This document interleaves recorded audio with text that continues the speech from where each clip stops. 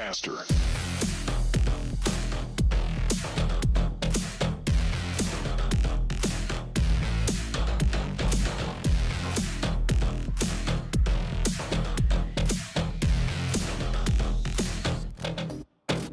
Go.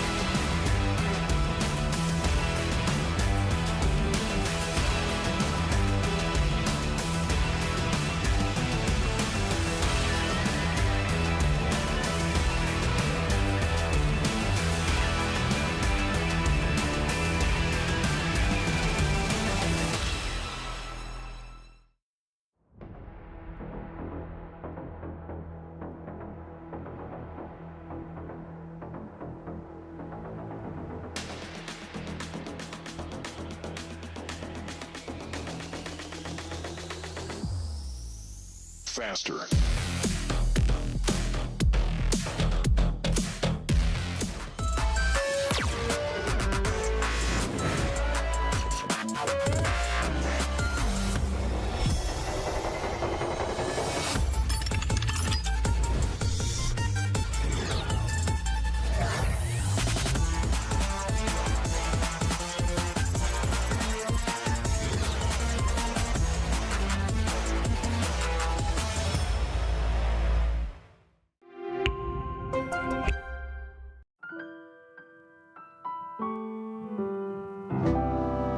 When we are apart, I will remember the summer.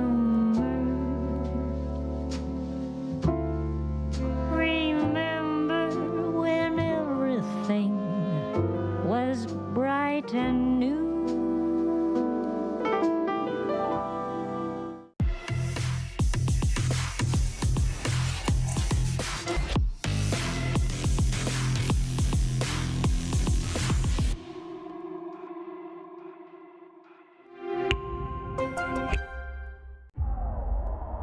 I just want you to be more efficient because these guys just play contact. So Okay, Team Secret, we need you guys on the stage now. Come on, let's go. let's go. Tara, let's go. Tara, tara. Let's go.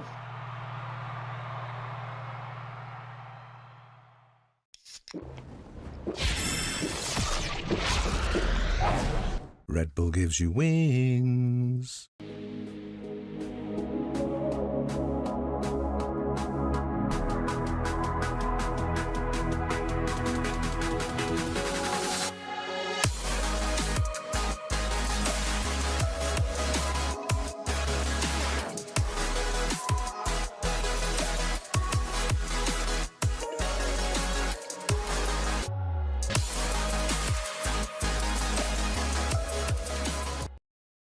立ち日グループ100周年、私たちは愛する立川にかつてないワクワクや感動に出会う場所を作ってきました。そして今大きな夢の実現に挑戦しています。立川と世界を文化、芸術、スポーツでつなぐ、私たちが愛する立川を世界に愛される都市に、立川と世界をつなぐ立ち日グループ。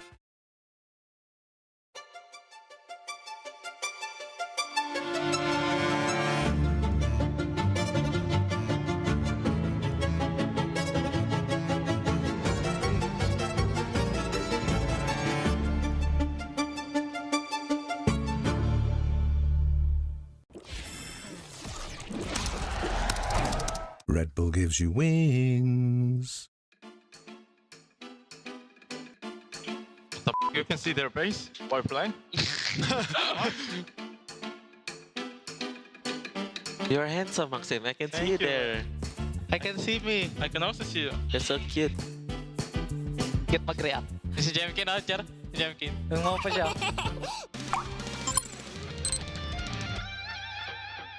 GIANT PENGSOO. Pengsu. Giant. Pengsu. 팽아. Red Moni. 팽아. 나도 있어. 쌍둥이야. Hey, look at this play. Wait, goated. Wait, whose play is this? Goated? Goated. GG. No, stop, please. After game can. Not before game. Are we shooting confidently, big heads? I am, bro. It's time to pop some heads. They have everything to lose. All right, boys. Let's go! Woo! マンブルか、これ。やばいかな。前詰めた方がいいかも、どっか。いや、だいぶしょ、左これ。はい、いくね。3、2、1。待って。Keep jiggling elbow, good, okay? I have elbow. I'm just holding elbow. What YouTube do we have? Do we have wall or anything? Yeah, wall and slow. I have wingman as well. Okay, I think we do the wall. I think we wall and we do picks up plan. 見方なかった。じゃあ見た。いや。やだ、右ついて。右お願い。One gen. One gen. One more gen. Dead gen. City, outlaw. Wait, I have res. Go plan. I'll res. Wait. It's close. Yeah, I know. Chill out. I'm gonna play post plan. I'm gonna play post plan. Go back. Go back now. ここに言われてるから出てくるかもしれないけどね。それワンドレ。 That Gary Molly first. Dashing pipes right now. His pipe is Gary, careful. Crossing to you.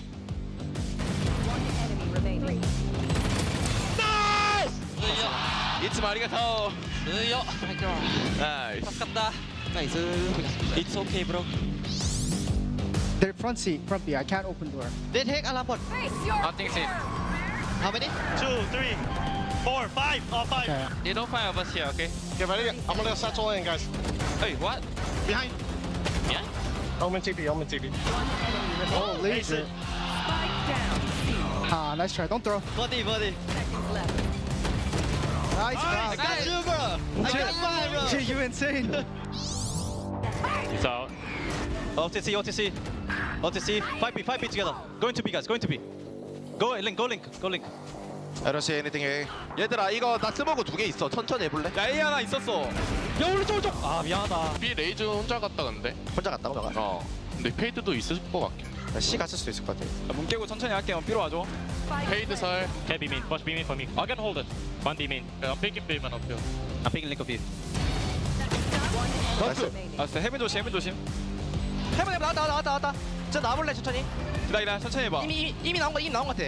나보고 있는 것 같아. 오케이. 천천히. C 앞에 있는 거 내가 벌려볼게 이거. 위에 있다 위에. 에이, 정재성. 잘했다. 나이스. 나야. 못하네 막내가 해. 코리안 센시.みんな終わらせよ Let's go. フルバイねフルバイ相手オペいる。カウンターリコンだから気をつけて KO あるから、ウルトあるから、あれ注意して。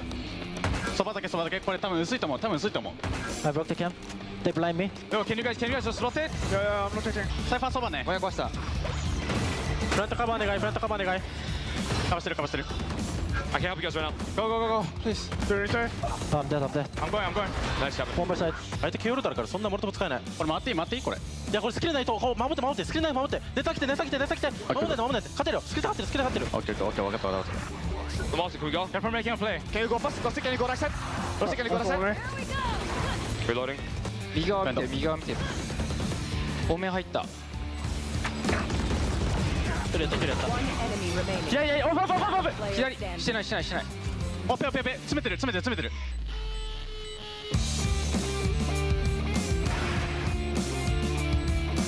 左、見えた。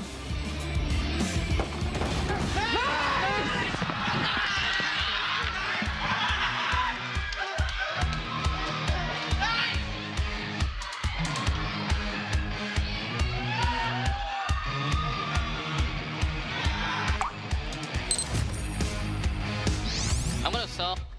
1, 2, 3. Upper C. He's going back.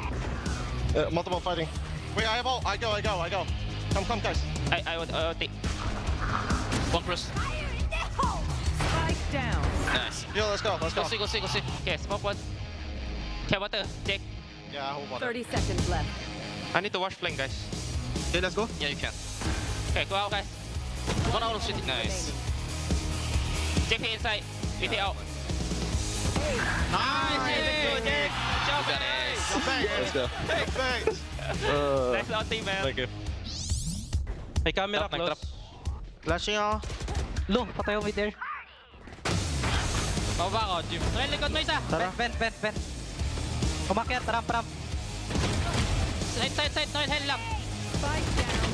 Hell. Big pow. Nice. Okay, chill lang. Spike. Kunin kong bomba. Ikaw na, Jig. Kunin bomba yan. nagdog ramp gusto nila i-rate ramp Ilan? Dalawa? Isa? Isa lang. Okay. Ulti. Face your fear! Dalawang, hindi, isa lang. Parang may narinig ako dito. City! Nakatuan ko. Heaven last. Okay, chill. Okay. Ikaw sa'yo, Jim. Jiggle ka lang, Jim. Heaven pa rin. Drop na. Nice, boys. Nice one. Ano yun? Let's go.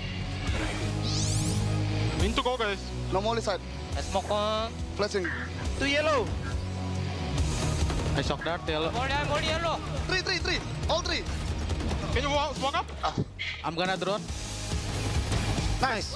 I'm full. Just full.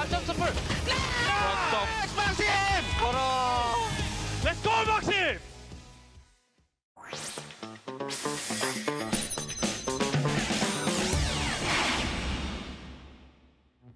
How many will Jenkins get it? 10, 12, 11. Now 14. 8. Which one will be the closest to the actual result? I think 8. The lowest. Hey, you want the low? The lowest. I don't have high expectations. You're old. I cannot. Yeah. Bro, you need to scoop.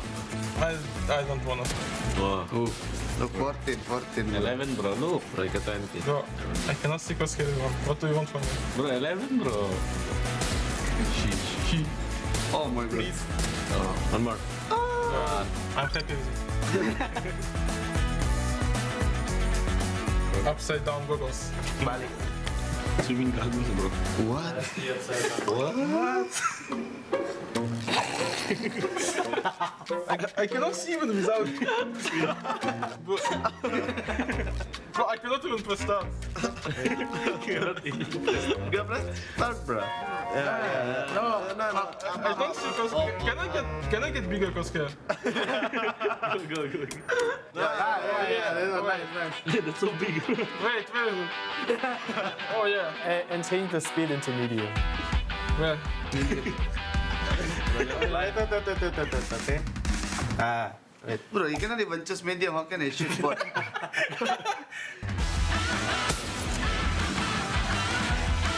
It's not start. This one, yeah? Yeah. Oh! Wow. I think if it's hard, was I do one maximum. You get 0. I think one. That was shit head, bro. I'm so good, bro. Hey, stay up. One more. Wait. Jenkins, is there a reason why your hand's not on the keyboard? Stabilize. Stabilize, okay. Yeah. Micro setup. No way. Even with glasses, it's so small. Good. I can see. I cannot tell. He's hitting or not? Kill 2, yeah. Oh, he's hitting? 3, 4. For me, it's like everything same, you know? I cannot see. Is that? Oh, 10. You got 10. Bro, I got 10. You got 10? Yeah. So good.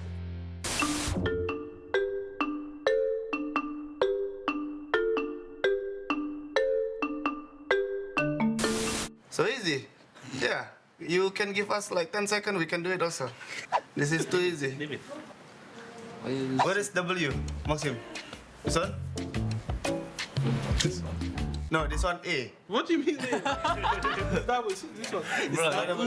what about you? You don't even trust it. Okay, man. Ready? Bro, keep going. I will go left a bit. Left. Keep going. Now left, full left. Go look, left side. More. Go press A. Go left. Oh my god, it's so hard. Oh my! Keep going. Look right, stop. Look right. W. Look left. W a bit. Walk, yeah. Stop. Go look behind. Look behind. Go left. Look behind. You do 360. Because my teammates say look left, look right, and then I do this, and then 360. How many checkpoints do you think you can cover in 1 minute? Everything. No, there's no way, bro. 1 minute now. He knows the spot, bro.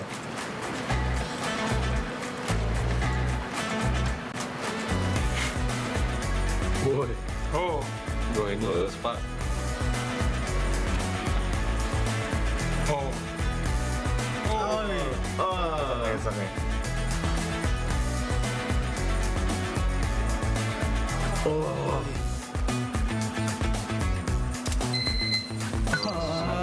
Yeah. Bunny. No. Yeah, Bunny. He said he's the best. It's been a long time, I never tried this. But I think I can do better, like 6, 7. Oh my god.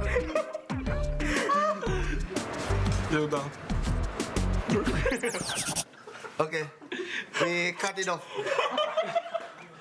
We don't record. Thank you for the support from our fans, and then we will try our best to win split 1 and split 2, and then go Shanghai and then go to champion. Bye bye.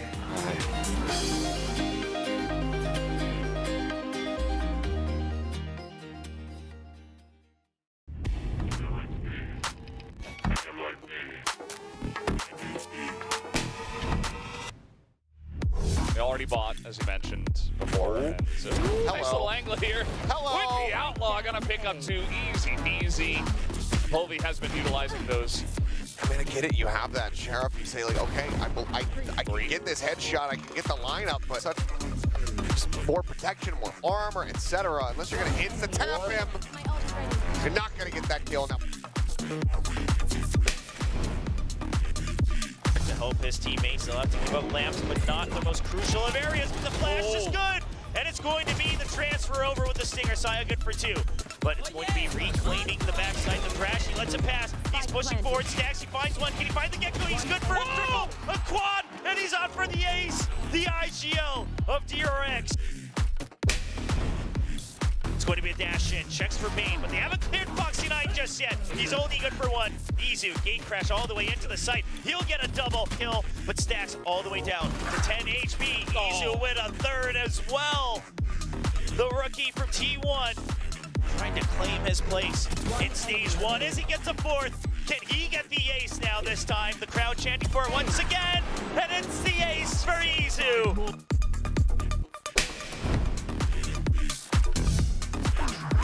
pulls that one out. Looking for the clear out. Laz in the meantime take it down as Ye just comes swinging around, finds himself a second. Monstrous kills as Yunadon. He can't throw the weapon out fast enough, and Ye is absolutely activated. Gets himself an ace.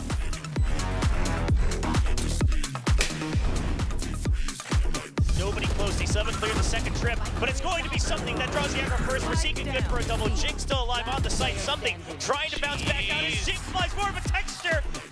1v2. Can he get the cloak? She's already been spotted. He's going to plant with the help of the paint shells. Finds one. Doesn't have time though. He has to stick the plant. Will he have it? He stops it. Divine knows. And he goes for the peak. Texture with the ace.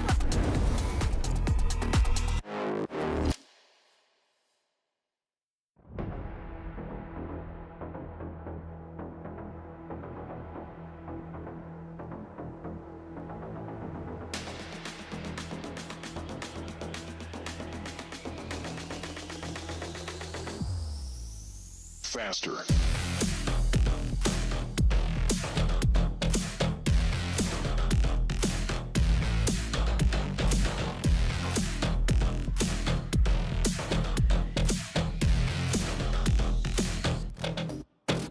Go.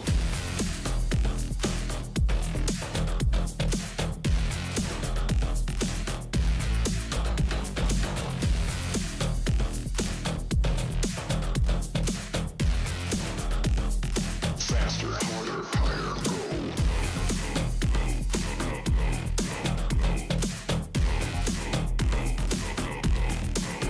Faster.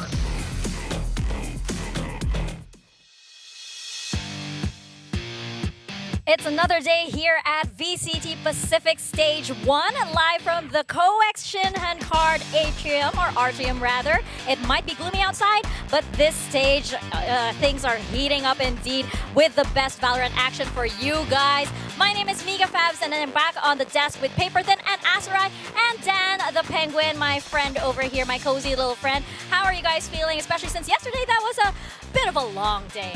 Yeah, it was a long one yesterday, but a really good series. You know, we had a great match between Genji and DRX, like really just awesome gameplay between the two of them, showing a lot of great strategies, kind of adjustments on the fly, things like that. And then, of course, Bleed getting their first win over DFM. Yeah, it's heartbreaking in a way to see DFM not be able to kind of keep up their pace after beating T1 earlier, getting their first win ever. But Bleed, you know, you got to be excited that they're able to find their first win in Pacific.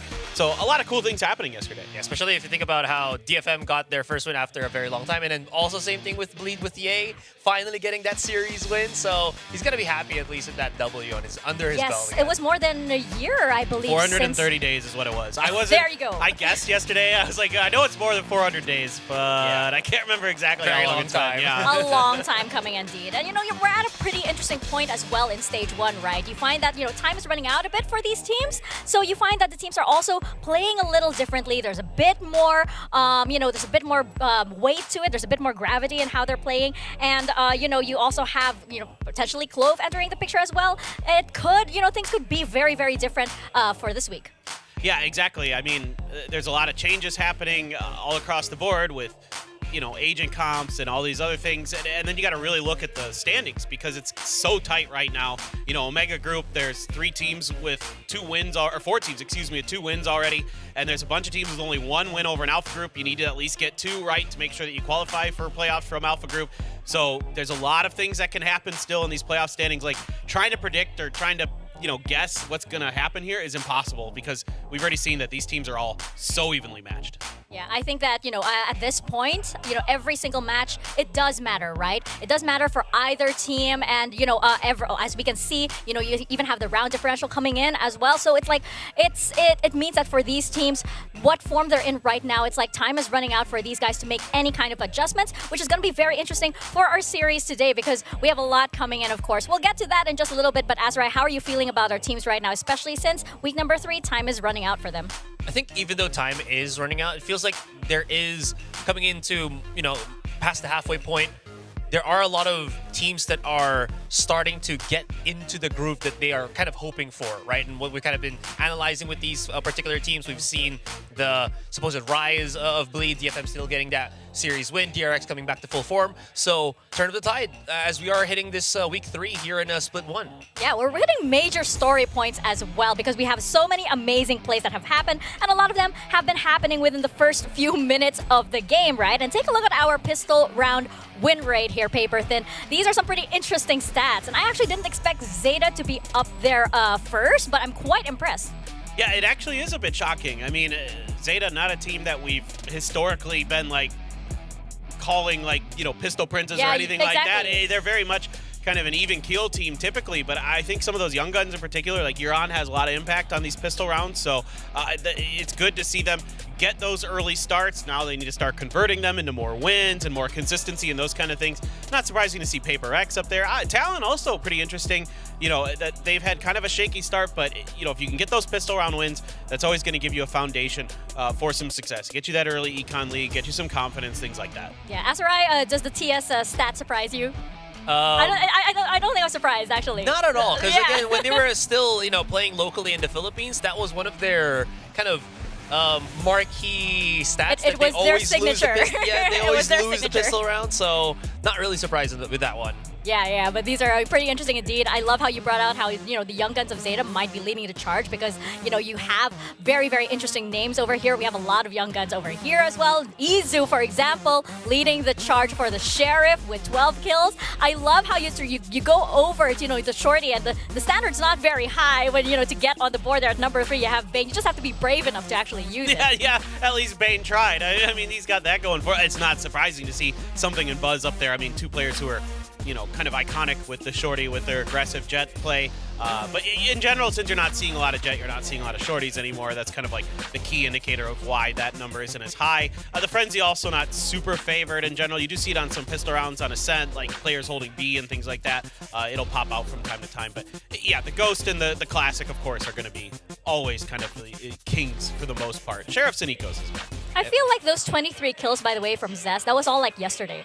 It almost feels like that was a what, right? He had a padded stat for that one series. That had to have been like 70% of that was probably from yesterday because, you know, we had an amazing performance from him, right? So I'm not surprised at all to see him on the leaderboard, Azrai. Yeah, absolutely. And again, it was, I think, interview-wise, he was like, didn't really expect to do this well against the other team, but he showed how strong he can really be on that ascent map, especially when he has that Odin in play. He just feels like he is in the best zone when he's on ascent. Yeah, I love how, the Pacific style is still, rearing different kinds of, forms over here as we proceed with stage 1. Of course, we do have our schedule right now. We will be seeing Global Esports up against RRQ, and later on, we have Team Secret versus PRX. Now, there's a lot to talk about in the first match alone, right, Paper Thin, because GE still remains to be the only team without that win yet here on the stage 1.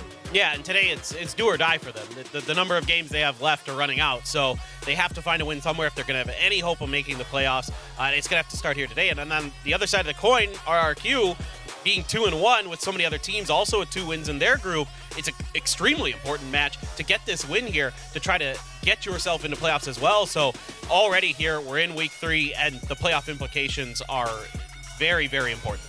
Yeah, I'm just looking at the other one for Team Secret and PRX. Team Secret already posted it in the social medias. It's going to be some kind of an age-old rivalry in a sense, where they have been facing each other for multiple times now, and that's definitely something that probably a lot of people are looking forward to. Oh yeah, definitely looking forward to that. I mean, it's one of those APAC El Clasicos, so to say. Yeah. So and plus with this iteration of both teams, it should be very, very interesting indeed. But going back to GE versus RRQ, I also find it interesting because we have RRQ here who's really emerging as one of the powerhouses that we have in APAC, right? We see their consistent and very steady improvement over the years, not just throughout stage 1, but even last year. Yeah, last year, I mean, I think they were so close to being one of the teams to get through to one of the internationals. They just kept coming up, they got to the finish line and then they just ran out of steam, up against Gen G or whoever it was.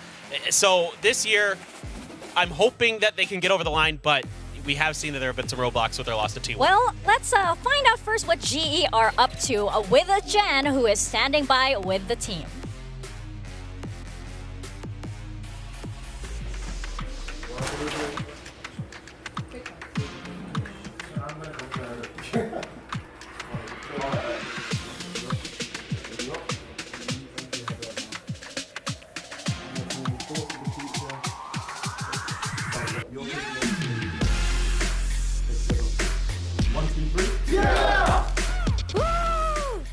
I don't think that was supposed to be for you, Jen. She was trying. But that was very interesting. I mean, you do see GE taking their huddle quite seriously, right? I do think we saw a bit of their mental coach in that paper. And I think it's really interesting to have somebody like that to be able to stabilize the team right before a big match like this. Oh, yeah, definitely. I mean, it's very good for the players to have. It's very comfortable to have. And I think it's something that can make a big difference. Personally, I go back to Masters Madrid in the finals, Sentinels versus Gen G. Sentinels has a mental coach, and I think that actually played a big part of it. Now, Gen G has said that part of it is also their physical conditioning. They don't think was up to snuff, but I really felt like that was a huge difference maker, that they could keep their mental in check. Yeah, and the biggest thing about this one is it's already there. They have so many pieces that should be working together right now, and maybe they just need that bit of extra bump, and that mental coach probably could be it. Maybe, perhaps. But of course, they will be up against RRQ, so let's find out what they're up to. We're going to send it back to Jen, who is with RRQ, and while they're waiting for this match.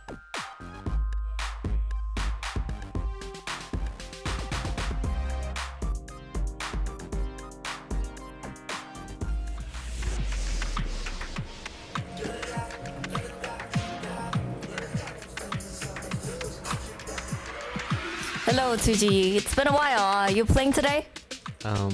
Yes. What's your goal today? Better than Australia? This match is very important for us to be able to qualify for playoffs, so I'll do my best for the team. Any surprises for us, like Clove, maybe? Maybe, let's see. Okay, alright, maybe. You gave me maybe, alright. Well, thank you and good luck today. Oh, that's going to be a double surprise for GE if that happens, especially since, this sub-in for 2GE is it's quite, it's a very last-minute sub-in. I do believe that they only found this out last night, so this is something that neither RRQ or GE could have really fully prepared for. No, for sure. It's going to be rough, especially for RRQ, more so than GE. I mean, without having that time to prepare, yes, he played with the team last year. Fortunately, he fits a similar role to Estrella with the controllers. He likes to play a lot of Omen, used to play a lot of Astra last year, so definitely it's going to be comfortable in that regard, but, getting that cohesion, getting on the same page, getting that same flow, like you've been able to do reasonably well so far with Estrella for RRQ, could be the biggest challenge for 2GE, those communications, things like that. I like to go the other way. I think 2GE is going to do a big job at, again, bumping this team. Because, again, if you look at the stats from last year, he was one of the positive KDA players of RRQ whenever they played a game. And I think that big impact is definitely going to help him out coming into this series against GE. I mean, you do have sometimes those, unpredictable factors really throwing a wrench into your opposing team's plans, right? And for GE, unfortunately, this is one of those things, again, where it's a must-win match. For example, they do remain to be the only team in Pacific without that win. But this is a roster that, for me, has always been very interesting on paper. We've all kind of been waiting for it to click, but the moment I feel like Paper Thin hasn't quite arrived yet. Yeah, I mean, they're good on Icebox. We know that. They've beat Zeta and Talon on that map. So they've got a map that they feel comfortable on. It helps at lightning fast. There? Yeah, on that Sage is absolutely nuts. But I think in general, it still feels like some of their ideas that they try aren't always quite there yet, and it seems like stuff might be working in scrims that isn't translating. Originally they were being really aggressive with Polvi, with the operator, even on Raze and things like that on the attack side, and that really wasn't bearing fruit like you would like. So certainly for GE, I think there's still some ideas and things that they're fleshing out. I mean, that their brains are there. We've seen good play. We've seen good shot calling, but oftentimes the coordination and the follow-up hasn't been fully fleshed out. Yeah, I will say, though, that the individual highlights for GE has been stupendous. So a lot of those times when we were saying, they get those wins on Iceballs like this, it's been players like Lightning Fast, like Russ, that has been creating those big moments for them. And sure, Polvi does get to struggle a little bit, but when he has the Outlaw in his hands, he can create some, he can make some damage. Give it a chance, give it the opportunity to do so. For sure. I mean, we did see, for example, in every single graphic that we bring up in this pre-show, you usually have a member of GE on there, so they are bringing up the numbers indeed. I do remember that Blaze King, in one of his interviews, mentioned that, but GE, they don't really care about the stats at this point, right? They're fixing something that's a lot bigger than a lot bigger than the numbers, because one of the things that they need to work on is really that mental reset. So I thought it was really interesting that we saw a preview of that mental coach coming in, right? Because Blaze King mentioned that it's in between those maps where they really struggle. If their momentum is cracking, if their momentum isn't quite there, it's there that you usually they might not be able to bring it back. Yeah. And it's hard. It's a lot of players from all over the world that are coming together to make this GE roster happen. And again, they're smart. That they're capable of it, but can they get that mental together in time? It's again, these seasons are pretty fast and furious. It's sometimes you think you've got it fixed in between stages, and then you come into the next stage, and it actually isn't quite where you would expect it to be, because scrims, again, aren't always going to give you exactly the information that you need. You need real match experience.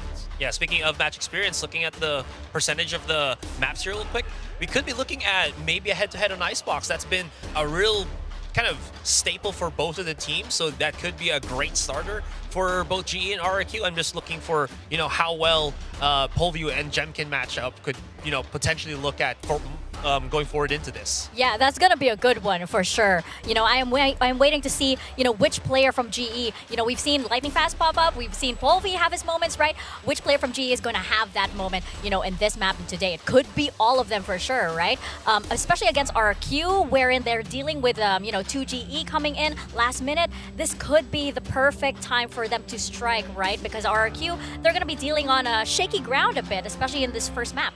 Yeah, for sure. And we've seen that Omens are really, really important in this meta. So likely going to be the agent that he's playing quite often here coming into today. So, you need those paranoias. You need players who can take control of, Rubble on Lotus and things like that. So those type of plays are going to be the big question for me. Is he going to be in sync with the rest of the team? Is he going to be able to support them with proper timings on his util, be disruptive with his TPs, things like that? Yeah, and I like how you pointed that out, because one of my talking points here was how impactful the Omens truly have been, especially for the teams that are struggling to get those consistent wins. We saw that with Bleed on Scary. We've seen that with T1 for Izu. And okay, I'll add it, the dominating team DRX with Bane. So pretty much important to have an Omen that can really create those big plays. Aw, you don't think we're going to have to Clove?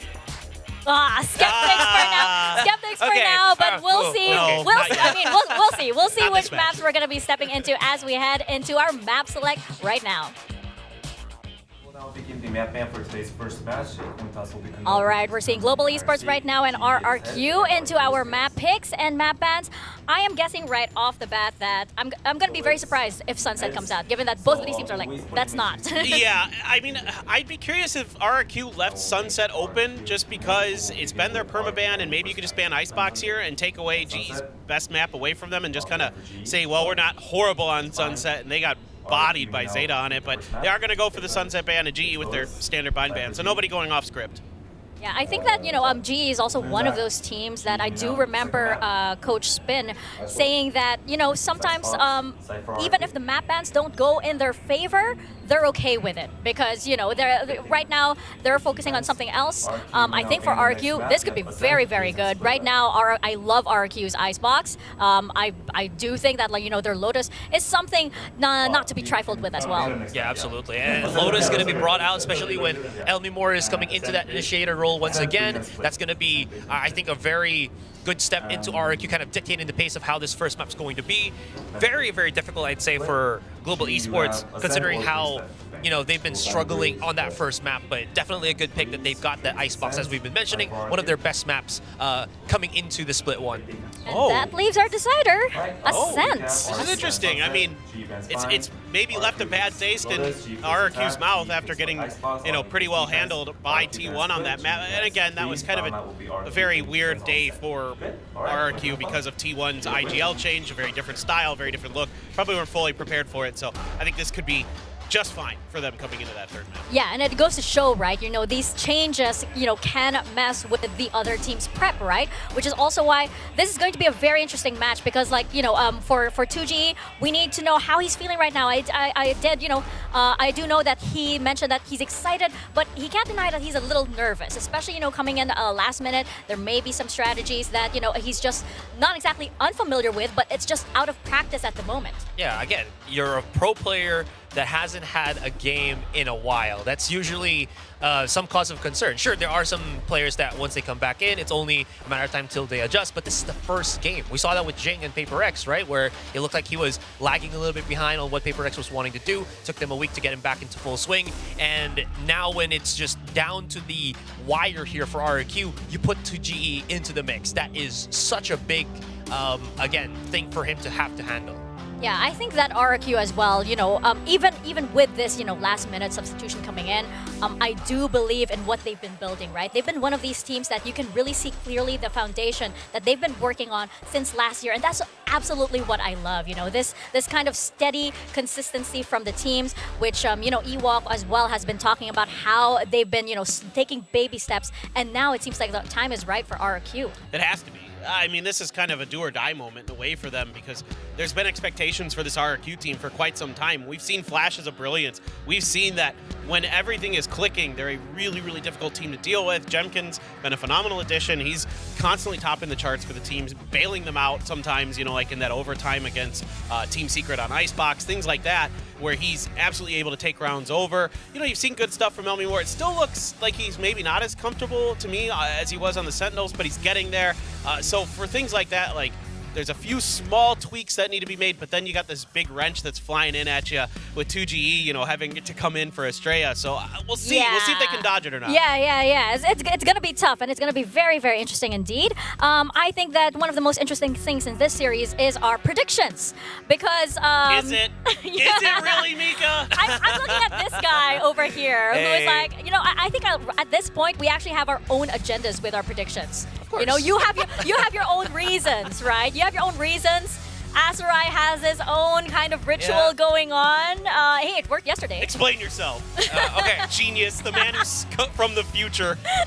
Wait, the one right now or one yesterday? Yeah, no, yesterday. Your That's what I'm saying. sir. Yesterday, you nailed it. So, okay, I'll hit it 2 birds with 1 stone. It also kind of is the same reasoning I have for this prediction as well. I felt like Bleed and GE are in that spot where they're just marinating, right?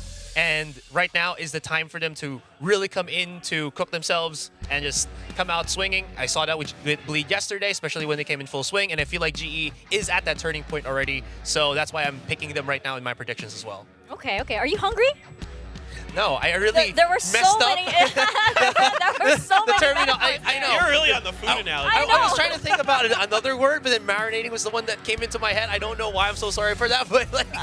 It's a good word. Thanks. Sure. Yeah. Now we're all feeling a little bit hungry. But yeah, I mean, like, it's. I would say that, you know, there was probably a very clear favorite in this match and an underdog as well. But again, that change coming in, that just really throws a wrench in, you know, how close this match could have, would have, will have been.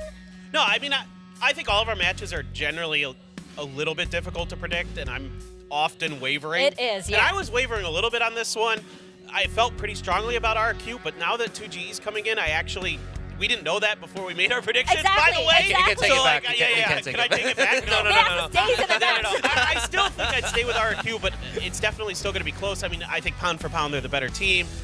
We've seen, I think, more discipline, better protocols out of them overall. Because like you were talking about earlier, Mika, Team G is still trying to get all the pieces to fit.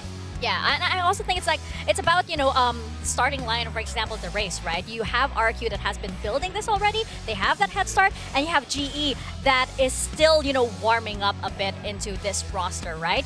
Fortunately for us, we can actually find out what is going on behind the scenes at GE, because we do have Coach Spin joining us for a quick interview. Hello, sir.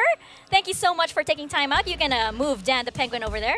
Want to take good care of him? I believe No, you can't. I've been told I have you to do can't. this. No. Carlisle tried and he got denied. I tried my Sorry. best. Sorry. Well, thank you. Yeah. But you can have him for now. But yes, thank you so much for joining us. A pleasure, of course. It's a big match, obviously. So I just wanted to ask, of course, like how the team is feeling, especially since, you know, Blaze King mentioned before that, you know, the mental reset is a really big thing for the team.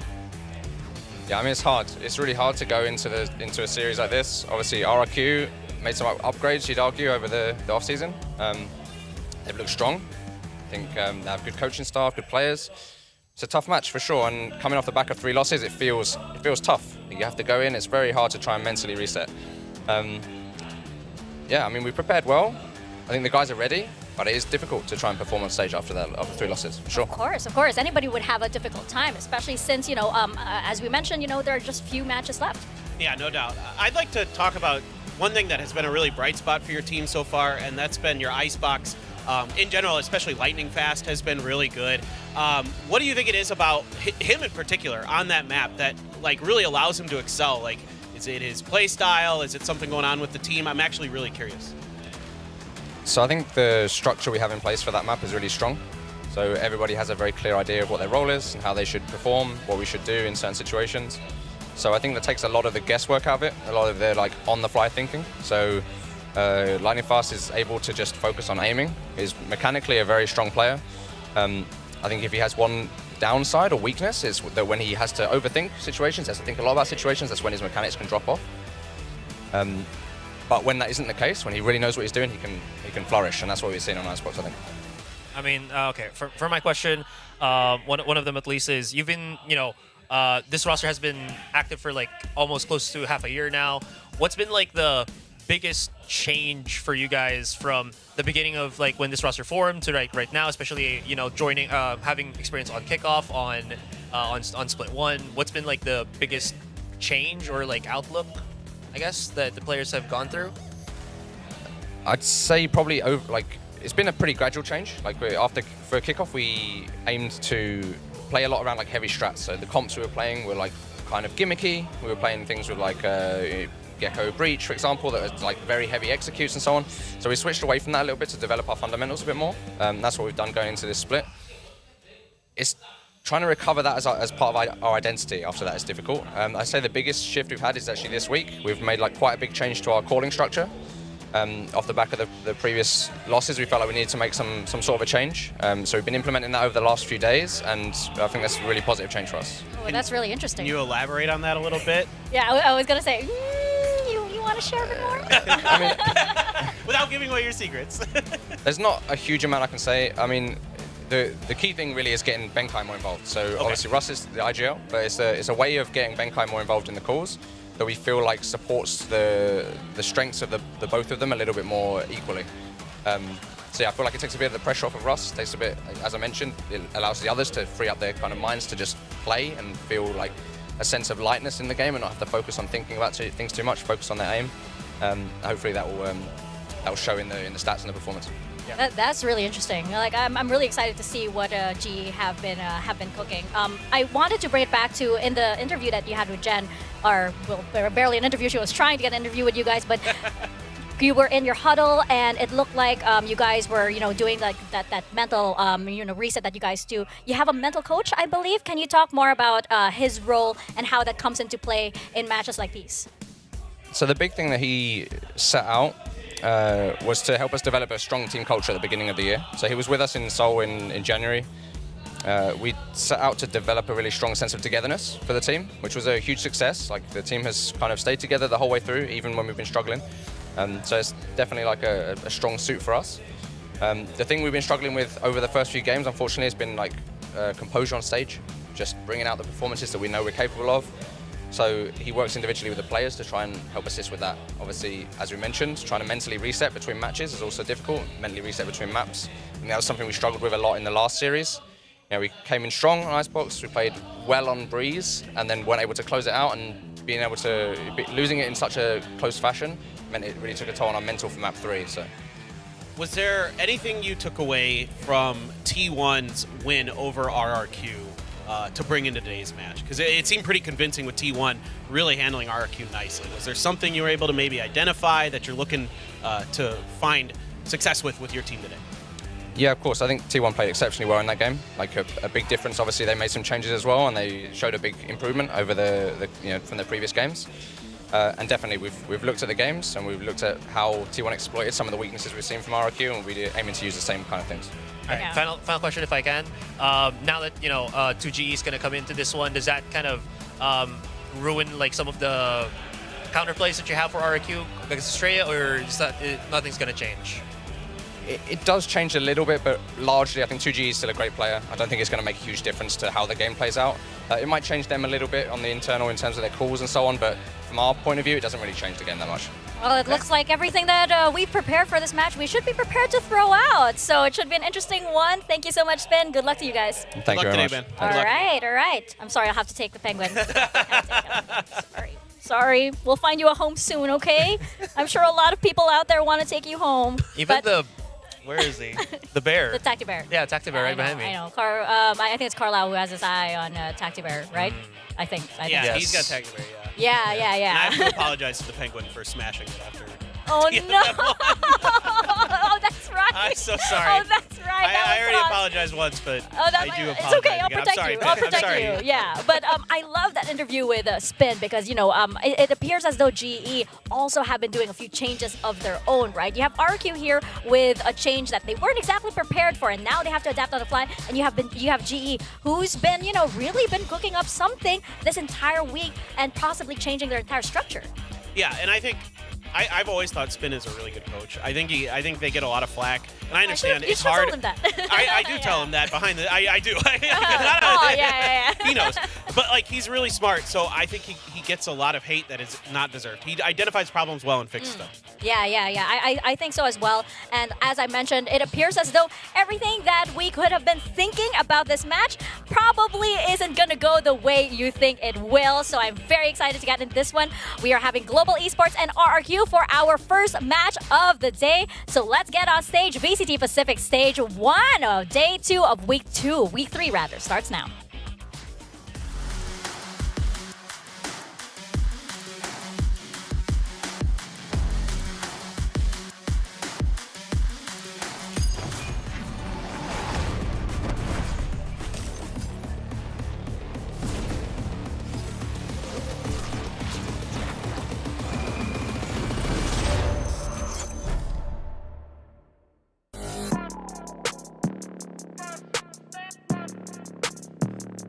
Global Esports. RRQ.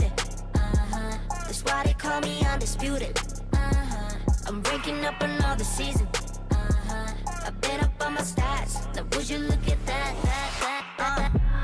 Undefeated, locked and loaded. We about to go. Caught them with that left, I leave them tapped out on the floor. Could this be GE's first win, or will RRQ further cement themselves as one of the powerhouses in Pacific? That is the big question that this series is going to answer. As we heard from earlier, a lot of changes coming in for both teams. Changes of different types here. Yeah, it's going to be really exciting to see how these actually play out with so much pressure on this match again. You know, GE desperately needs a win just to even have a hope of maybe even getting to playoffs. But letting them know, Blaze King, let's go. But like, I mean, also then of course on RRQ, because your group is so dominant that you're in, you need this win just as badly. So this is going to be a really awesome battle between two good teams, two great coaches. Yeah, there's just, again, so many big things happening right now. The head-to-heads as well, right? It's going to be interesting to see how the calls right now will be coming in from Russ and Elmore. Now that we heard as well from Spin that they're trying to get Benkai more involved in this GE roster. So is that really going to help them ultimately here into the series? So many things that is being adjusted by both teams in different ways, and it's going to have to culminate here and now. And you just gotta love Blaze King, you know, going over with a friendly trash talk, right? For the Indonesians on the other side, of course, Blaze King as well knows these players so well. And you look at T1, right? They use the Indonesian to defeat the Indonesians. Could that be the same here for the side of GE? I mean, we've been kind of waiting for one of those like classic Blaze King games. I mean, he was so dominant in APAC for so long. He's been okay so far here in Pacific, but he hasn't had like that statement game, that game where he shows up and starts getting aces and taking over rounds. So I definitely have my eyes onto him to see if he can step it up a little bit. Maybe that's part of the move as well, with Benkai kind of chiming in with the calls. Well, let's see indeed how this series go. It is map number 1. Let's toss it on over to Quack and William. Thank you very much, Mika, Paperthin, and Asterai. Yes, that is right. This is going to be Global Esports versus RRQ. Some familiar faces, but at the same time, very critical moments, right? Third week. Yeah, I mean, GE, obviously they just talked about it ad nauseum, but GE just desperately need a win, right? You don't want to go out in stage 1 as the team that didn't ever get a win. Let alone now on RRQ, they thought they might have it locked in, but everyone on Omega is starting to look better and better. You know, even DFM thought they were going to try to challenge a little bit after taking down T1. Things are absolutely in flux, so especially with this kind of creative format with the cross-group round robin, this is an absolutely do or die for both sides. And RRQ has always been improving. Sometimes, you know, just not quite narrowly making out to a win. You know, they did beat teams like Bleed last week against T1 was a little bit rough. But today the map picks do seem to favor them a little bit more. You know, I like to think that I've done my job last year as the RRQ Glazer, because now people are saying like, oh, they're like one of the powerhouses. And I'm thinking like, I don't know, they might need some more time. It feels like they might need to cook a bit more. But obviously today, with 2GE coming in, we'll see how that changes things. We are going to see, of course, 2GE highlighted as it's its first match here in 2024 for RRQ. But we'll be picking up that Omen. Even Coach Spin saying it shouldn't make too big of a difference. Obviously, I think you still expect the same exact compositions. I mean, he's still very much involved with the team, and he's always been that good. We don't always get to see him play, but you know, he's always around. Meanwhile, if we're just taking a look at the compositions across the board, William, it's practically the same, right? And we've seen how both teams have performed so far, but RRQ has always been the one that's looking a little bit more impressive with some of their setups. Yeah, and this Lotus match, actually, I think the first two matches are going to be very interesting because they have very differing tendencies and styles that could counteract each other, right? Depending on how they've kind of what their POV is on that prep. So RRQ, one of the things that really caught them off guard when they were going up against T1 was that they relied a little bit too heavily, especially when they were on the attack side, on that 1-4 setup, and then on the defense as well. They were kind of waiting to see the util and then trying to react to it, etc. Whereas Global Esports also maybe relies too much on their own util to try to make an attack as well. And a lot of it falls onto the shoulders of players like Polly, for example, especially when they are attacking. And that's exactly what we're going to have once we kick off the map. Global Esports on the attack, RRQ defending. So GE, Global Esports, what I would love to see today, win or lose, is being a bit more proactive with the timer. What we saw in their previous matches, both against Talon and DRX, was that they would kind of rely on holding on to B main, see if there's rebel control from the opponents, and then slowly start to retake control past the 1 minute mark. But at that point, you're starting to run out of time and options. So I'd love for them to, maybe take some contact plays as well, sprinkle that in a couple rounds to see if they can take advantage of the tempo that you have on a 3-site map as the attacking team. All right, I see what you mean. You definitely want to see them, especially a team with such strong, duelists and fraggers, to go in for some of these duels. And if they can actually soften up some of the defenses, they might be able to do a bit more. But for now, we're starting things off slow. I mean, it is the pistol, but I like this from RQ as well. Not investing anything to take rebel control, right? They understand that GE, they're not going to all in too early onto that rebel fight. So they'll just hold. You have that forward alarm bot. That always gets so much value no matter which team's playing it. So GE, these are the rounds where push in, tag that bot. All right, that's already value you've gained right before the 1 minute mark. Still a little bit slow at the beginning, but it's value gained. Alt Orb gathered as well, but just as soon as it comes out, you've got the dark cover just to block off a little bit. And I love how Xfer is trying to play around this. Oh, but unfortunately not quite landing the shot. This gives Global Esports a lot more space into the C site. It's a nice try. Xfer had a good read that there might be just a cut of audio. Paint shells to try to delay. Should be able to still finish it. Oh, the C's a little bit late. No, he's not gone. good to get the kill. And he gets eaten. He eats a paint shells as well. So Polvi fights right back, and now RQ gonna have to retake this without any advantages. They've been smoked off as well, so just waiting for it to dissipate. Maybe 2G can toss in a paranoia. But the positioning from Global Esports seem a little bit too strong right now. The snake bite will get tossed down just to kind of weaken them a little bit, but it's not going to be enough.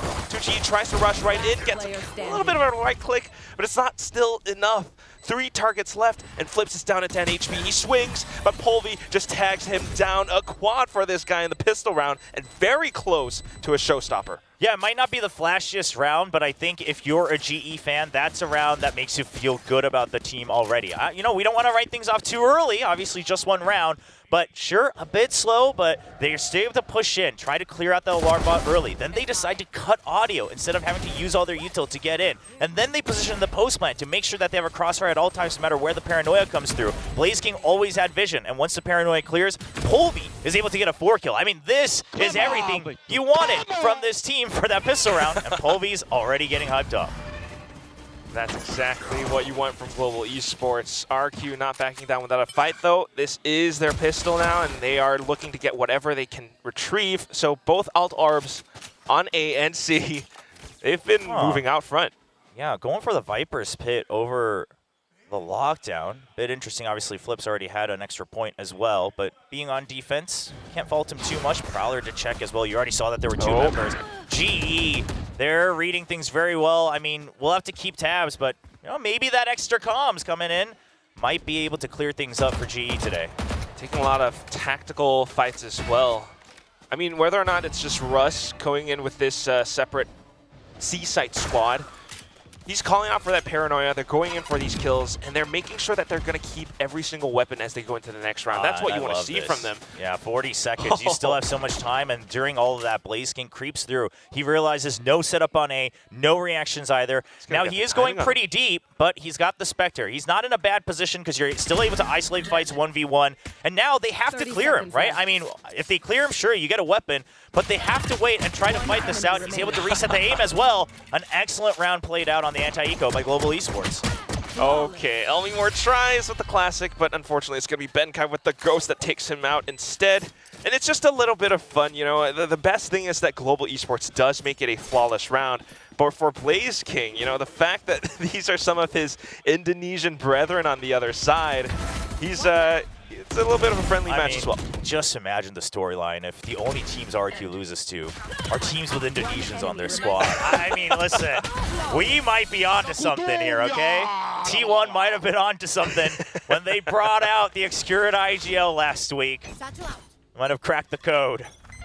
That's the trick. Maybe Fleet's gonna have to pick up an Indonesian player next. But for now, dark cover is a lot of rubble control. Global Esports gonna have to respect this. Yeah, this is now with the weaponry, with the defaults coming in, Global Esports. Usually when this happens, they just wait, they wait to see, and then they have to go for a util dump onto C. That's what their tendencies have been. But do they go, especially since it's a bonus round, for a bit more contact play on C? So far, they've been given a lot of room around this spot, so why not? If anything, I'm wondering how come RQ isn't really making any moves around the rotating door. Instead, this time just double stacking it up on C, a 2-on-2 default setup. Pillars getting checked, but nothing found. Yeah, and since you see no re-aggression onto Rubble, you're going to switch over Jemkin towards a Link. And this map kind of favors RQ even with 2G slotting in, because generally the Omen can solo hold on Rubble for a long time, right? So it's not too important to have been scrimming a lot with the team. You're still able to go through the motions quite well. That's taking a little bit of time, though, so he's going to back up. Instead, now holding her up around tree. Tosses out a bit of a dark cover just to block off any potential access routes from Global Esports. Meanwhile, the rest of the squad actually starts to push in through C. Flips takes the first point of contact. Polvi with a showstopper now, but nobody's on site, so it doesn't quite connect, and Xfero's looking for more targets to hit. There's 10 seconds left on the timer now, and Lightning Fast has the plant around the stairs, but Jemkin with the wall bang manages to take him down in time. All of a sudden, it's a little bit more tricky for Russ and Polvi to stick the spike. Doesn't have Polvi time. tries, but no, it's just too hot. The landing zone, he's going to have to back off. Yeah, Omi Moore with the jump peak forces him to stop the plant right there. Eventually cleans up the kills as well. So what started off a little messy, I mean, Global Esports even go for the revolving door on A. I like what I saw. It's a good evolution out of the more simplistic tendencies they had in previous matches. But RQ's ready with it, with the weaponry. But of course, they will have to buy up a couple. So, you know, this is one of those classic round fours where you really want to win this from both sides to make sure you can build up the creds. A little bit more so for Global Esports. There. But I mean, the way that works out is the fact that it's a wallbang, something that you don't quite expect that often. You know it's coming, but you don't really expect it to hit. This time, though, just all out in towards A Rubble. You've got the entire squad of Global Esports, and Polvi finds the first pick. Elmimore continues to stay tucked away behind a lot of these smokes, and he might just be able to catch a sneaky one up against Global Esports as soon as this smoke dissipates. They're marking him, though. Blaze King, very aware. They know. They know, man. Xfera and Elmimore, they both love to play that spot, and they always peek out right as the smoke drops, whether it's a toxic screen, whether it's a dark cover. GE has come prepared, and that's always been true in all of their matches. As 2GE, last alive, just tries to do whatever damage, but GE has always had good ideas. The first 30 seconds of every round they've played has always looked pretty decent so far in stage one. It's just the execution wasn't ever quite there. They could not ever quite put the exclamation mark at the end. But today, things are starting to come to fruition. Yeah, they've gotten the spike down now. They're marking all the exits. You even have Russ looking for the final player, and that's going to be 2GE down in the dirt. Flawless round for Global Esports now, and it's going to be a little bit trickier for RQ to come back from it. Yeah, I imagine if you go down on the Rubble fight again, we might see a timeout, because what GE does here, so Polvi doesn't go on to the left side, he doesn't go past Rubble, he actually dives right through the middle. Why? Because RQ has always only sent Jemkin in. They always hide behind the toxic screen for the Haunt. Jemkin's job is to clear it. So you know that you're in a 1v1 where he has to turn around for the Haunt. It's very well played despite the C's catching Polvi off guard. Just a little bit too chaotic to find your picks, but still now. Wall of smokes, Global Esports goes for the same game plan. Not a lot of contact, so they actually get a lot more space to push up front. Elmimore only has a Sheriff, so they are very aware that they're going up against a slightly weaker buy. And during all of this, you're still seeing if there's a push out from C-Mount from Benkai, right? So while I would love to see if Benkai maybe at least goes for a little bit of a jump peak contact, something like that, that could give them a bit more time. But what you're really waiting to see is, now that we've got contact on A, is there a bigger force on C? They only quite checked one, maybe two players, depending on the gun sounds, over on the A side. So G's not quite sure, is this a stack or not? They're waiting for a reaction. Let's see what they can fish up. RQ's not quite biting the bait, though, Will. Yeah, but so Ben, yeah, he's on the move. Now, all of the Killjoy setup on C is very deep into the site, so Benkai's not going to find as much value as he would have liked, but what he is telling his teammates is, okay, it's not a forward setup, still nothing at the entrance, so he might think that this site is relatively clear. This could be a rude awakening. There you go, but Blaze King with an important kill on the A side. There it is. Good kill, but at the same time, the Nightfall. Now it's just a bit of a fake as they head on over to the B site. It's completely open except for Heaven, but they have those exits marked as well. 2G goes down to a bit of a trade. Now Jemkin wants to push up front to deny the spike plant, but he's being blocked off by lightning fast. Look at the cover from Global Esports. They are doing such a good job with the cover and fire movements. Polvi on the off angle now. Xfero comes in to check. Ooh, that's the head gone. Oh, Flips man. with the stinger actually does a bit of damage. Benkai, though, has the angle from the back, and it's going to be Blaze King on the side of Baby Door to clear out the rest of the team. Global Esports, not too shabby at all.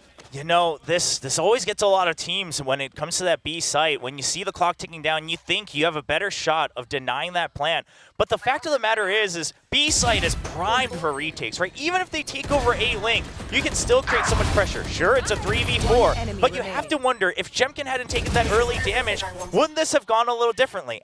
Maybe it would have gone down to a 1v1. But I do want to give props to Global Esports on making sure that they still had Crossfire set up. The post plants look a lot cleaner, and they seem to be a lot more aware of their options, right? You go for Blaze King getting contact after Benkai starts pushing into the C site because you see no Killjoy util. That tells me that Global Esports kept in mind that, okay, there still might be something on C, right? Just because the Killjoy util isn't outside of the entrance doesn't mean that it's entirely empty. They're not making any assumptions yet, and this is a much-needed timeout from RRQ. Definitely. I mean, this is like great and steep improvements for Global Esports compared to the previous weeks. The fact that this is RRQ's map pick says a lot. Because RRQ, they play pretty darn well against Bleed on this one. But then now it's struggling against T1, back into it. They haven't quite made a lot of adjustments, especially against a team like Global Esports where maybe they don't have that much experience with. I mean, this new squad now, this new roster, you got Russ making the calls, and his nightfall from that previous run into the C side, I think, was one of the things that really confused RRQ. Yeah, I mean, the kill on A plus a nightfall on C, that creates pressure, but then they even tag too, so they say, let's go B. That's the weaker spot right now. Overall, really good calls. I mean, Russ has absolutely been impressing me. I mean, sure, he has a decent reputation, but he's one of those players where I didn't expect much, right? Plus or minus is kind of a non-factor for me when the roster was announced, but I stand corrected. I mean, he's been fragging, he's been calling, he's been getting the reads, and now if that's new structure that they're working on with Benkai, be even more assistance, could be a huge change. Really could, but you know what's even better? It's going to be Elmi Moore with the Sheriff. Pops out, takes the shot against Russ. Just a little bit of a trade from Polvi, and Global Esports have to regroup. Okay, Benkai being spotted, that alone already draws a lot of the attention away from A. I mean, this is big news for the rest of Global Esports. They could come to B, they could go to A. I mean, these jump peaks, it's getting nerd. Oh my gosh, the Baby Door being broken at the same time. I mean, this is just a different looking Global Esports. The timings are so much better. Just everyone making moves all across the board. RRQ, they're very lost and confused. We saw it. Jemkin turned around because he heard the door. He thought that it was clear to move back. And Ben is just that sneaky. 2GE now, trying to take what he can get. We do have Flips, who retrieved a bit of a weapon. That might be opting to save that instead. Yeah, at least to wrap around the back for exits. Yeah, go for an exit or two, but if not, take away a free Vandal. That's the most you can hope for RRQ. It's looking rough, because here's the thing, RRQ, their default hasn't changed too much. Granted, defensive defaults, they are fairly standard. Polvi's even ready for this! I mean, Global Esports is way more tuned in today, and they looked pretty good against Talon at the beginning as well. Let's not forget that, right? Let's not write it off. That was a match a lot of people felt Global Esports should have won. So whatever they're doing, whatever that mental coaching is doing for this team, it is working out. I mean, it's everything. The mental coaching, the fact that the team has stuck together through thick and thin. I believe, Will, that you don't really win a fight without being tested. And this team has been tested. They are going through it. I mean, Gen G last year got tested and then they fell apart. So That's why they didn't win last year. Yes, there's a little bit of a different limit testing going on. That's what I'm talking about. Global Esports looking so much better in this opening map for today. Yeah, Polvi with the showstopper now, wanting to clear out so much space around the C site. RQ are afraid. They have no choice but to turn back. Yeah, Xfero spots him coming deep as well, so you have to know that he's here. He's actually in a spot too, so you have to be ready for it, and Jemkin gets picked out! Just focus on the aim, says Coach Spin, and he does exactly that. Elmi Moore, though, will be able to push up front for Waterfall, unless not quite marked. Russ will be able to come back in to find that a little bit of a trade. Xfero still marking the angles with an operator. The Killjoy moves up front now. Benkai watching out from Waterfall. Just eliminating a couple more angles, and it's a little bit more doable for RRQ in this moment, but Flip's not quite being able to land the shot. Xfero swapped over onto the Vandal, will be able to play off of his teammate's death, and that's going to be the defuse. Second win for RRQ. I mean, Flips being wary of that flank from Benkai was everything, because otherwise that was a 3v2, the pinch was coming in, and it was going to be a tough timing for RRQ. So props to them, but lightning fast, sure, it's not as explosive as a map so far than maybe some of his previous games, but what a shot to pick off the showstopper. Really helped delay this retake and force it all the way down to the wire. Meanwhile, I mean, RRQ, this was an important round to get that confidence back going, right? Know that you can fight these 2v3s. Know that you also can have the good crossfires, the good double peaks. And that was off of the timeout as well. So looking a little bit better now. We need more rounds just like that one. They have 3 ultimates to work with, a lot of tools at their disposal. Xfero with the operator, like we mentioned. But what is this? A shot through the toxic screen from Russ. Unfortunate for Jemkin. I mean, it's so clear that Global Esports has studied a lot of the tape from RRQ, the tendencies to actually hide behind the enemy toxic screens, things like that. Make sure there's always a crossfire, but this paranoia is good. Sets up Elmi Moore. And Flip's coming in to help out as well, but look at the re-peaks from Global Esports. B&B, Benkai, and Blaze King come in to eliminate no threats. No. It's going to be down to Xfero, but even the operator gets removed from his arms. Listen, I don't even know about this season of Pacific anymore, man. Like, everyone's been saying, Global Esports, where's the firepower, where's the firepower? I've echoed that same sentiment. The reads are good, the execution isn't there. Well, apparently the firepower is there. They just needed a bit more mental coaching. I mean, I don't know. But quite frankly, if you're RQ, did you expect to lose this crossfire with Elmi Moore bouncing off of Flips' aggro like that? No, normally they win that. But GE's just ready for it this time. They have much more focus. It's not about the flicks. It's not about any like crazy reflexes. It's just about having a better understanding of your opponent's tendencies. That's exactly what it is. I mean, sometimes it's not really just about pure mechanical skill, but being mentally ready and prepared for it. Xfero now starting to focus in. Picks off one with the Sheriff and then falls back. Oh, but G reads this, right? Since the previous round, they had that op on Xfero. That's when the really heavy 1-4 starts to come out for RRQ. Now, with Xfero solo pushing out a mound, they recognize, okay, that's the weak site. We can pressure that for now. You do this way before the 1-minute mark. You still have more than half of the round to work with. Still, though, gonna have to be careful because you never quite know what RQ is capable of. They are working around a lot of these smokes still. Nightfall being sent out by Russ. Lightning Fast forced to run back because of a little bit of fire from some of these frenzies. Meanwhile, the rest of the squad of Global Esports have made a lot of headroom into A site. Look at Lightning Fast.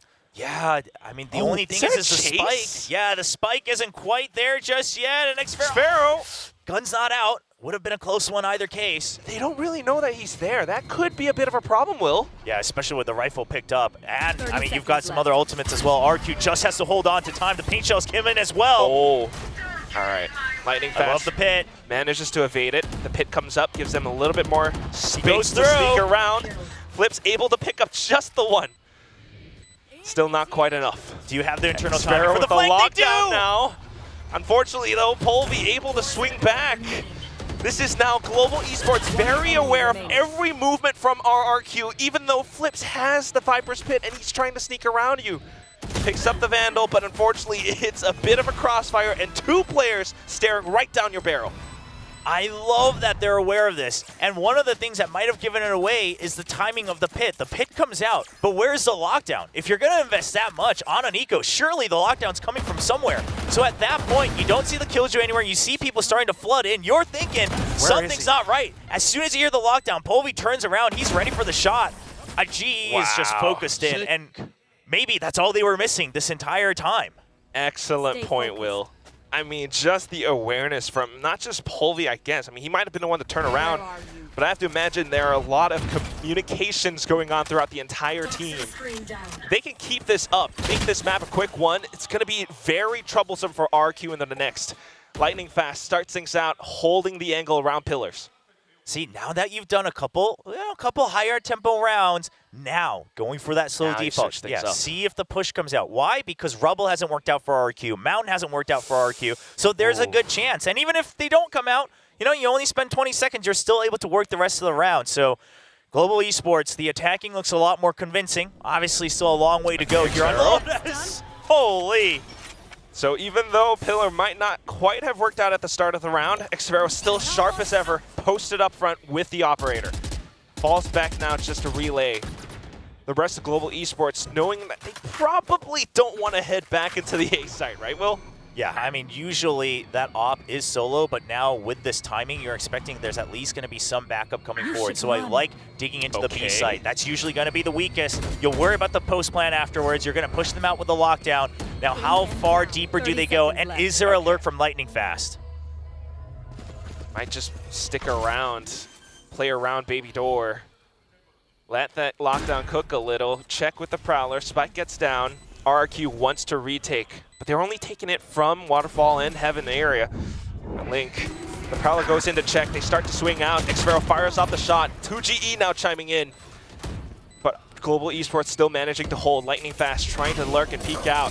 Oh, there's a bit of a check from xffero, but he gets burned by the Nanoswarm. 2G finds his own up against Benkai as well, and that's going to be the round for RRQ. Yeah, flips, not really even going deep into the fight, just tying someone up at B main, keeping them, you know, tied to that revolving door. That was huge. That allows the rest of the team to really focus on just peeking one at a time, bouncing that aggro back and forth to make sure they can clear each corner of that B site. Overall, that also ruined Lightning Fast's options of do I go for a deeper lurk or not, because he had to refill the site immediately, and they're ready for it. They're aware of that possibility. Very strong fundamentals. I mean, that's what the desk was talking about. That's what we're all talking about. RRQ, they've always been building up on this. They've always been working on this. We don't want to go too crazy, but as long as we have clean protocols and how we want to retake, you know, peeking off of one another, checking to make sure that there's no sneaky lurk coming out from Lightning Fast, they'll be able to do much better. 3-7 right now. If they can make it a 5-7, that would not be too bad. Oh, they know. They saw the door was broken. They're ready for this. xffero, if you repeat this, it's going to spell a little bit of danger, in my opinion. But the timing! Just a little bit of movement and accuracy comes back in for the repeat, but Blaze King is ready. At the same time, look at Benkai, Will. Yeah, RQ has a read on this, though, right? They realize, okay, it's a slow creep up. Now that Baby Door's already broken, a high chance of that pinch on to B. So Jemkin's just going to hold on to this. You can tell RQ, they've already ditched C-side. If it goes there, it's going to be a retake. Oh, just going to have to be very careful, though. Don't want to lose your hit too early. Setting up for that retake now. Paint Shells trying to hold that back. The team trying to push back up front. But at the same time, Blaze King on this big lurk. Very, very troublesome. RRQ trying to be aware of every little trap, every little trick in Global Esports' book. Oh, now he's been spotted. Now he's been spotted, but now you recognize that there's two people you can't get out. The rest of the team has arrived, though, so a bit of a trade from Lightning Fast. Now Elmi Moore trying to hold the off angle. He's managing to get the spray down! A bit of a double! Lightning Fast fights back with a classic. Back to a 2-on-2, but 10 seconds remaining. They've got to go in fast. Spike now getting planted. Jemkin right up on top. Spots the angle, catches Lightning Fast on the swing. Benkai has to do it all. It's a 2v1. You just go for the simple double peek. Jemkin gets the last kill. And you know what? RQ looks like they want to stabilize in this first half. A 5-7 scoreline, not bad at all on that defensive side. That's a great way to kick things off. 2G retrieving the operator as well for xffero. Jemkin now 1 point away from the showstopper. I mean, RRQ being very aware of it, and just some good shots coming out from Elmi Moore. Yeah, honestly, he was actually, I think, going for the spray down against Lightning Fast, and he saw the Omen close, but does get, you know, the stabilization on that spray, gets the spray control, gets a long-range headshot through the box, and they're still able to keep that operator. Still no armor on xffero, but you know what? He's living life on the edge. He says one shot is all it takes. By all means, though, I mean, Global Esports had the right ideas again. They were very aware of his positioning. So coming back into it, just needing to try to perhaps play around the map a little. We're just investing the showstopper really early on, though. Yeah, a bit of a miss on that blast pack, slows it down, and there's from the shadows backup as well. I mean, this site is all flooded, and it's defended by Elmimore and crew.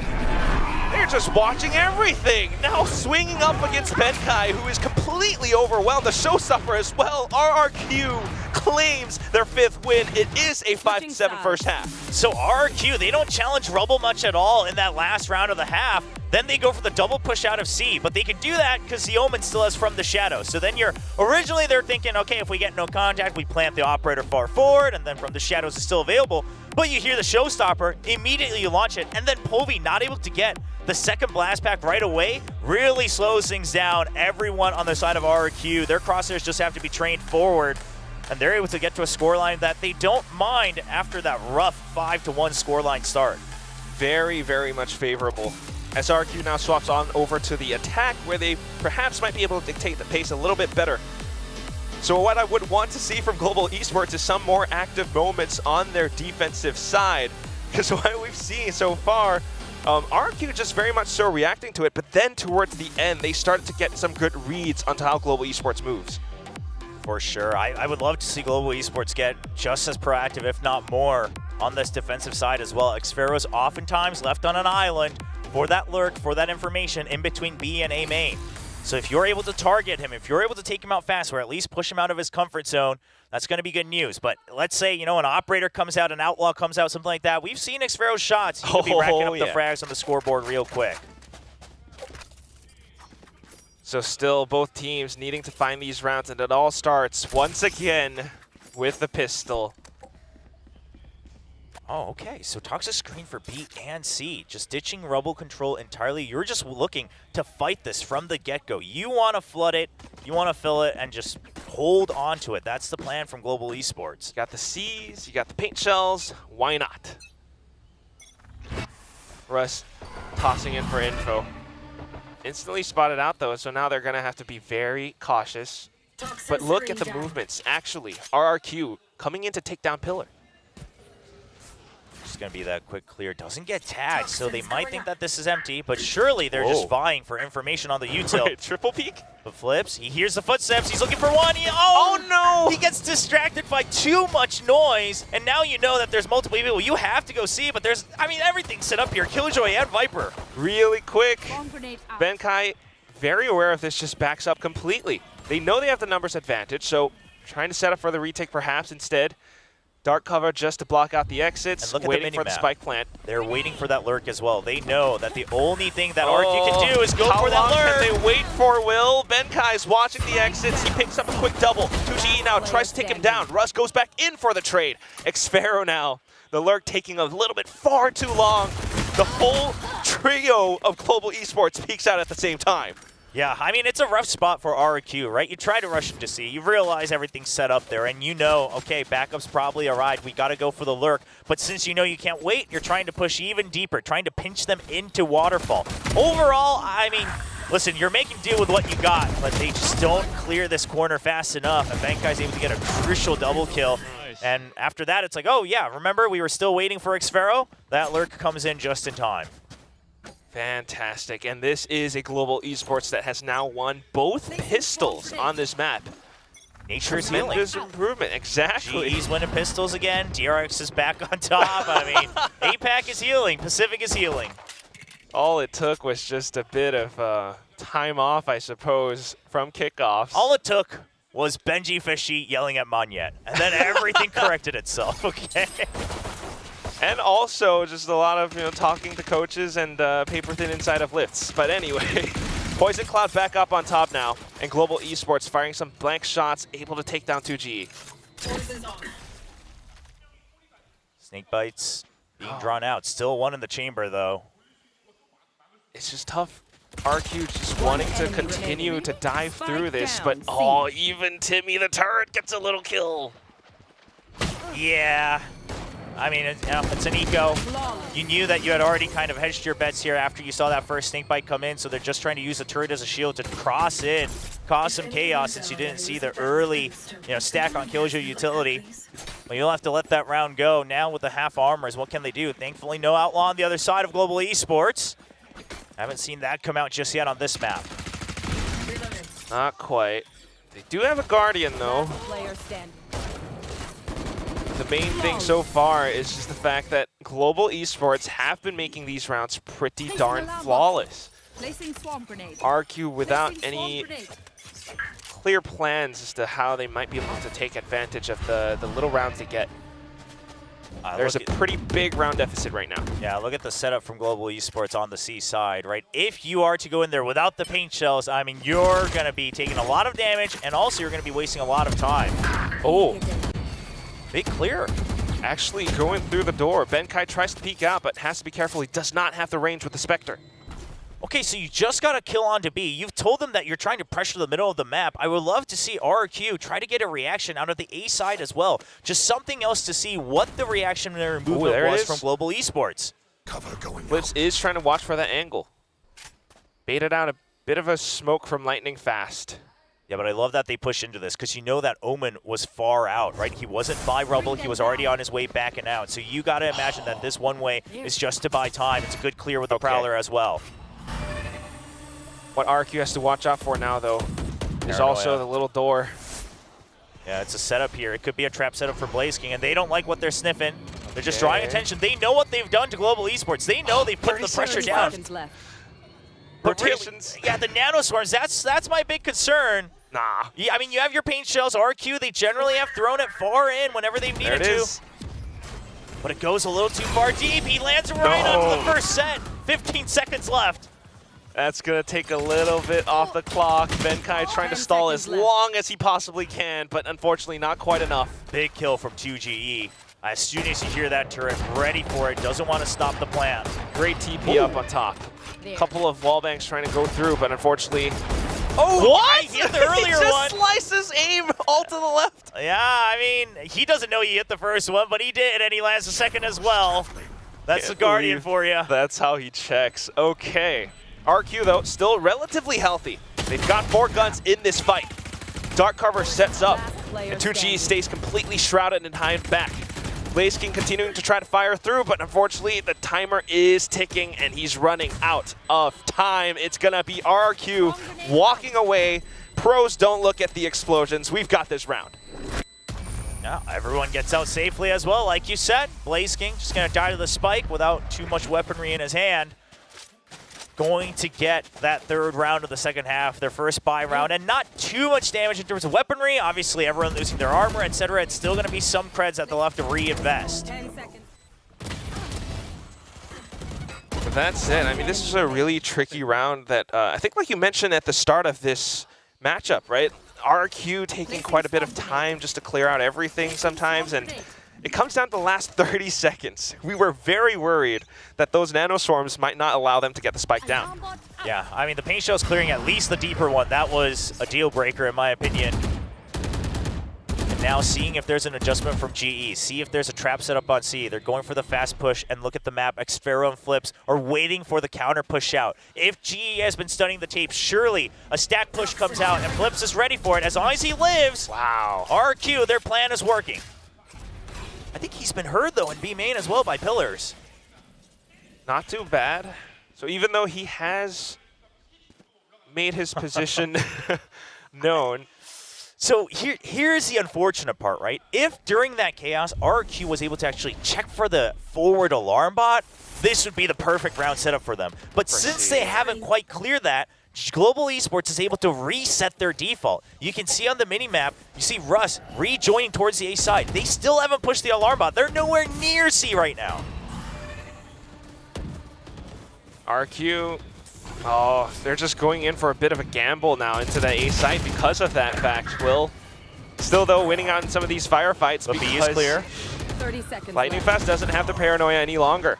So B is clear. They will be able to transition over, get the spike down. Xpharaoh with the timing will be able to catch a lot of these players. Benkai, the first to fall. Next is going to be Russ. I mean, big round from RQ. Sure, they don't, spam the box or anything like that, but they're wary of it enough to make sure that a trade happens. And off of that kill, during all of that, they still leave their options open. Whenever you watch Lotus, the teams that are able to get enough of the rounds in attack are always going to be the ones that always leave one more chance open, right? It's, can you make one more rotation? You know, if we're going to A in the last 40 seconds, do we have B cleared when it comes to the 20-second mark? Things like that. Or do you have the C revolving door cleared by the 20-second mark? GE was doing a decent amount of that as well in the first half, but RQ answering back right in form. That's another thing. GE sometimes getting the right calls, right ideas, right reads. This time, just marking out some of these spots. Benkai will be able to start things off with a Marshall shot. Now smoked off though. Gonna have to run back around. His team arriving. Covering the spike. From door. Oh. Jeez, I mean, no one was covering, but Elmi Moore, he'll cover himself. Spike planted. They have all rifles and they feeling pretty okay. At the same time, you got Xfair on a bit of alert just in case someone does decide to pull a sneaky rotate through the doors. This time it's not quite happening just yet. Jemkin marking stairs. A bit of a skewer for 2 headshots, and RQ looking to tie things up. And that's huge. That's a huge double kill because that catches Jemkin right up on the ult cycle as well. So Lockdown and Showstopper both 2 points away, which makes that Nightfall investment against the opponent's weak round quite worth it. I mean, just fast reactions from Elmi Moore. Seems like RQ also perhaps needing a little bit of that warm-up coming in. Now firing back, and that's going to draw out that timeout from GE. They've been feeling okay so far. I like this timing. They still have the lead, but now you're starting to see that RQ has the entire initiative, right? They go for a very slow round previously. They go for the final rotates, and then now they just go for that rush with the Nightfall all the way through A, regardless of weaponry on the other side. And this is what I mean by, you know, RQ gets to dictate pace on this attacking side of the map. We'll see what the adjustment is here from GE. Now, if you're RQ, I think you maybe check for a trap play on C again, right? Is it a fast push out of C, or could it be the trap from the revolving door with the paranoia? That's something that we still haven't seen, trap play or push out from C. Neither has really happened from GE. So if you're imagining a big change, that's something that RQ has to be ready for. There. Not quite sure if it's going to be a trap play exactly just yet. It's the op. It's the op on Polvi. Yeah, it's not. They're not going to send the Showstopper, but I think RQ probably waiting for the Showstopper. Yeah, looking at their positions, they're waiting for a crossfire. They're not going to quite see it just yet. Oh, and Blaze King with the Odin as well. Trying to play off of a little bit of time. RQ at the very least pretty darn aware of it, tossing out the haunt just to check.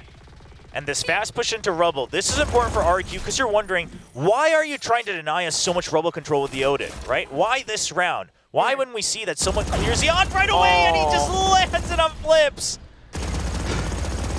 Flips just walked into... I think Flips heard the reload, so he thought he had time to creep all the way around, but Blaze King just fires right back. At that exact spot. Very unlucky timing. Yeah, just the fake on the reload again. Finishes it off, 100 rounds still to go. It's the last belt as well, so now he's going to be a little bit more careful of it. Oh, makes use of Russ's haunt. Goes in for the clear wallbang shot. The pink mist. It's going to be down to Xfaro. 5 HP. His team's completely gone. And so is Xfaro. I mean, a clean round. I mean, this all falls apart when Flips dies, right? And you can't blame him, but you can absolutely give credit to Blaze King. Whenever you see, listen, people say that the Odins get lucky, but the real Odin users, they really play with your mind, right? They make you think that they're done spamming. Exactly. They make you think that you're only spamming one angle. And then they swap to another angle. Yeah, they keep it going. They have their own system, man. It's a play of positioning is what it is. And I think, you know, it's not just the Odin as well. Oh, a little Odin ceremony. We haven't seen that. Okay, I like it. It's also the fact that, you know, there was that threat of the Showstopper. There was a little bit of movement, the smoke out from Lightning Fast, a bit of pressure just to funnel RQ into that A site. So game plan starting to work out a little bit for GE. GE, do they read this? They do. They recognize that the smoke's a little too deep on B, and they think that it might be a trap onto C mount. It's a good reaction, and the Polvi's good. Great opener, the Dragon Roars. RQ's gonna have to recalibrate their strategies. Elmore continuing to go in by himself though, and he's got the spike. I'm a little bit nervous, Will. All right, now he's aware. Well, all right. Spike given over. No one quite in range to hear that drop just yet. But Omi more. Oh, the His barrel! barrel shows and he has no idea. Oh! Slight whiff with the flick, but not too bad. But because of all of this, Elmimore calls that the side is clear. Spike goes down. And the lockdown at the ready as well. Now Showstopper on the other side, so RQ, they have to still stop this way early. Whoa! Oh my gosh, right as the paranoia hits. It's a good reaction. Goes back in for a little bit more, just a little bit of greed, and it's not too good. Showstopper comes out from Polvi, and shut down after the alarm bot from 2GE. So quick. Perched up on top of that box once again, so Blaze King, he's wary of it. They're trying to clear him out, but they're all hiding right around that smoke and the pillar. He's got to be very careful with his movements. Does it not have the mobility with that Odin? Swaps over onto the Vandal now, so being able to push in along with the squad, but he doesn't even need it. Russ tries to stick the defuse. The timer is still ticking away, and Flitz is trying to play along with the time. The snakebite lands. So even though Blaze King drops, Global Esports, it's going to be RQ with the clutch round.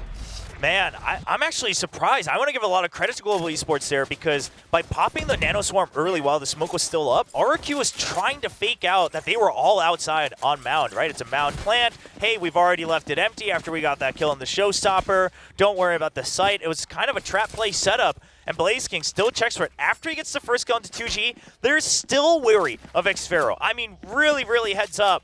But at the end of the day, the post-plant utility, I mean, the timing, the lockdown had been used as well. So RQ able to catch up one round again. And what a crucial kill from 2GE as well. I mean, this guy just gets subbed in, does not miss a beat. We heard Coach Ewok talk about it during the timeout episode. You know, 2GE's always there, you know, waiting for the chance. He knows how hard it can be to be that sixth man. And he always stays ready as well. So very, very comfortable adjustments from RRQ. They are still keeping this match relatively competitive. Benkai now this time the one with the Odin. The Nightfall getting sent out. Still catching RRQ. They have not been able to make it past the A site. Oh, this had to have been a minimap read though as well, right? From that Nightfall. Somehow is able to get the absolute shots through. I think there was a ping on the map for him as well. So now back into the same spot. Paranoia just to flush him back. Hops over just in time. Blaze King holding Baby Door at the ready. So many angles being marked and covered by Global Esports. I don't know how RQ can make it through this. I mean, they have to purely do it through frags, right? And it can only be B-site, and Global Esports is fairly aware of this because of the control they have across the entire map. I mean, look at Povi's position. He hasn't moved an inch. Mound is absolutely shut off. A tree is absolutely shut off. You know that they're still trapped in between B and A. And this is truly just the domain expansion of Global Esports right now. They are trapping them inside their realm. RRQ do not have any routes. Slowly finding back in that lead. And this is all after Coach Spin's timeout in round 18 as well. Yeah, it's just a cold hard save, right? Doesn't matter about the creds or not. The chances just too far against us. RQ making the choice to give 11 to GE. Now, yes, again, it looked very unlikely to pick up that round after the first two kills. One down. But they're going to have to figure out something else here. This Odin, Okay, they've got to find, they've got to find an answer for this Odin. Because creeping in, yeah, I mean, it can work. Sure, you could consider and say, you know, I misread the timing. But the thing is if you're going to creep in, either, you know, just holding rubble or making sure that there's some other utility to draw it out, maybe opening the door first to make sure that he has to shoot the switch, something like that. And then just checking that also check, is the Odin still there? Creeping in does feel a little bit too risky for my liking right now, Will. I mean, what else are you going to do though, right? I mean, the utility. Into tree? You can't clear that with the Odin spamming the entire time. If you have to get up to the switch first, and if they're going to be constantly checking, you got to do something else. You got to do something else. I mean, yeah, if you get to the switch, sure, I'm all for it, right? Send the Prowler and things like that. But if they're expending utility first to get into rubble, right? It's just this chicken and the egg question, a catch-22, so to speak, for RRQ. And sometimes contact is the answer. But right now, it's going to be a heavier push. They want to basically draw out a little bit of attention elsewhere to see if they can then pressure onto A site. We'll see if it is possible, but for now, it's really, really tough. We've got Polvi, Russ, lightning fast back in for C Mount. Sets up the turret, but it instantly gets dismissed. They definitely hear that Odin as well. So you're hearing the Odin. It's just a fast hit. Wow. Oh, straight and into B. Oh, that's a huge kill. Jemkin with the big dive. Elmimore as well. I mean, they're ready for this door opening as well, and this shuts down a lot of the options that GE had. Unbelievable. Great adjustments coming in from RQ right now, and they already have the site. Nightfall even invested just to further hold Global Esports back. Benkai now slowly rethinking his options. I really want to approach Heaven? No, I think you save if you're GE, right? Because here's the thing. I mean, the chances right now, no matter how easy B-side is to retake, with the op and the Odin as well, and the positions you've already given over with the Nightfall, the chances are too slim. And you don't want to potentially give, let's say, Xfer a triple kill, let him maybe get close back to his lockdown, anything like that before the half ends. So while you have the lead, you got kind of a gimme in that previous round after the initial kills. You give one back to RQ, you reset. So the question is, how will Global Esports come back into this next round now? B showing some slightly weaker spots. For the longest time now, BlazeKing has set up his toxic screen from B to A, sometimes B to C. Is he going to have some more reinforcements on the side this time? I love to see as Jemkin. I mean, that was a sick shot. Yes. So was Elmimore's as well. But flying in and getting that pick onto Heaven, definitely a bit of a prediction. I guess just leaving Russ in for B and then maybe setting up for a bit of a retake? I mean, I thought, maybe it was going to be a heavier stack onto B and C, go for a full retake onto A, but this time it's forward positioning on the Killjoy util. And this is a lot of setup for BlazeKing, right? You're thinking, okay, Odin's here again, no biggie. The door is open. This is a spot that Elmimore is very comfortable with, so he flushes him out. The Prowler, the shot from Polvi and Russ to fire back, though. It's multi-layered. It's not just one guy, GE. They don't play simple Valorant. Ooh. Sidestep with the Prowler out, now swing. Huge movement. Oh, Xpharaoh can't quite catch up. Down to the last two. Oh, and you saw one as well on C-Mount. Very potentially map point for Global Esports now. 2GE wanting to take matters into his own hands, but dropping the Polvi. It's all down to the IGL flips. Yeah, and while you have the pit, you've got that lockdown, you've got an Odin on the other side. It's a tough choice to make. But at the end of the day, I mean, do you really want to give up that map point? Got no choice. I mean, I'm not going to blame him if he sends it, right? It looks nigh impossible either way. 30 seconds but if left. You have some mind games with it. Poison's off. Best thing that you can do, right? I mean, plant the spike, maybe play around tree, but then you gotta be prepared for this entire squad. I don't think you want to invest my first bit yet, but maybe now. Yeah, lockdown's gone, Odin's gone. Sure, Odin gets picked up, but no lockdown. Welcome to my world. Benkai's. No, it's Polvi who's firing off. No, he walks into it. He walks into it. I mean, this is just well played by GE, right? So he thinks the Odin spamming this angle, I can do a quick shoulder peek. I like the idea because what you're thinking is with the Odin spamming, the other guy's probably going to try to hold the defuse. So Flips, that's his process of elimination, but GE's one step ahead. They say, I'll spam it, you creep in because he can't hold this close angle if I'm spamming. Exactly one of those, like, damned if you do, damned if you don't moments. It's just, I can feel the frustrations from Flip's side now. So unfortunately, even with all his best efforts, the Viper's Pit, the incredible shot up to Heaven, it's going to be map point for Global Esports. Yeah, look at the way he was holding that too. I think Flips kind of misread that angle. I thought he thought maybe he was shooting straight into the into Trey, but Polvi was already holding it at an angle, cutting that corner. So all in all, well played by GE. A little bit of panic from Flips as well. Good effort though, but nonetheless, this is now an opportunity for Global Esports to steal this map win away. This was RRQ's map pick. They don't do well on this. We're going next to Global Esports' comfort pick on Icebox. Yeah, we can talk about Icebox when we get there, but compositionally, I think you have to favor GE just a slight bit. So we'll see if RRQ can take this to OT. They've never held the lead in this map. Full set play into C. just sending it down. Lightning fast, able to do a bit of damage. Elmimore trades right back. Jemkin's already inside. A bit of Shrouded Step from 2GE, but he's done it one too many times. Russ is aware. Jemkin trying to get the timing on the swing, waiting for his teammates to arrive at the same time, but Blaze King now sets up the Viper's Pit. He can no longer push up front. Russ peeks out at the right time as Jemkin tries to fall back. That's going to be the third kill for Russ. Elmimore now. The Ren against the world, and he's going to have to fight his way out of this entire squad. I mean, you got 5 seconds to kill all these guys. It's the crouch. Russ with the quad kill to close out the map. Global Esports, what an improvement. I mean, listen, they've taken maps before, and they've looked better and better each time they've taken a map.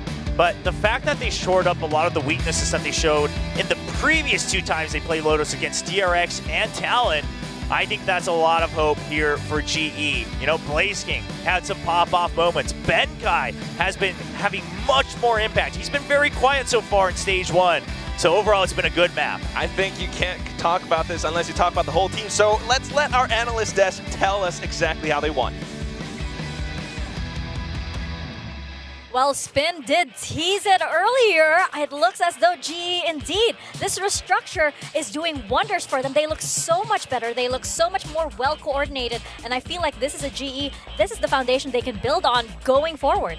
Yeah, I fully agree. I mean, I think this was a much better affair in terms of playing off of each other, playing for trades. No one was rarely getting caught out of position too much, I felt like. Benkai was doing a really good job being that lurker, kind of getting in some cheeky positions, finding some value kills. And the biggest part of this is, you know, we talked about him before, the player we wanted to see step up, have a big pop-off game. It was Blaze King, and he did. He was huge for them. He was all over the map, doing a good job, isolating some kills by himself, setting up with some utility, just being a really difficult Viper to play around. You know, we saw a lot of threats from the Odin from teams like Lee because of Zest, right? GE, not really one of those teams where you kind of expect it to happen. Sure, they've kind of used it in the past, but, you know, it's a kind of lukewarm reception. But this time, Blaze King, Benkai having kills through on tree with the Odin spams.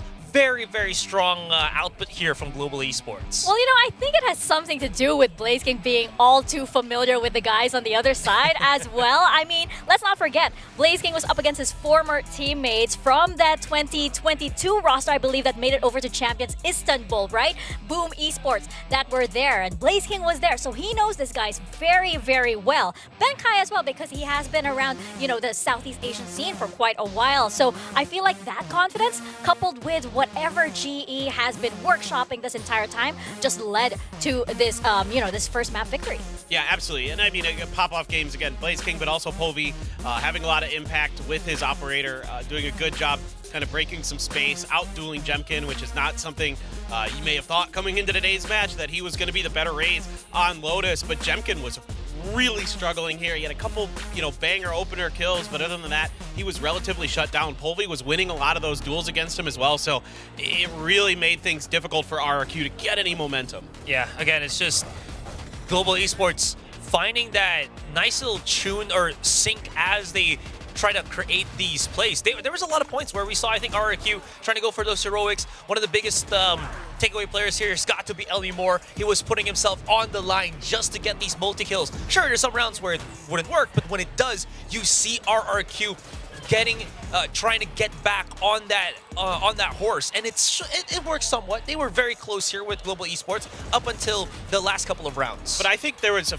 few issues with Elmimore when he got some of those multi-kills where he overheated and overpeaked on some angles that he didn't need to. Like, he picked up that 2K on the defender side on Lotus, on C-site, and then swung the corner, and it just didn't work for him, you know. Yeah. Things like that where it's like he gets that confidence and then he gets a little too far out of the rest of his team. There wasn't any backup there for him, and that was a big problem in general, I felt like, for RRQ, where they were trying to make hero plays and there wasn't any backup behind it. It's okay if you get a double frag and you feel like you've got a chance for the third. He had the tether on his opponent, but he didn't have anybody else there to support him, so he just died for nothing, essentially, when he could have made that, you know, potentially a trade or something like that, and that's part of the reasons that RRQ faltered here on Lotus. There were a lot of rounds where an RRQ looked very overwhelmed, which is not something that you can usually say for a team that has gone, you know, comfortably toe-to-toe with Gen.G, for example, right?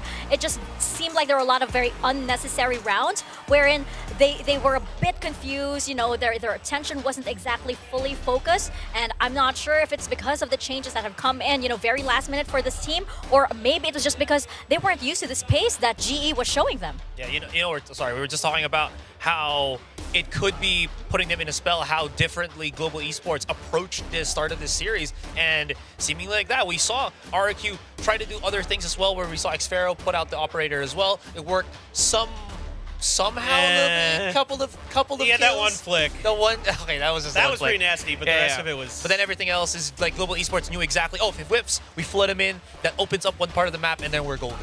Yeah, I feel like, this is a new energy that GE has been showing, right? And I feel like, this is, going into Icebox. RRQ, by the way, their map pick was Lotus. Going into Icebox right now, I mentioned earlier, Paperthin, I'm not feeling too good having voted for RRQ, especially since we know that their Icebox is pretty strong. But GE, with this form, with this brand new, confidence that they have, and going into Icebox, I don't know. Yeah, good luck. I mean, if Lightning Fast starts popping off on this map and Exactly. still Blaze King and Pulvi are playing well, then forget it. I mean, that's such a difficult team to overtake. Yeah, RQ, they look solid. It's pretty well coordinated. I mean, Jemkin seems pretty comfortable on the Jet on this map, even though he's kind of more known for his Raze. But this is still going to be tough. This has to be now GE favored with the way that they've been playing so far today, going into their best map.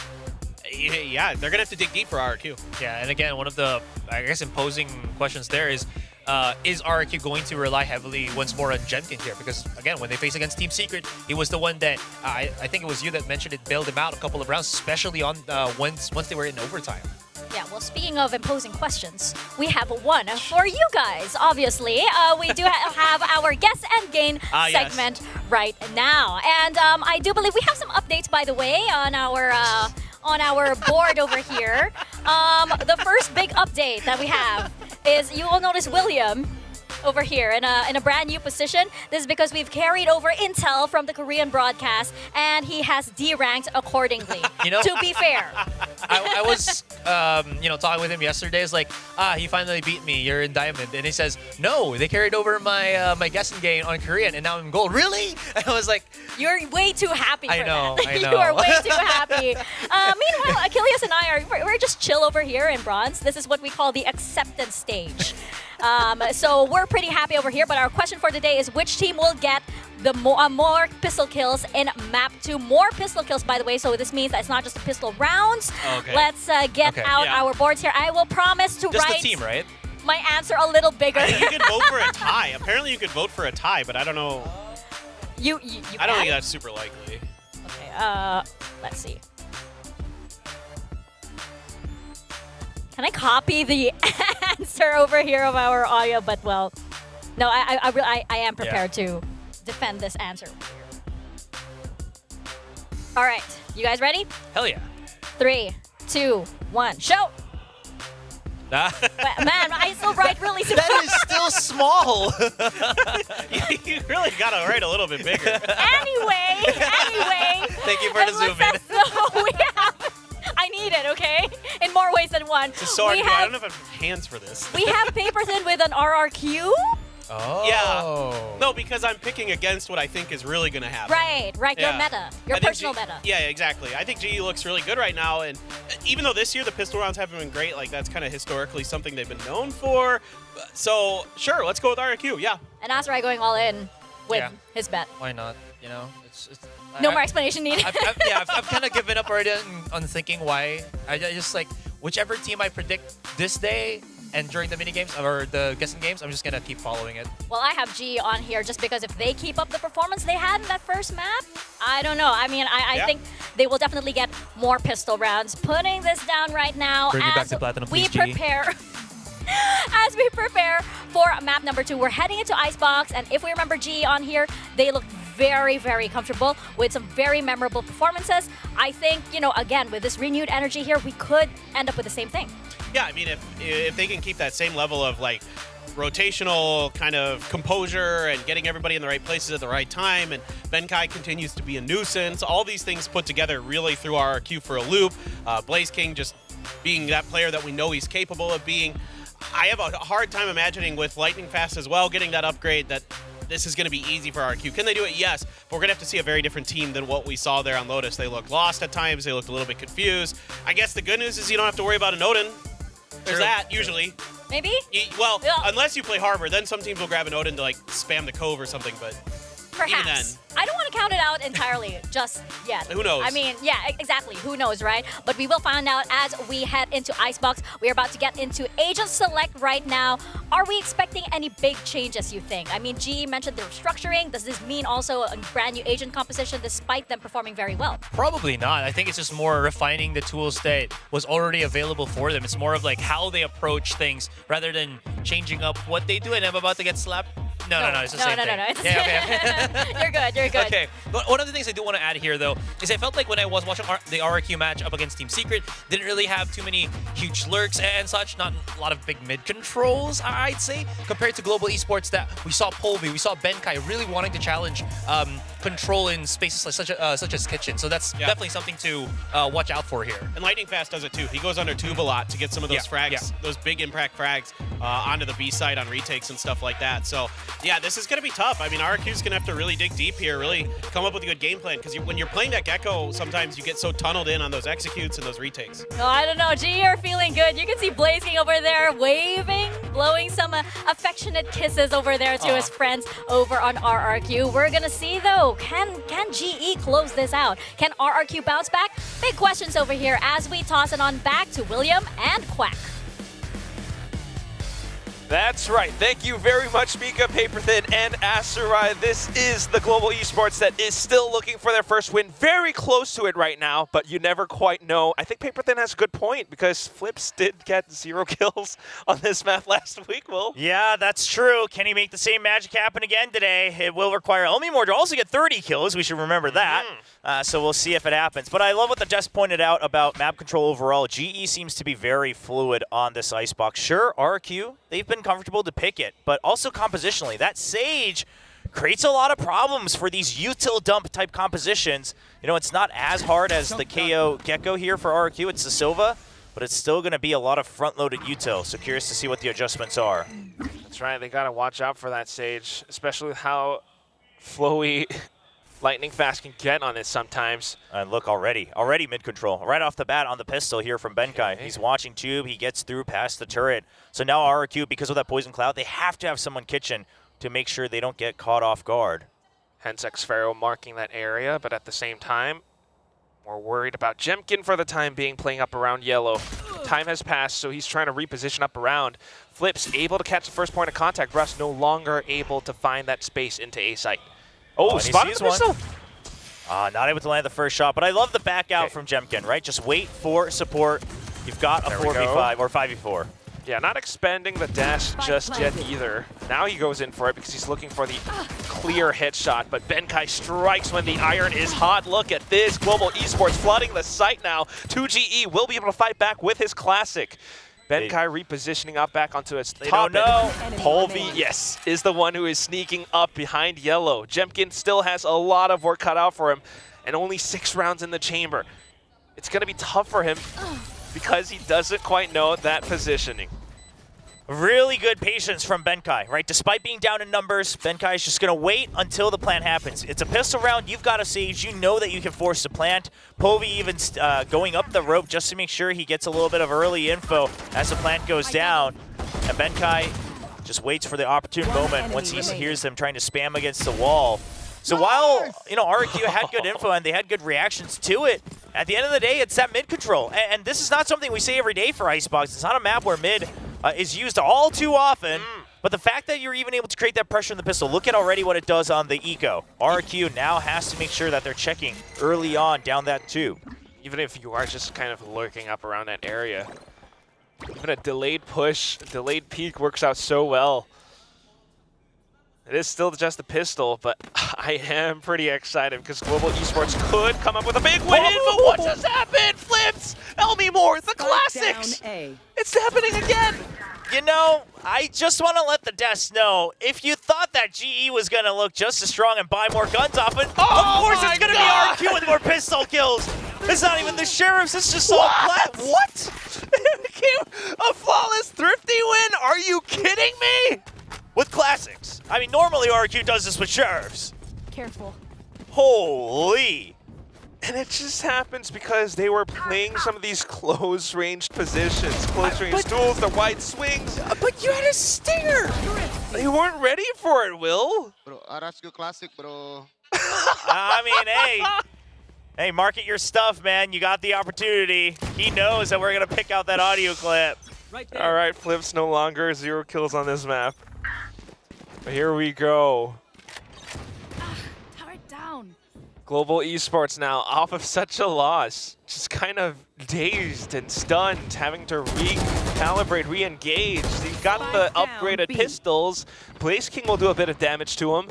That's one Bulldog gone, a second rifle gone. What is going on? I mean, we've seen this happen a lot, especially in Pacific. You know, thrifties for days. Trade it back and forth. But you do still have the rifles on the side of RQ, so that Sage util not going to be as damaging. It's not going to be as impactful. Very prepared to take these fights, though. Look at this. Listen, we've seen some crucial kills with peaks like that, but the timing, the way he peeks out of it is just a little bit too deep into the screen, so he's not able to get the quick jiggle. And the thing is RQ had thrashed this round. But now, it doesn't seem like a good investment. It's just a nightmare for round, Will.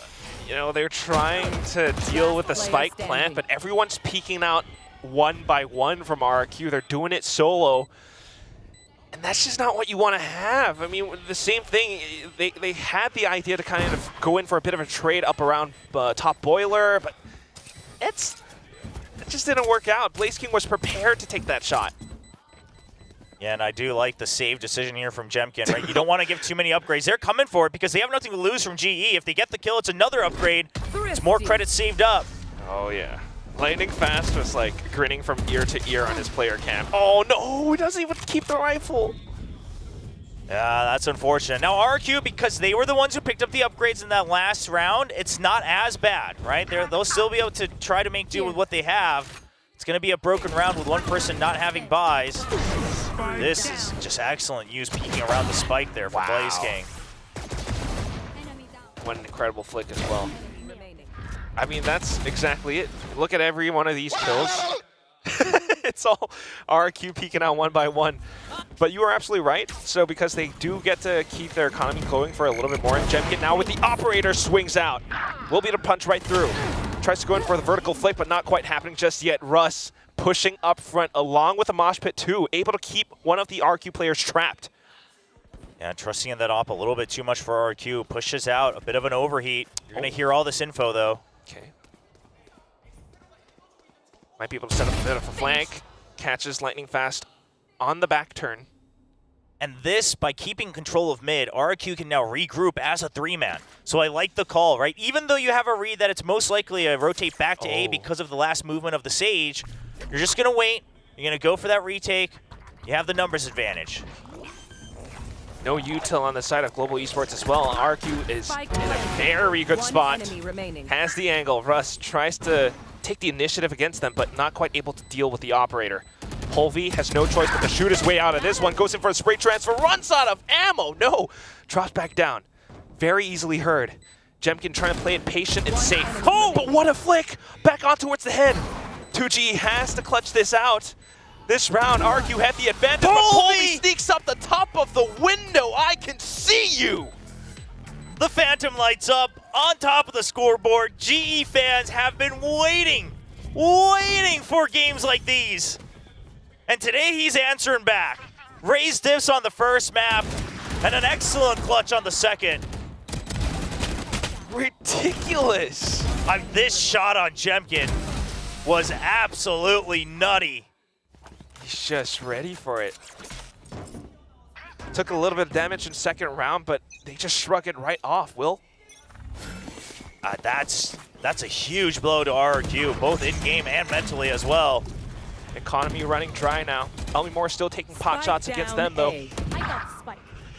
Penkai firing right back. They're look at going these trades. For duels. Yeah, I mean, look at that. They're never letting, you know, a death happened for no reason. I mean, Paperthin talked about it on the desk as well, but the fact that they are willing to trade, they're accepting that, yeah, we can have good reads for the start of the round. You know, obviously when we make a mid-round decision, it's about the reads. But afterwards, you have to be ready. And the immediate peek afterwards, I like it. Not having to invest the wall there. You know you have the weapons advantage. Global Esports, they get to death ball in this round if they want to. Flip spots out the little elbow, though. Ooh. Thrash comes out. Flip's stuck in a bad position. Unfortunately, not quite able to escape. That was just a really unlucky one. Xferro now with the one and done. It's just not quite meant to be. Barrier comes up. Jemkin tries to swing around the side. What is that flick? Back and back. Tailwinds away into safety.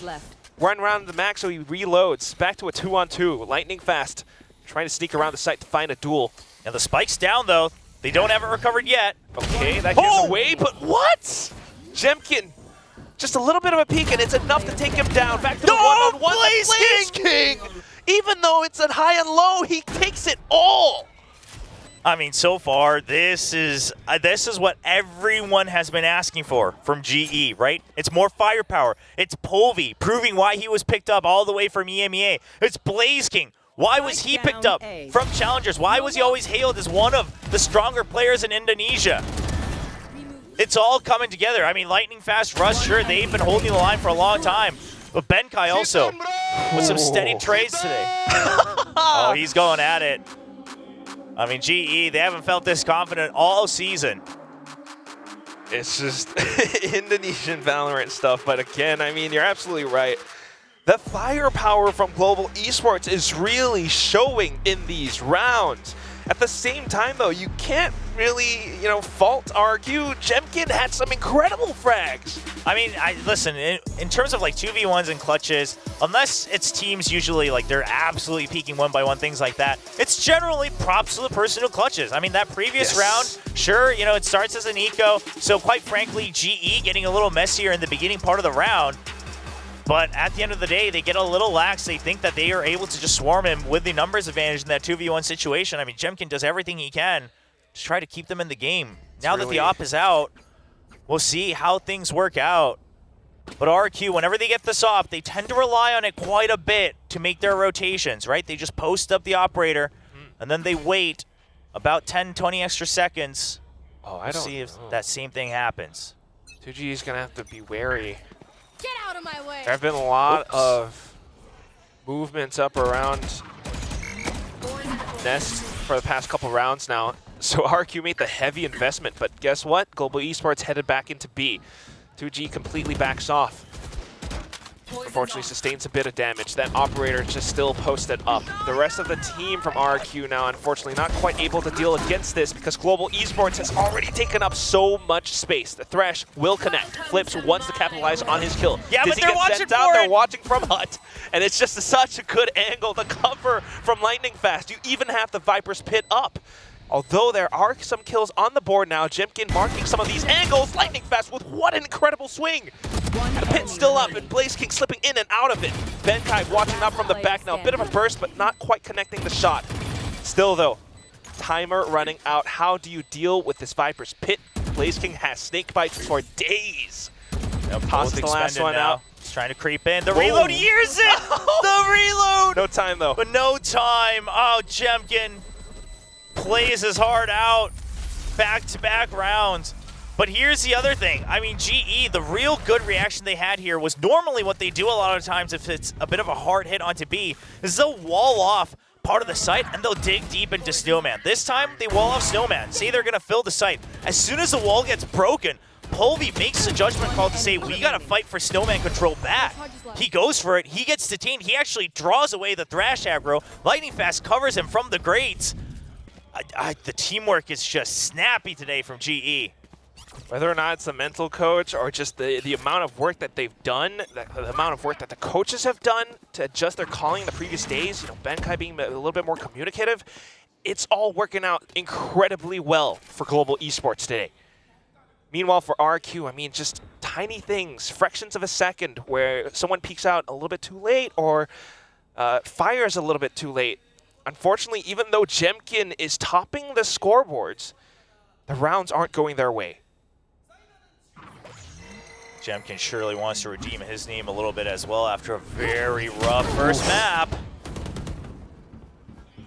It's not quite happening just yet. Too many targets, too many variables, but at the very least, it gathered some information. Yeah, they gathered information, but they're not able to hold on to that area, right? And I think that's what we're really starting to see at the top level of Valorant these days is simply getting information. Passive information just is not enough. You have to have a reaction. You have to still maintain 50% control of the map. Right now, RQ, they're getting pressed in. They're losing control bit by bit on both A site and B. Information goes bad after a little while, and that's why they're investing utility just to clear and continue to try and regain control. 2G is in a pretty tricky spot, and unfortunately the high and low catches him down. Polvi, quick double to open up the B site. The rest of the squad has arrived. Look at the snakebite lineups as well. Elmimore unfortunately is forced to back out.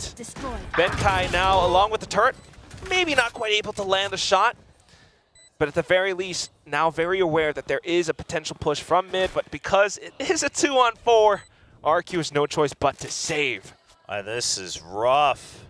This is very rough for RQ. Meanwhile, very good for GE. Even that toxic screen that cuts across this B site, it actually leaves so small of a corner that it is really hard to try to peek out of that on that second floor. And like you said, because they're aware that some teams, especially RQ, they've shown it before in this map as well, they'll try to still go for a jiggle out of that screen. They even have the snakebite lineup. I mean, the setups are very good for Polvi today as well. The confidence dash up onto yellow. But the toxic screen goes up right before it, so he's masked from the second floor. It all comes together for GE. And rifle picked up for Jemkin. It's just two Vandals being carried over. Not the best for RRQ in this upcoming round 8. It is devastating, Will. I mean, you said it all. Polvi set up, talked about information and how, you know, you got to be a little bit more active with it. But Global Esports are controlling the pace right now. First of all, yeah, they are making their presence known. And at the same time, you've got Benkai on lurks throughout mid. RQ has to be very cognizant of all of these moves, and sometimes it gets a little bit overwhelming. But at this moment in time, this week of VCT Pacific, when you have Global Esports, 5 wins in a row, how do you come back from that? So this time they're going to try to actually keep control of whatever information they gain on the A side. But GE seems to be ready for it. Okay. Jemkin tries to take contact. Oh, but kind of body blocked for a second. 2GE trying to fire back, but it's just not going to happen. Global Esports, they make it away. They'll take that one. This is a position Flips has held during kickoff. GE surely is aware of it. Oh! You will not kill my ally. Got that res. And we've been seeing this a lot. Polvi and Lightning Fast double peeking, Polvi taking the lead. And now with the res, it's even better. Oh, I was thinking about it. Yeah, it's just too risky of a position though, right? Better to invest that lockdown in another round. Goes back around, and he will be able to find an angle. Takes down a single player. Wingman, 30 seconds left. spike plant, not quite yet going through because of that Hunter's Fury. Now the lockdown gets deployed. Global Esports tries to back out. Lightning Fast will have no choice but to drop. Russ trying to hold it up from around yellow, not quite expecting his player to be pushed up that much front. 2GE now coming back out from the other side. It's Russ keeping things alive for Global Esports. All on his lonesome. Separated from the pack, 2GE cannot do much. No, you have to save. You have to. I mean, 1 HP for Russ. What a hold on yellow. The fact that he recovered and stabilized that one. I mean, he Russ definitely looks shocked. Russ has been grinding, man. It's so clear. You know, and listen, I said it on social media as well. Like, I accepted. I was a doubter. You know, Russ fans and GE fans told me he's been grinding. He's been looking good in ranked. He's been looking good on stream. And in my head, I was like, well, until I see it on the stage, it doesn't mean much. We've heard so much about players that grind away and they can't convert it on the stage. And Russ has made it to internationals before, but the high days were cut short in the past. Today, though, today. I mean, not just today, right? The stage 1, sure, GE was rocky overall, but Russ and Lightning Fast both have been just getting better and better each week. And it's all because of that grind. It's all because of the belief from the fans. It always feels great, and the support means so much. RRQ needs a little bit of that right now. I'm surprised it took this long for the timeout to be called. 7-1 is the score. This is Global Esports' comfort pick after all. Yeah, and listen, we're not even seeing the vast difference in the compositions come into play just yet, right? It's a lot of these early duels where GE will always at least get the trade, and then they'll keep hold of the areas on the map.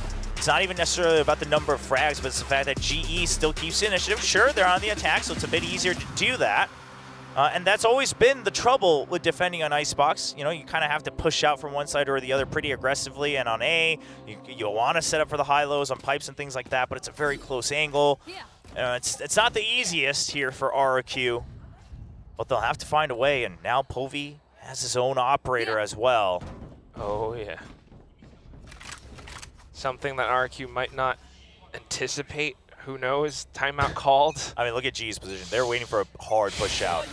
They are waiting for a hard push out. It's not going to come, but they'll wait for it. Trying to default hold for now. I mean, this is week 3, William. Very tricky stuff. RQ actually on the verge of losing this match, and along with it, maybe their chances of making it to playoffs. Elmore caught unaware, caught lurking. Just up by the window. It felt like he was trying to find an angle right above the poison cloud, and maybe he wasn't quite happy with his sightline or something. He was not paying attention to inside tube at all. They had already made it past the poison cloud. Oh, man. I mean, sure, you can set the turret back up. You already have flips in garage. This time, he doesn't have to show his back. That's always haunted him a little bit in the past. Just a little bit punishing. And look at the patience from Global Esports. Blaze King marking the back. Benkai lurking up around mid.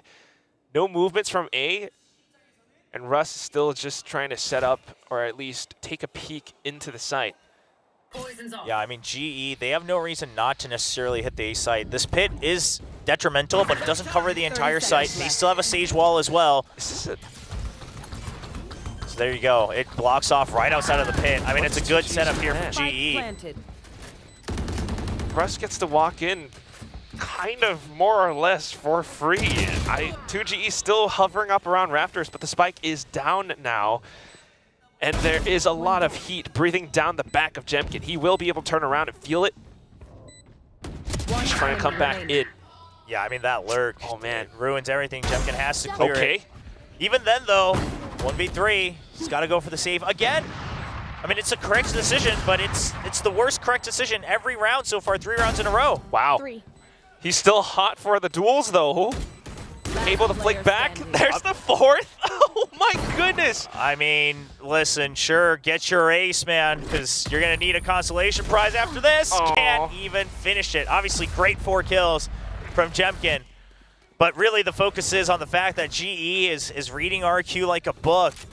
And here's the thing, even that round, right, you have the pit, but you know if they have the pit, they're not going to fill the site. So you're basically going to creep up, and once you get right up to that starting point of the site plant, then you put up the Sage wall. It denies any of the flood all the way to the plant. You send the wingman to make sure they're not breaking the wall too easily. And GE knows how this comp is played on the opposite side. It's very familiar, knowing how to work around the pit, and it's just... It feels bad for RRQ right now. Like you mentioned, making all the right technical decisions, you know, on paper, but unfortunately it's not something that converts into a round win, and if that round wins are something that RRQ needs desperately. Flips able to play off of the operator. 2GE now holding out Garage. A little bit of damage, and it makes RRQ look a little bit better. Yeah, at least you don't have the Jet or the Viper now, so that B site looking much, much less likely. So look at RQ's position. They want to just make sure that they're not showing their backs. They're making sure that they have mid covered from various angles. Nice. Big pick on the A flank as well. I mean, the positioning this round, not exposing too much, not going up too up front. Off shot onto the window, barrel spotted. It's a team ace, it's a flawless win. RRQ keeps themselves afloat. Yeah, float's the perfect way to describe it. They're going to desperately need these last 2 rounds if they want to feel any sort of comfort going into the second half. They can stabilize at a 4-8. It's not too bad. But this time, Flip's not alone on that lurk. That catches GE off guard a little bit. And then a heavier focus onto mid, knowing that GE is going to like to work it if they lose a couple members. RQ slowly, but slowly catching on to GE's patterns. Good timeout from Coach Ewok. Good adjustments from the players. Let's see if they can keep it up, because they are still very much in this fight. Although they only have 2 rounds, it's not over yet. Global Esports starting to fan out now, though. Jemkin trying to catch a sneaky one. Lightning Fast was tagged, but he's ready for it. He knows the pinch is coming. Ooh. Oh, Elmi Moore. Oh, this is, I mean, it was the call from Lightning Fast, right? That I need backup. I'll try to hold the first whip around. And Russ is trying to hold the other pinch coming out on the main path of A main. But, I mean, you just couldn't land the first shot. There's not much to it there. Because RQ's taking things into their own hands and trying to fight the pace of Global Esports now. They peek out. Something that Lightning Fast couldn't quite react to in time. But the rest of the team not backing down. They pushed into the B site. They're not quite sure about Blaze King being snuck in. He doesn't know! At least a bit of cover from Xpharaoh from mid. Now you've got Elmi Moore marking things from Snowman. Trying to play around yellow. Pulvy, can he do it? He's got so many targets to hit. Jemkin on the operator. Just sniped right down. All the way into sight, into yellow.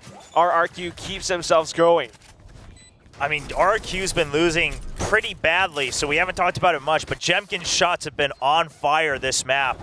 Right, he was a little bit heavy on that first map of Lotus. Definitely showed a bit of a raised diff. But this time on the Jet, at the very least, the snots are just absolutely sharp. I mean, he's always been that duelist ever since on Scars from Ascension. He's been talked about, and this is why RQ picked him up. Still needs so much more justifying these rounds. Sometimes doing a little bit of heavy lifting. I like this timeout from GE. A bit of a counter timeout a couple rounds in, but you know, cool them off as they're starting to heat up. Make sure you can reset. If you can get the 9-3, even better. Things like that. Sure, but it is like the last round of the first half, so a very kind of a curious one, but nonetheless, definitely looking for the 9-3, because once you go into halftime, if they can take that round, now we're just looking at 4 more for Global Esports to make it to map point. Yeah, I mean, listen, you get 2 timeouts, and sure, you might need them both in the second half, but you're so far ahead that I think just want to close it out. Yeah, if you're forced to use both to try to make sure you're not getting caught up, I think those timeouts end up feeling bad either way, right? Because you're kind of giving a chance for the enemies to reset as well. So I don't mind it. Like, I'm not going to say it's objectively, the best timeout or anything like that. But obviously, especially based on maybe what he's hearing in the comms, things like that. But mostly to cool off Jemkin on the other side, 16-6-2, single-handedly keeping RQ afloat. That round, even with the spike going off, able to snap onto heads like that. Critical. Global Esports now taking things a little bit slow, at least for the time being. RQ has game plans to work against this garage push. Oh, this is a trap. Now up on top. The mosh. The dizzy, everything. It's all tossed in. Elmi Moore firing shots through the toxic screen, catching Global Esports. Oh, this was a nasty setup from RQ. I mean, the lineup on the mosh, and then it's just overall, the same, everything was so good. And then the high-low with the Blade Storm. Blaze managing to lurk through mid, though, will be able to look for a bit more damage. Here's the footsteps at the last second, turns around. But look at the shots, just firing it through, making him feel uncomfortable. I mean, what a read after that timeout. What a read, and they pull out a new one from the strat book. You might have been like a bit of a counter timeout from Coach Spin, but RQ made sure to make use of it. Yeah, I mean, very good read from RQ. And the reason I don't mind it is, again, you haven't seen a really hard push on to B from GE, right? Generally, they're always kind of scouting for information on A. They take over pipes control a little bit, and then they slow creep into B. You see that final timeout, you think they might do something a little different. You purposely try to bait them in. As the toxic screen comes out, you just show one Vandal trying to spam through it on a tempo. Say, hey, we're just trying to hold this off by trying to go for some of these spams through the smoke, see if we can get a lucky kill. And GE just bites right on. The recon dart, the mosh, the thrash comes out. It's the read on the thrash as well. Overall, a desperately needed way to round out the first half for RRQ. It finishes on a high note, but overall they were still so far behind. So it's not comfortable just yet. Love from Turkey, eh? Welcome, welcome. Hey.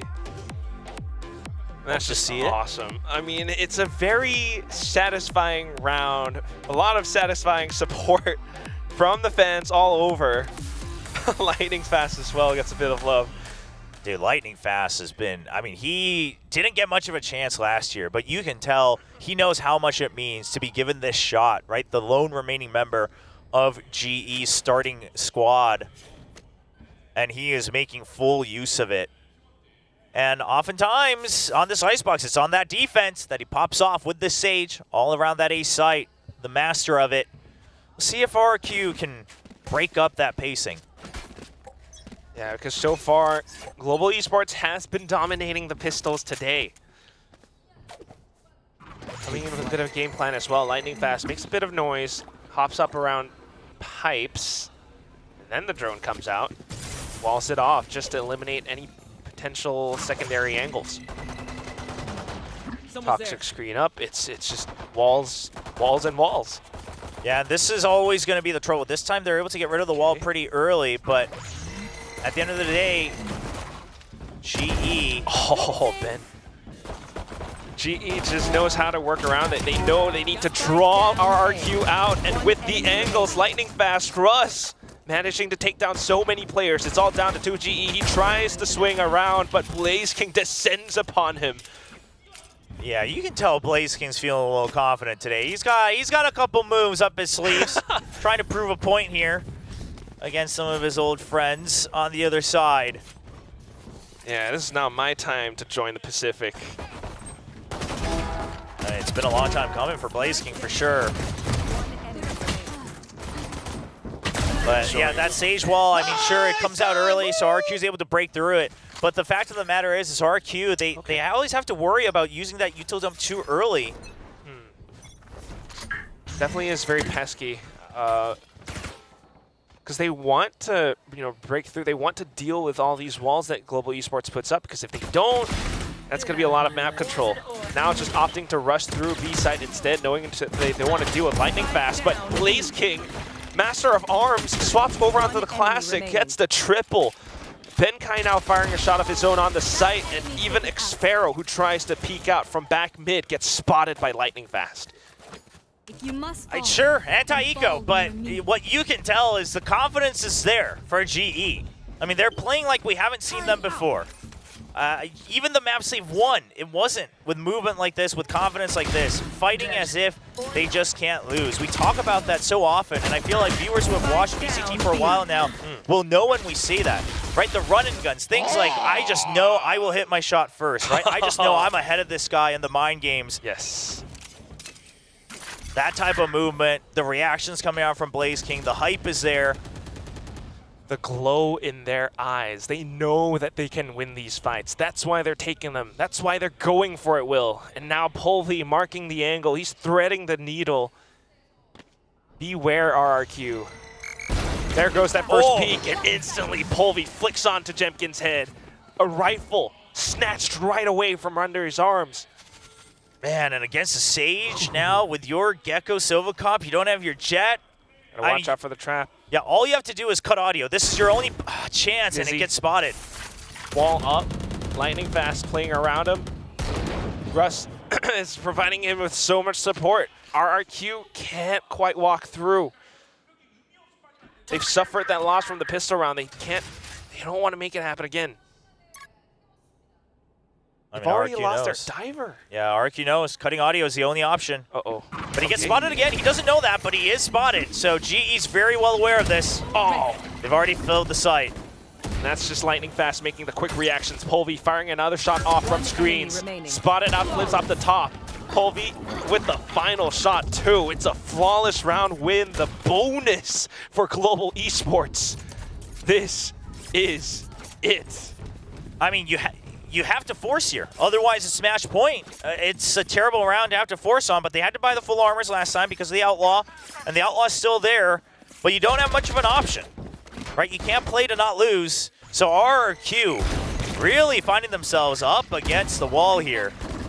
And, I mean, this is, again, what I was talking about with the compositional differences, right? The wall comes out. I mean, sure, your jet is down as well, but if you use your util dump too early, then they can just refill the site afterwards, right? If you hold on to it late, then you don't have as much information, things like that. And what more can RQ do other than to full send it with their force buy in this round? Oh, but the trap play. The orb, Blaze King very aware of it, and they've managed to check the angle. Polvi still with the Outlaw.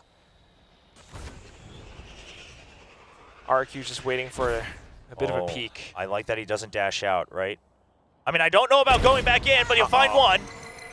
Now they know it's the Outlaw. They have no choice but to swing out. Russ is here. Global Esports, this is their round. This is their match.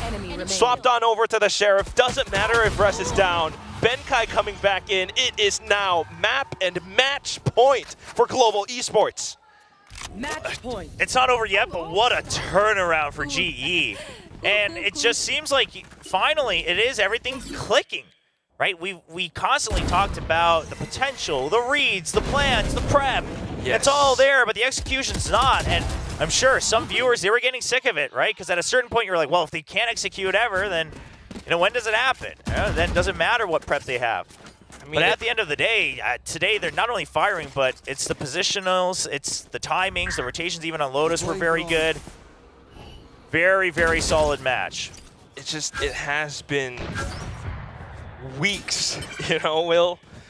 Global Esports, ever since kickoffs, looking a little bit shaky, but ever so slightly improving again and again.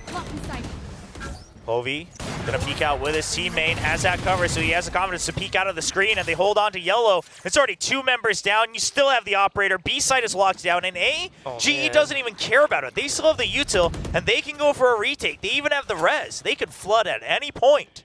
And Ben's just watching too. If anyone tries to pull something sneaky, it's not gonna happen. RRQ just going forward. That's their only option. Updraft up. And Russ is made aware. They're waiting for that spike tap. There it goes. They're even gonna wait. They wanna make sure, is there still a late lurk, right? Is there a wraparound? Because how else are you gonna win this round? Now Thrash online. 4 flips, but he's on yellow, so the timing has to be good. He's just gonna use it to delay. Okay. Just play time as much as possible. Jemkin needs to land his first shot right here. It's all about Jemkin, but the far peek out. He spots him all over the place. Lightning fast with the up shot to open things up, and instantly down goes RRQ. Xfero, the only one left, and he lands a triple. Tries to swing up to the top, but Polvi just a little bit too slippery from him. Global Esports picks up their first win in VCT Pacific Stage 1. And with that, not a single team is winless in VCT Pacific. Everything's still in flux. And GE, they finally give back to the fans that have been holding on to hope for so long for this new squad to come together to prove that firepower is not lacking on this squad. The work, it's all paid off. They've made the improvements, every single one of them today. Ever since that first map on RRQ's pick, Lotus, they made the right reads, they made the right calls, they had the cohesion to make it happen. Just an impressive showing, and meanwhile, I mean, obviously a little bit of troubles for RRQ, sure. I mean, now looking back, okay, maybe 2G having to be slotted in so late, maybe it creates a bit of a chasm in the comms, but that wasn't the only reason. Today, it's GE. It's props to GE. They came prepared, and they had the mentality, the fortitude to also prove and execute what they prepared. And look at them. Like, this is your moment. They have to take that stage, take the podium, smile for the picture, because they deserve it. I love the little bit of a friendly hug from Blaze King to Elmimore as well. Yeah, I mean, Blaze King, he's played alongside some of these guys, obviously. They've been part of the same scene for so long. But what a moment for him as well. A lot of people started to question, where's that fire from Ascension? But it's back. It is so back. Tell us, Desk, is it back? I think it definitely is back, especially when now, after so many days of GE fighting, you finally have GE winning. The moment the fans have all been waiting for. I'd say after this, well-deserved indeed. No, this was a dominant performance on Icebox and a really solid performance on Lotus put together. They looked really good today. They had a lot of really good game plans, especially on Icebox. A lot of trap plays that really caught RRQ completely off guard. It didn't seem like they had great answers behind it. Polvi had an incredible day. Blaze King had an outstanding day. I mean, just a wonderful, wonderful win for GE. In just short, everything clicked for GE, right? I was telling you that there was only just one more series where everything is gonna just turn for global esports here, and boy, it definitely did on a map as well. Okay, moving away from Icebox real quick, Lotus, never really expected them to play super well on that map. They really turned heads on that one, and coming into Icebox, did we really, did we really doubt that they're gonna have a not so stellar game? They had an incredible game coming into second map as well. Yeah, you look at the scoreline, and RRQ, they don't do badly on Icebox, right? We have seen some very good games from RRQ, especially up against opponents that are perhaps on top of the standings, right? But for RRQ, again, this was them on a day that was very challenging for them, and on a day that everything was just in favor of GE. It was just like the right place, the right time, the right energy for this team to take the win. Yeah, and I mean, this is something that's concerning for RRQ, is that we see them come out, look like they can go toe-to-toe with some of the best teams in the world that they have, right? We saw in kickoff against Gen G, where they were pushing them to the absolute limit, just not quite able to beat them. So you got to think coming into this phase, we're like, okay, now RRQ's had a little bit more time to work on some stuff, get themselves a little bit better fundamentally, get that coordination a little bit more under their belts, and then it just all kinds of goes away from them today. It just fails them, and that's painful because we had much higher hopes for them. We were hoping to maybe get to finally see them at an international event, and now it's starting to look like that might be out of the cards once again. Yeah, again, just a couple more matches here, but global esports, looking a tad more better, and just to add as well for RRQ, maybe it's because of that 2GE thing. Is Estrella going to come back quickly after that, out of commission day that he has today? We'll have to see.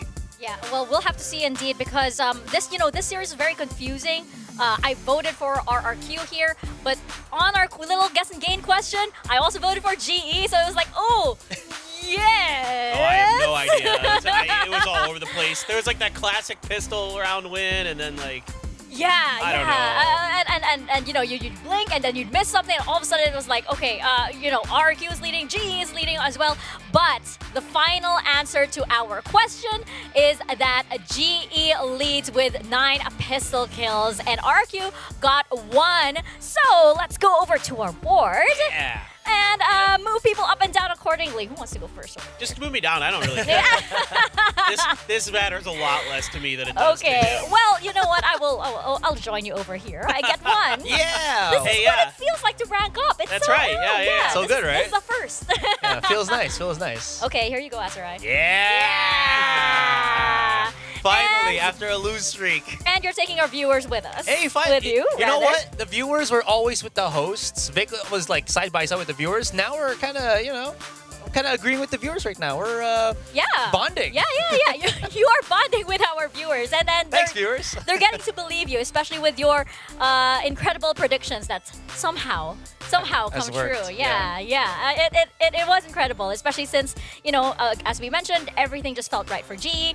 There was also from RRQ, when you do have that last minute substitution coming in, you kind of wonder as well, like the rest of the players, all the other 4 players will need to carry like exceptionally well. They can't make any mistakes at all, especially since they're dealing with a little bit of a disadvantage, right? We didn't exactly see that come online, Clement.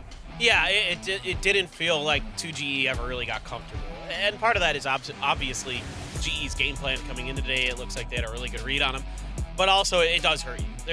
There is no doubt about that. Still, though, you've got to play with the cards you're dealt. You can't just come out here and sneak some cards in and play with jokers. No, you're dealt a hand and you got to work with it. So in that case, RRQ, it's so hard because I saw a lot of mental mistakes here today that didn't have anything to do with 2GE as well. Like using Viper's Pit at really weird times, really weird spots that didn't quite make sense, kind of taking some gambles that I don't think they normally would. It felt like they were on the back foot from the beginning. So I know 2GE didn't play that great today, but I also don't really blame him that much. I don't really think it was that. Yeah. I don't think it was really the biggest factor. Yeah, I feel like, at least for me, I feel like I might have overestimated 2GE as well, because I'm a huge fan of what he's done from last year. And of course, him being a Filipino player, I was thinking like, oh, this is another time for, maybe one of the Filipino players to shine right now, but definitely not. It's not here, because it feels like it's too rushed right now for RRQ, especially when, again, it was an emergency as to how he got slotted in. Yeah, it was very last minute things. It also is a test for the team, right? How well can you adapt to this kind of thing? And for GE, for example, they've had to this whole strategy, this whole new energy that they're bringing, they've had to work with this for a whole week, right? We're seeing the results of it on stage, and of course it's kind of special as well. Like for Blaze King, for example, who has to go up against on the other side, his former comrades on Bloom Esports. They crossed the ropes together once upon a time, and now he's on the other side, and you can see how much confidence it actually gave him going up against people that he knew so well. Oh yeah, no. He played out of his mind today. He was popping up on stage. I mean, he pulled out the Odin in game and out of game.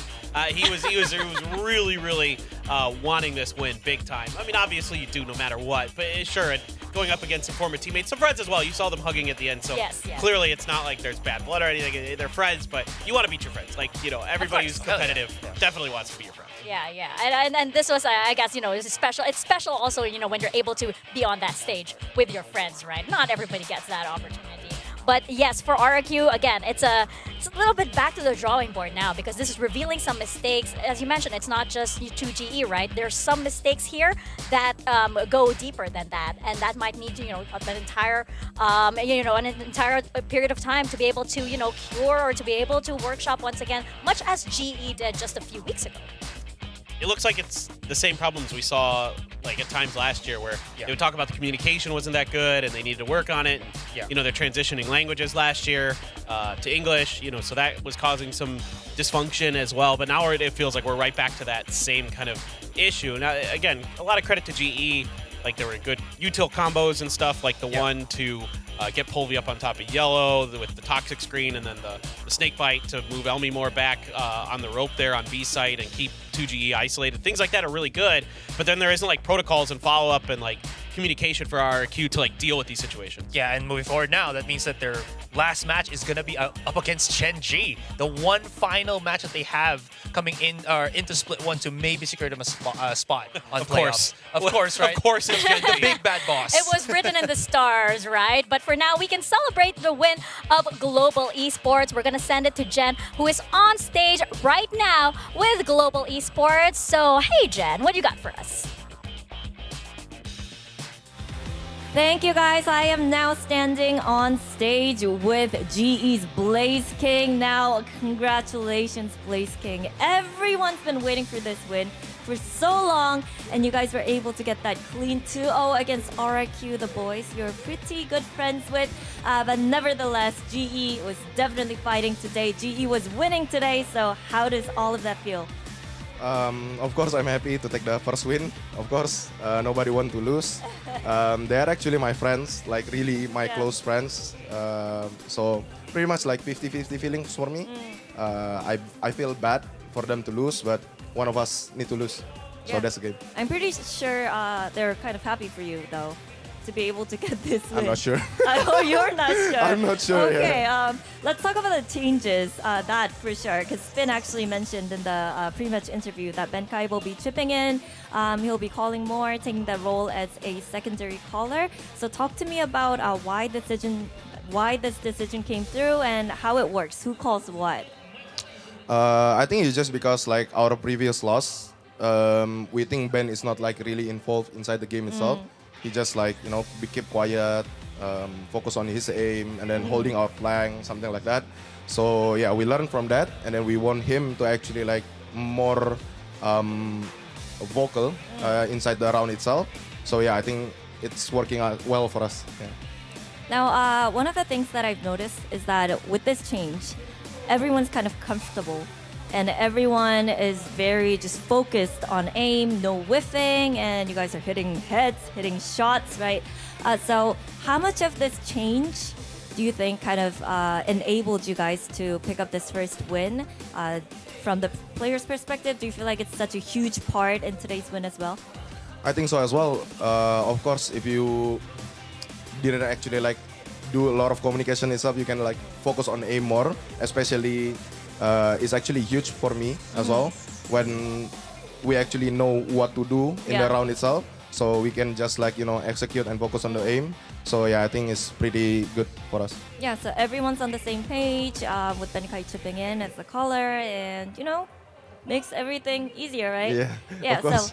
So when it comes to the team identity or team play style though, what is the direction that GE wants to head? I think it's just like play more together and then use a lot of util on them, just bomb them, something like that. Like throw anything, the dog and stuff like that. Yeah, and then we fight together. Okay. So I think that's how we're gonna play because our motto is actually like togetherness as well. Yeah. I think you just described GE fighting in like longer words. But other than that, you guys are facing PRX next. So anything you want to say to them? They're right there. I don't know. Maybe have fun. Have fun, yeah, Have fun sure. next week, It's always fun. Yeah, always fun. Yeah. With GE as well. But congratulations once again and good luck to you in the next matchup. Thank you for the interview.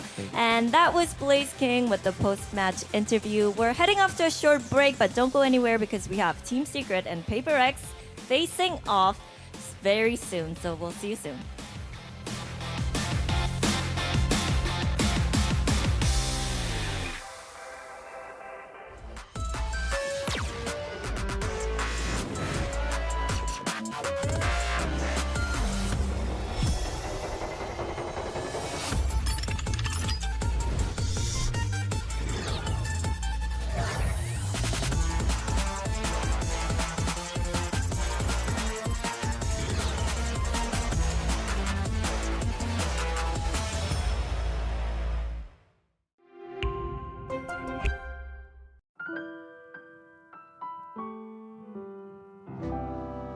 When we are apart, I will remember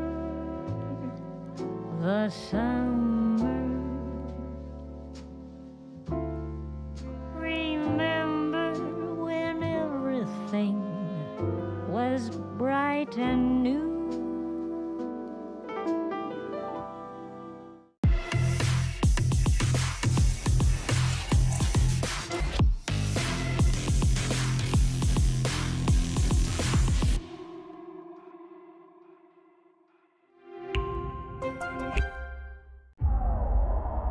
I just want you to be more patient because these guys just play contact. So Okay, Team Secret, we need you guys on the stage now. Come on, let's go. let's go. Let's go. Let's go, let's go.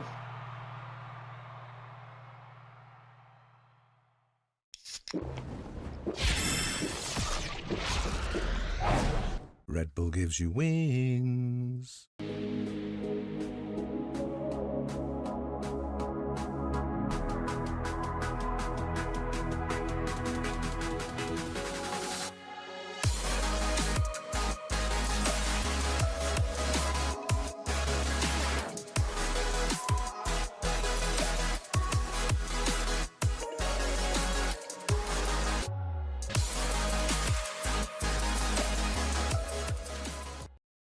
立ち日グループ100周年。私たちは愛する立川にかつてないワクワクや感動に出会う場所を作ってきました。そして今大きな夢の実現に挑戦しています。立川と世界を文化、芸術、スポーツでつなぐ。私たちが愛する立川を世界に愛される都市に。立川と世界をつなぐ。立ち日グループ。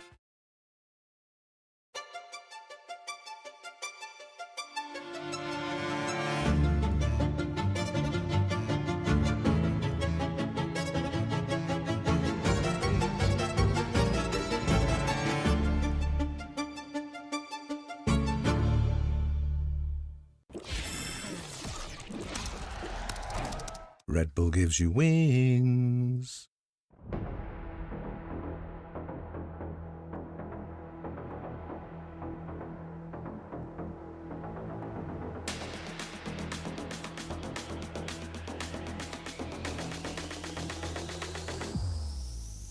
Faster.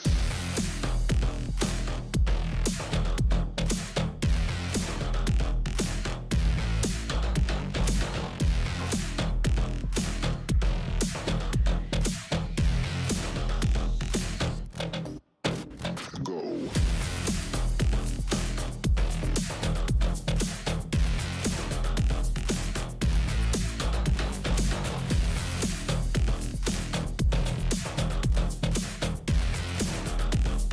Faster, harder, higher, go.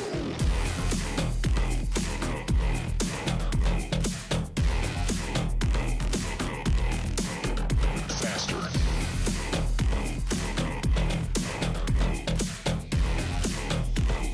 Faster, harder, higher, go.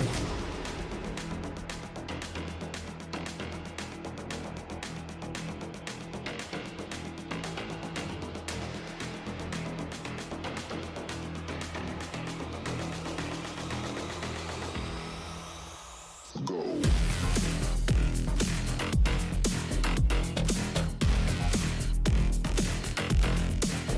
Faster.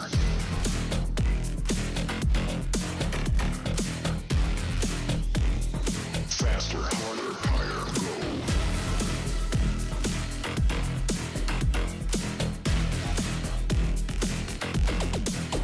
Faster.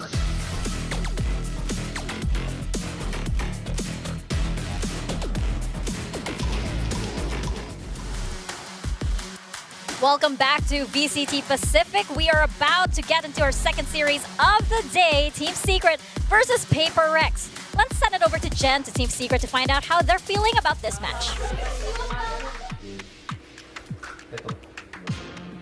And today I'm gonna do the Hello, Borkham. Now, you guys are facing PRX. You haven't played them in a while, but you beat them last year. So, how's it gonna go down today? Like 2-0 because after that we're gonna go to playoffs. Okay. 2-0 today. Team Secret in the playoffs. All right. Good luck to you. Love the new hair. Very, very confident predictions from Borkham there. He must be feeling the hair then. It's probably giving him some renewed confidence going into this match. Sure, why not? I mean, do whatever you got to do to get the wins. You can get from your hair, right? Yeah, why yeah. not? I don't have any to give him, but he can definitely take whatever I got left. I mean, Borkham played well against Zeta, by the way. So, like, definitely could be their day. I mean, Team Secret has beaten PRX before. They know what it's like going up against this roster. As a curly hair, I also know that it does give you a lot of confidence. It doesn't show because I have a bun, but definitely does. You know, so looking forward to. I don't know. It's just because it feels like you look silly, and then if you start not caring, it gives you confidence, and confidence translates into, you know, you just performing better. Well, you do have something on the other side with PRX, who also does have curly hair. So we're going to send it to Jen to see if something is also feeling that curly hair buff that Azurai is claiming to be. Let's send it back to her to see how they're doing.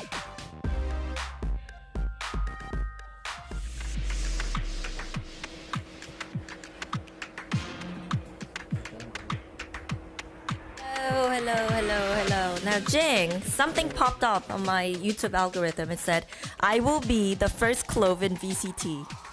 Yes? Of course not. If I do that, I think Alex is gonna break the table, so definitely not. Well then, Alex. Yes, Clove? Why not?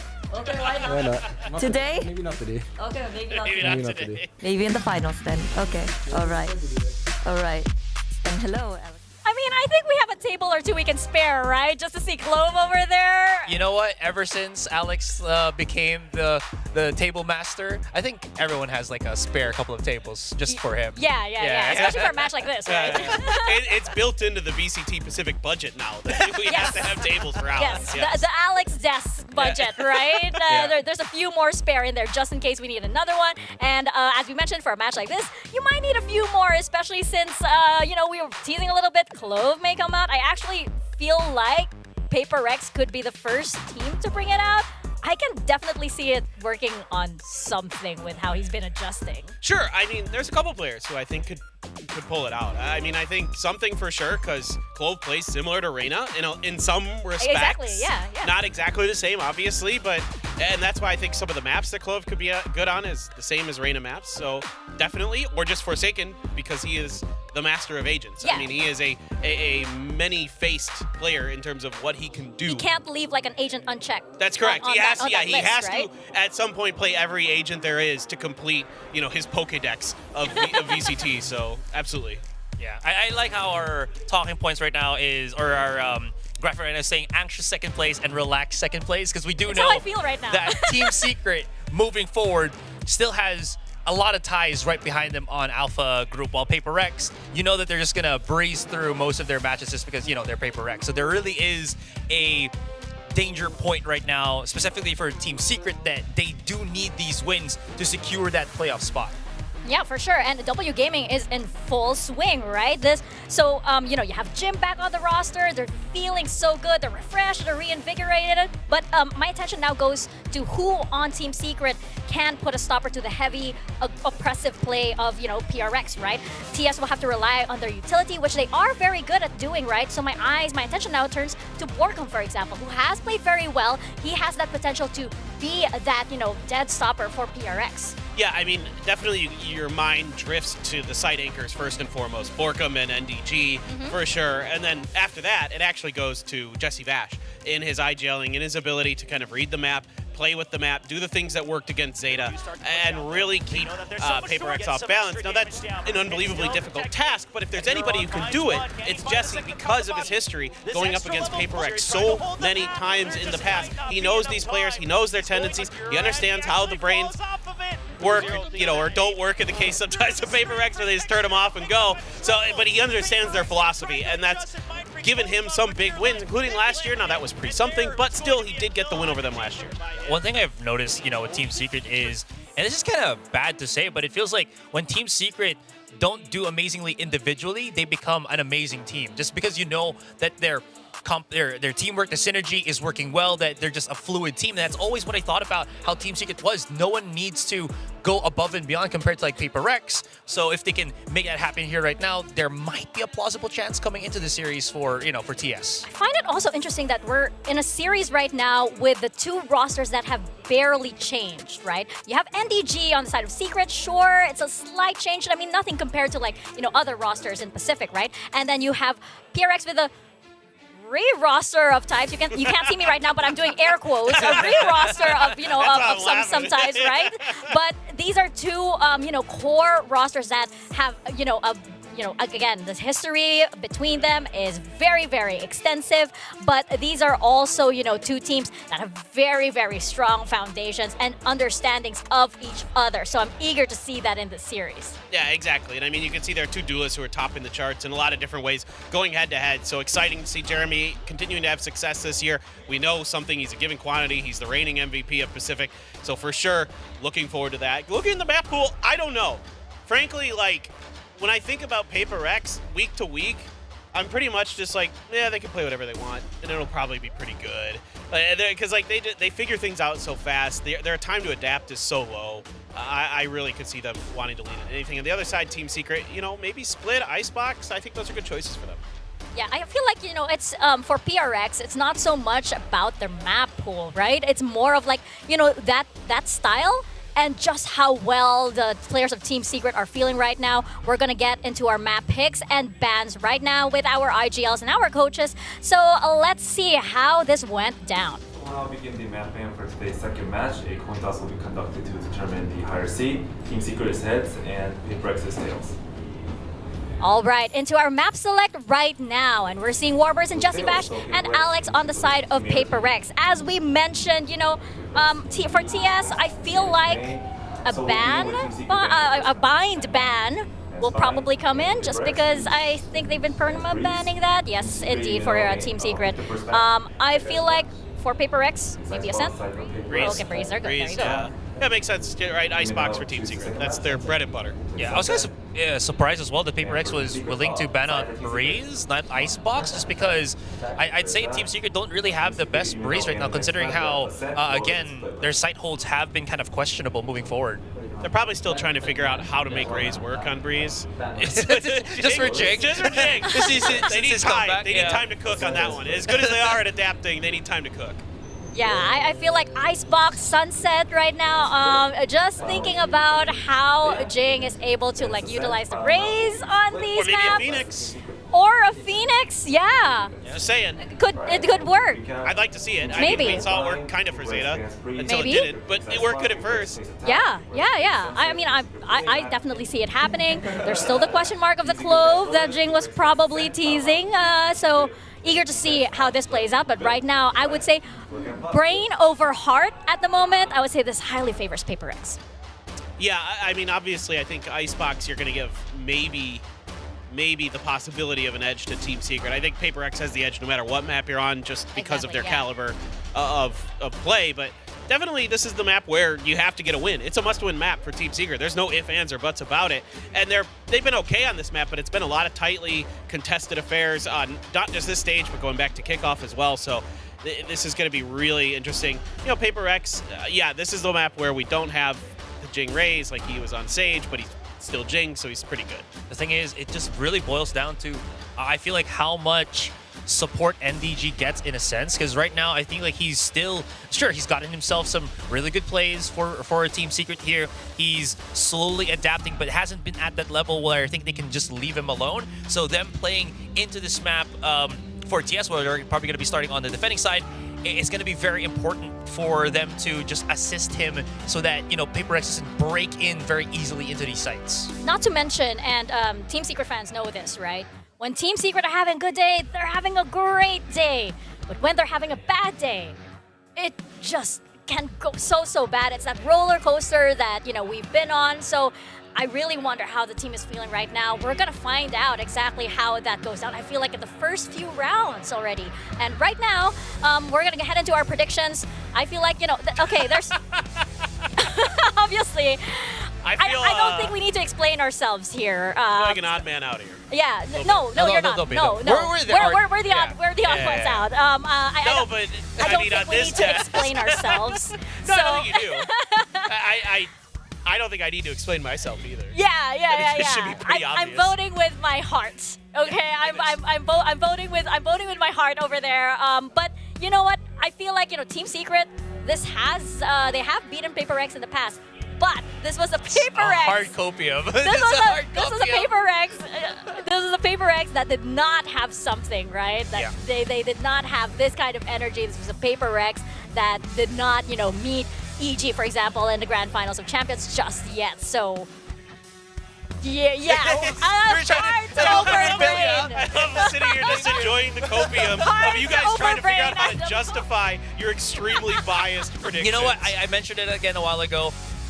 Team Secret, they're best when I feel like no one is truly like shining on the team. Fluidity is their strongest suit, right? Because of how when they're really good, you see how well the synergy of their plays really just come into play. Everyone's just kind of doing their job. That's where Team Secret really shines, in contrast to PRX that has, you know, some stellar plays because they can make those individual explosive entries. So definitely something to just, you know, watch out for here for this series. Yeah, I mean, look, if Team Secret's going to win this, you got to dodge some of these explosive like executes and coordinated set plays that PRX actually does on the fly. They're extremely difficult to do. Very few can handle it. Maybe they can. Maybe. We're gonna see indeed as we head on over to our stage to get our second series of the day started. It's going to be our APAC El Clasico, Team Secret versus PRX. Let's get things started.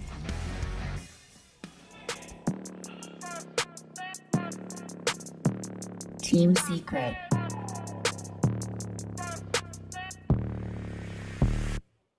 PRX.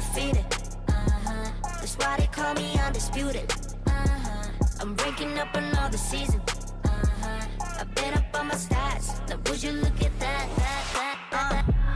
Undefeated, locked and loaded. We about to blow. Caught him with that left, I leave him tapped out on the floor. Can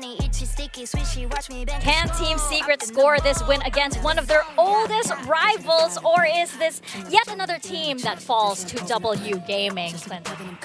Probably. If I'm just being honest, very few beat PRX. Yeah, I mean, look, That's what it is. I mean, that's why they're one of the best teams in the world. That's why they're That's why we're hearing these cheers. Yes, exactly. That's why they have fans that come from all over Asia to see them, including plenty of friends in Korea as well that are, they have made over the last couple of years here. But it's not just that. It's the fact that they're able to not just do it here in our region, but in the global stage as well. They're constantly good. They're constantly getting top threes and stuff. Even when they have to bring in a substitute at Tokyo Masters, what else can you say? They're world class, period, end of story. Yeah, we've been talking about how these two teams have been, having that age-old rivalry in a sense. It was PRX that broke Team Secret, where it was if they won against PRX, they would have gone on to Masters Copenhagen 2022. Sure, Team Secret had that lock-in, but no Masters or Champions showing ever since. And PRX has been one of those teams that has been kind of gatekeeping Team Secret in that way. They really want to get into playoffs so that they can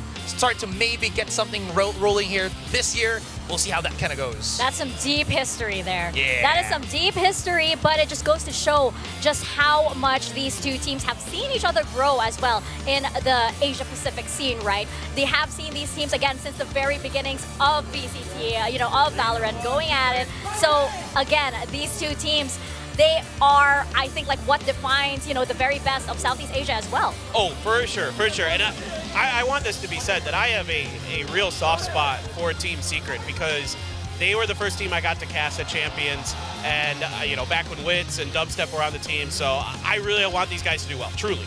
Memories of the past, but now it's time to focus on the present. So let's pass it on over to Quack and to William to start the series off. Thank you very much, Mika, Asarai, and Paperthin. Yeah, we're back in the present, but there is still a little bit of history. Last year in Pacific, Team Secret were actually the ones to beat PRX. Yeah. I mean, listen, history is cool and everything, but time moves on, all right? We got to look to the future. And right now, Team Secret, again, I mean, this is the PRX with something. I mean, they've been looking quite unbeatable. Obviously, kind of let go of the finals at kickoff, Gen G taking that one over. Put the answer right back. Once they return from Masters Madrid, PRX looking like they are not ready to stop yet, especially with the return of Jing. I know, and Jing has been making so many improvements, especially in that game against Gen G last week. They actually defeated them, and it was such an incredible performance. Meanwhile, for Team Secret, they've made some improvements of their own as well. I mean, Envy and Jeremy have been stepping up to the plate.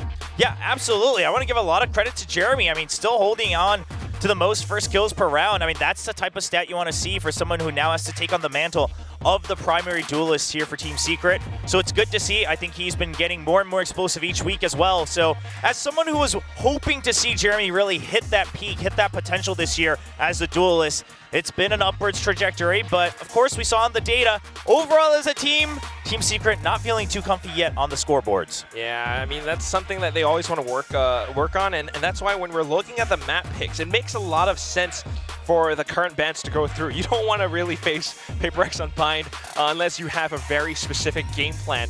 Icebox is Team Secret's comfort pick. They've been playing it for the past 2 weeks. They've always been winning, and it's the same composition. Meanwhile, PRX, although they have one as well, it is that Sage. Yeah, I mean, the Sage looked very good against Gen G. I mean, the Desk talked about it, the explosive executes, the kind of off-a-snap decisions that PRX can make. We'll see if that comes into play today against Team Secret. Of course, we talked a little bit more about the Sage comps in the previous match as well, how much it can kind of deny the Flood-type retakes. So we'll see Team Secret. They're generally pretty good about using utility lineups to delay plants and then go for the retakes. So I'm curious how that will work out against each other. And you also always want to watch out for Jesse Vash. We are starting things out on the defensive side for Team Secret. Just a little bit, disappointed. We don't see a Clove yet, maybe. The day's not over. Listen, second map, Sunset. Sunset is one of those maps that I think a lot of people think Clove could be used on. So, if you're a Clove enjoyer, don't lose hope just yet. Never quite know. Third map split as well. I wouldn't want to count that out, but we start things off. Just a bit of information gathering. PRX playing it safe. Something is already walking all the way out front, but still able to flake on the Jesse Bash. The bait here from Forsaken just gets pinged. Not quite sure if it's entirely intentional. I gotta believe it is, because then something's already planted deep down mid lane. He's fighting with the turret, goes on the swivel. All right. Topped off the rest of the team off of some of these movements. Something as a turret. They've made their way onto the A site. There is a bit of a toxic screen that they have to work against. Something loses his life, so retake's underway. Okay, now you know that there has to be a flank, right? Because you still set up your wall. You know it's not broken yet, so you got to imagine that it's going to be a split retake here. But do you expect two? No, you don't. Jeremy swings around with a nice kill with the Sheriff. Might not expect the Sheriff either. Now you got to watch out for it. You don't want to leave yourselves open to these lines of sight, especially up around Belt or Nest. And now you got to watch out for Raptors too. NDG swings out along for the trade. But of course, it's this duo, Forsaken and Jing. They're able to land their shots, even with the classic Jing. Manages to close out the round for PRX. Yeah, it's huge kills on both sides, but at the end of the day, Forsaken really holding on right on top of the spike, making sure that he's watching for the flank. They knew that it was 2 by the time Jeremy gets to kill. So they're ready for it. They understand that there's more, and they know that these lineups are coming as well. Forsaken very quick to let go of that defuse. Overall, great, but of course, more than anything, Jing getting the finishing kill in the pistol. It's a good place for him to continue that confidence build-up, which, quite frankly, I don't know if he ever lost the confidence.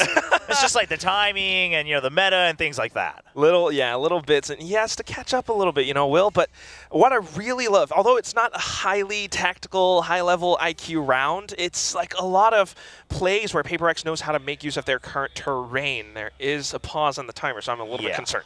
Yep. Surely not a timeout. I believe it is going to be a tech pause here, so hopefully that gets sorted out right away. But as we're waiting for that, I do want to give a little bit of props to Team Secret, right? I think they reacted a lot quicker than they have on maybe some other matches and maps where there seemed to be a plan right away that you're going to go for a ping onto mid, and then, depending on that reaction, you're going to go for an instant push out, instant swivel, things like that from that B side. A side always looking to be delayed with the lineups. And surely that's a pattern that PRX will be aware of. I think maybe just caught off guard a little bit by the quickness of the push out from B. But clock is ticking down in game right now. I can see that on my other screen. Yep. And we're going to see it's chaos. Okay. In classic PRX fashion, of course. But you know what? They won out in every single duel. It's just up around Garage. Met face on full against Team Secret, and they didn't lose a single member. Yeah, I think you can look at the minimap and see exactly what happened, right? This was a setup from Team Secret. You're trying to use that toxic screen against them. Stack up right outside Garage. Doesn't work out. It's a flawless. That's 3 Bulldogs and a Vandal carried over. This next round is no longer a bonus. It's a buy for buy. Awesome. The Vi still on the Sheriff, though. It's still really good. Okay, now we get to see exactly how it went through. Flash shot by Forsaken. Nice. Okay, okay. I wanna break turret on middle. Okay, wants to break the turret in middle. All right. Now we know. I will not? No, I think he said I want to. Okay. He said I want to. But we've seen that from some of their comms videos, right? Something trying to be a lot more assertive in his comms as well. Forsaken kind of giving him that space. Okay, there we go. That has always been how PRX operates, right? Everyone has, a little say in what they want to do. They just call for utility and they flow in together like that. But I like this. The early break on the turret, right? If you know that that's the default setup, just make them have to worry about it. That's going to pull the forces back away from the sites. That's why Borkham has his eye up on Boiler now. And now the drone used on Kitchen as well. It's going to be a fast push. They're trying to just clear out some of the early util. Nanostorm's not quite cleared, though, so a bit of a delay. Slow Orb denying Raptors as well. NDG still around backside, but he's waiting for the team to arrive. It's going to be a full-on retakes play. And now on the minimap, Mind Freak still watching for that flank, but it's a quick flail in by NDG. They didn't quite expect that speed. Something definitely did not expect that. But now, spike down, it's out in the open. We don't have necessarily any fragments, but we do have the snake bites from Mind Freak. So as long as PRX plays it safe, they've got these lineups, they've got the lines of sight, they should be able to land their shots. Jesse Vash, though, is dialed in. NDG now finding a frag of his own. PRX needing to fight their way out, and unfortunately it's not quite going to happen. Borkham will stick the defuse. Yeah, you carry over 3 rifles, but quite a bit of damage done to the armors, so Team Secret will keep a tab on their credit situation. Overall, I like that they kind of sneak NDG in there while the wall's up. You kind of use that to your advantage that you don't have to clear as many angles, so he goes, sneaks in on the bottom floor. You love that from NDG. That means that the rest can now peek out from heaven. You're able to dig deeper right off the start before you go for the early tap. It's a good call from Jesse Vash, the IGL. And now we'll see. PRX, they seem to be wary that, that util setup's going to be there on A, that there's going to be lineups, things like that. But Team Secret, that gives them a bit of an edge in controlling the timing on the retakes. Good retake. And they knew that PRX were coming for some of these duels, so just keeping their sights trained into some of these choke points, they managed to make it work. PRX goes in for the same rush down strategy and not breaking the turret this time though. So Team Secret just kind of respecting the space for the time being. NDG not quite anywhere around the site, but it's the same sort of full-on retake strat. Jing waiting out that fragment for the spike plant. Yeah, but that means he's going to have to plant safe. So that spike, the post plant's not great for it, but Forsaken's just going to hold on to the site with a nice double. Watch for Raptors, watch for Jesse Vash. Now they're hunting him down, peeking out one by one. Jesse Vash with the double kill to answer right back. Yeah, I think some of us are regretting those pushes just about now. He's only 1 point away from the Hunter's Fury as well. One gets pinged, but Mindfreak does that on purpose, right? He's trying to clear it, but this sets up for Forsaken. You don't quite expect him. He's crouched as well. So he doesn't have it at head height. Flicks over just an inch away from Forsaken. So the triple kill ends it for PRX. They picked up the third win. I mean, the heads up from Jesse Vash knew that this might be a bait, but not able to snap onto Forsaken, sitting at low health. He will make the Hunter's Fury happen, so ult cycle trying to keep up, but PRX sitting ahead with the null command and the lockdown as well. Now PRX might have to temper with their pacing a little bit, because so far they've been rushing repeatedly into this A site, right? Now you gotta want to watch out for the Hunter's Fury. If you try to get the spike planted, you never quite know what Team Secret might throw at you. But I love the adjustment to watch for Raptors.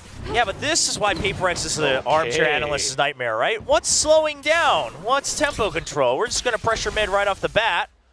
Something. Just plant him there. Mindfreak there in the cover. Oh! Wow. Okay. I mean, both of them expecting each other, but Jeremy actually went out with the Sheriff. Yeah, somehow the Vandal shot's just not quite going through because of jumping inaccuracy. Meanwhile, though, the rest of the squad still repeatedly going into that A site. And like I said, the Hunter's Fury invested. Jing eliminated. Yeah, but now the lockdown can find full value. The spike already ticking down. This can be an absolute timing thing. Yeah, Divide, maximum value off of this. I don't know, though. Jeremy coming out from behind. You're going to have to watch out for that. Forsaken trying to hold out the front. The toxic screen is a bit of a pesky they can't get rid of this lockdown. Wow, it actually went through. Yeah, Jeremy still not in a position to try to find a lineup with the fragment there. Okay. One enemy remaining. Jeremy's still kind of able to set up the flank. There's that shot that ends the round. Team Secret. They have the right ideas. Thrifty. I mean, I'm actually kind of surprised that Team Secret, once they knew that they weren't that confident on the lineup, it seems, they just say, you know what? Let's just see if we can draw out the numbers, right? Because they're going to have to defend this lockdown. They can't just let it sit out in the open. So they try to dwindle it, knowing, like you said, that Jeremy was on the flank. One enemy remaining.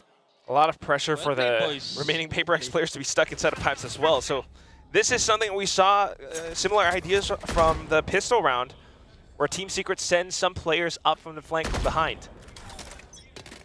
Well, PRX taking a page out of Team Secret's book. Oh my God, they're doing it. They're doing it, Will. Oh, here we go, Team Secret. It's just Jeremy, though. No support. Just him solo against an Inca round. Okay. He'll get 2. And he's looking for the third. Something will shut him down for the time being. There could have been so much more. Meanwhile, the entirety of Team Secret works their way around this. They are waiting for PRX to rush on through. Just a hold on to that second floor. Wanted to check Hell, but he gets picked off. One enemy A little remaining. bit of a sidestep for Mindfreak.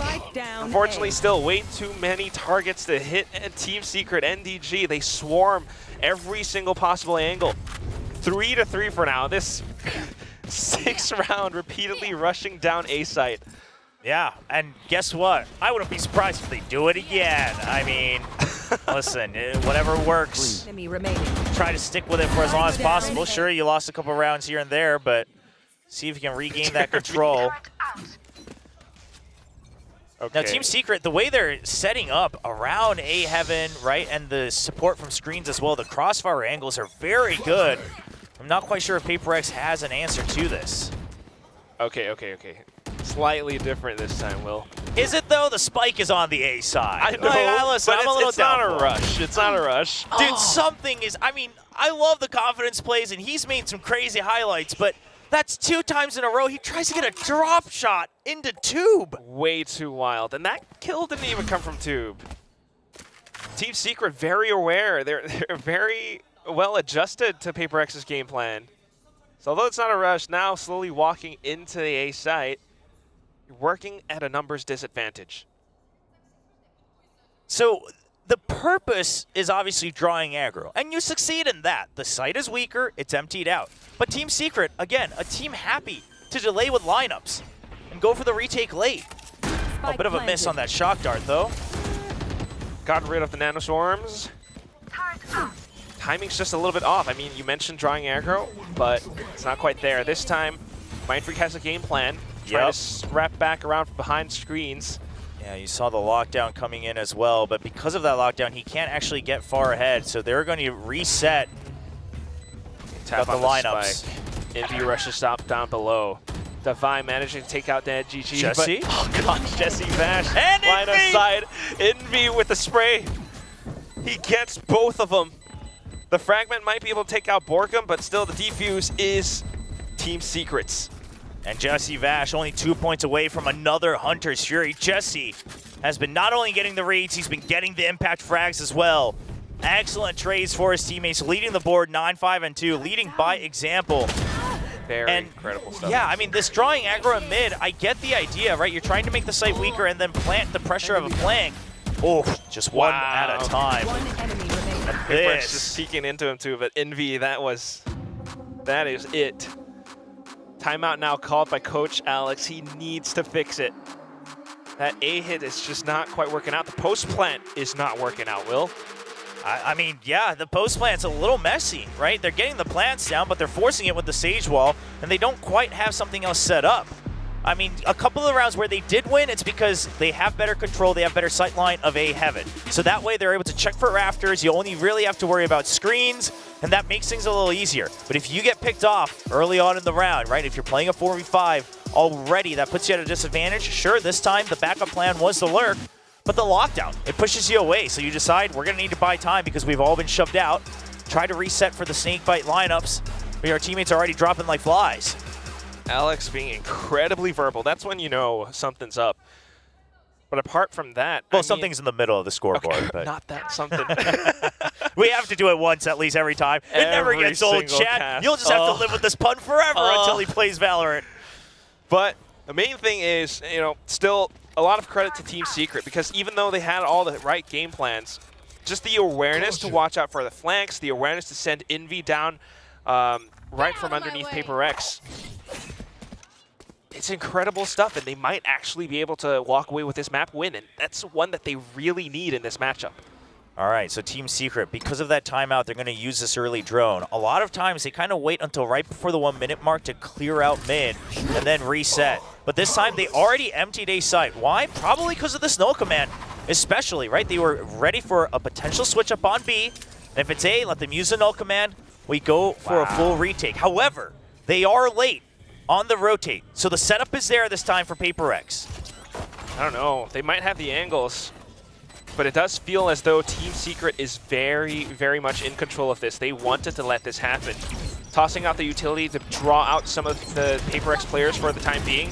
Cloud bursts have been spent just to keep themselves alive. Something will be able to swing out. There's the first blade. Jing finding a single shot through. Jesse Vash now swinging out wildly. Mindfreak able to take him down. Forsaken holds down the angle, and Borkum's flank now has been spotted. PRX evening out the score. Yeah, I mean, sure, you get shoved out of your spots a little bit, right? A lot of util trading on both sides, fragments thrown out from both teams as well. But that means that Team Secret's retake is a lot weaker. That util had to be used to clear out the closer angles first, and PRX still had time to reset on the angles.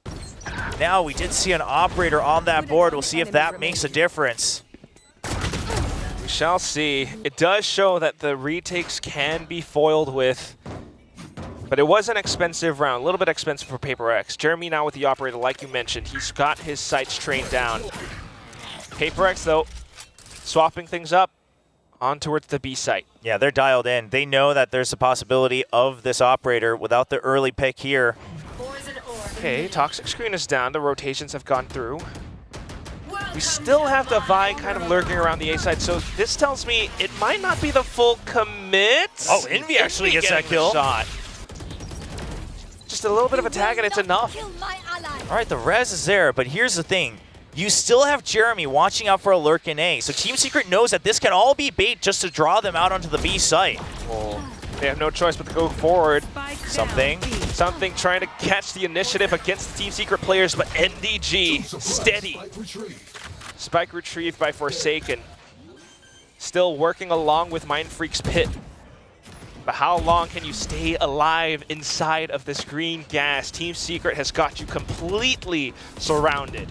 Here comes the drone. He's been tagged.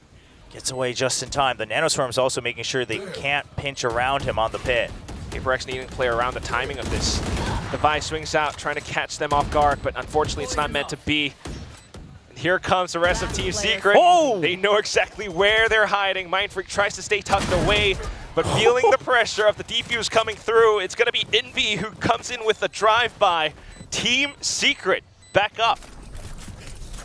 I mean, such patience from Team Secret, right? The pit comes up, and they just know that with the pit only barely covering the initial plant, you break the wall, you constantly spam, you use your util. Really, the entire plant here. Well, first of all, great shot from Envy, knowing that was through the. Oh, wow! Even got the one onto Jing as he gets the spike plant in the common spots. Yeah, I mean, again, that pit doesn't cover enough, so it's a lot easier for Secret. But what I was impressed with was, again, Jeremy holding out for long enough on A, just in case that this forces them back. So Team Secret being wary, not overreacting, but just knowing what their win conditions are. They weren't afraid of the pit once they had the numbers advantage. Team Secret always making sure that they are staying one step ahead of PRX at all times. And that's really what could give them the win on this map. Jeremy's still alive on that operator, and PRX gonna have to watch out for it. They're playing off a bit of a default this time. I don't know, Will. I mean, right now, Jing in the best position to spot him at some point, but he's only got a stinger in hand. So PRX with that stinger on one member, just trying to scout out. Now, during all of this, they've cleared green. Okay. They put pressure all the way onto yellow as well. They're going to plant something, and now they're going to go for the classic kind of 1-4 split push and pull. Look at NDG. Yeah, this is a big one. The fact that he hears these footsteps. He makes the call. We saw it on the cam. Tiny gaps across the map. NDG slips in and provides information. He is such a spy. Borkum now hovering up around halls. Huge tag onto two crucial members of PRX as well with that 0 point. Envy. He's got the null command too. 30 seconds. Jeremy's still stuck on the A side, but it's not, a big deal. Comes the snake bite to deny the spike plant. PRX running out of time. And the spam off of the fragment as well. I mean, Team Secret knows exactly the places that PRX has to back out to. They know the value of their lineups. In control. Complete firing range as they continue to spray on down the single lane as well. Mindfreak, the only one left, trying to stay alive around yellow, but spotted out by the operator at the very end. Just really, really good. And this is why Team Secret has been one of the stronger teams on Icebox. Is first of all, just the lineups are really solid, right? And once they know exactly what areas their lineup clears, they know that if you were to let go of the plant, if you were to back out from this, where would you have to go? You even see them actually through this crack on the wall. A bit of a miss here on that setup. But overall, I mean, it's just really, really good setups. And again, I can't emphasize it enough. Really good patience. No overreactions from Team Secret today. Yeah, very, very, very much patient, controlled, cautious. Now Jeremy on the same thing. Different angle, though. Yeah, the flash will force PRX to back out. Goes for one more chance. Ready for the ante. All right. PRX keeping up the ace, but Jeremy, look at him. Swap it over onto the shorty just in case they come up around. Jesse Bash back into support, too, knowing that it is that half buy. It is going to be close quarter duels. The wall bang. He makes sure that he doesn't go down without swing. And then the lockdown. Although it does go through, PRX might be able to stick the plant. They've lost way too much. Oh, and the null command. No. Yeah, that means they can't really protect themselves with util. Team Secret is pinching in. Forsaken 5 HP. Oh my god, he's trying. He's trying. Team Secret enemy remaining. Keeping things interesting as they tap on towards the revive of Envy. Up he goes. But of course, the shot from behind as well. Pigeonholed into the site. I mean, I hate to say it, Will, but it almost looks as though, like, it's the whole storyline of Jing coming back in, right? It takes a little bit of time for him to retool himself into the roster. Icebox, although they might have done, decently well against Gen G on this map, it still isn't enough time, especially when they're up against a team like Team Secret, who has done so much practice on a map like this. Yeah, I mean, I think a lot of credit to Secret as well, right? Understanding the enemy's composition and their timings, knowing that it's PRX. Absolutely. Knowing that, listen, normally Team Secret, at the moment you hear the entry, like all of their lineups would fly out instantly. and they would normally win a round like that. But with PRX, you know that they might push you off of that. They might just be faking the plant, especially the first couple rounds. I think Team Secret got a really good read off of how those early round losses went. They're able to delay, be a bit more patient, make sure they set up for the flank. Again, always keep that second option for a potential retake. Which is precisely why this is Team Secret doing such a good job. I mean, even look at this. Viper's Pit up now in the last round of the first half. Oh, and speaking of Odin's on Icebox, it is here. Although this is very long range. Very specific angle. You got Envy watching underneath Tube as well. Pretty soon, Mindfreak's going to walk into the crosshairs, the sights of Jesse Vash. Now continuing to spray through. He instantly knows that it's going to be a Nyx movement through screens into B. NDG is prepared because of this call. Divide trying to sneak up through the zip line. Manages to take down one head. Is it going to be enough, though? Not quite. The spike dropped. Envy spins around such a quick move. Divide has a tall task ahead of him. Needs to swing out. But Jeremy's just quicker on that trigger with the operator. A massive first half from Team Secret, 8-4 lead. And even that last round, you go for the early pit, but therefore you're afraid of a potential pinch. You know that one of the ways with that pit kind of denying entry into the standard entrance of A site, you're thinking, all right, the other weakness is going to be mid. So we're going to hold far back. I'm not going to get tagged by any utility because I'm holding the Odin from all the way in spawn. And just watching for that kitchen push, that tube push. Then you hear the wall. It gets broken down by the Odin. Now PRX, they're panicking. They go into the site one by one. NDG's there. You know, Jaw at the ready to pick him off one at a time. A good hold by NDG. You know, give props where it's due. You know, a lot of people questioned, is he ready for the big stage? He seems to take a long time to warm up. You know, is he going to have enough impact? I say today so far, he's doing exactly what the team needs him. Working off the information, the calls from the IGL, Jesse Vash. Everything within Team Secret's control. NDG's just in the perfect moments, and he definitely performs up to par.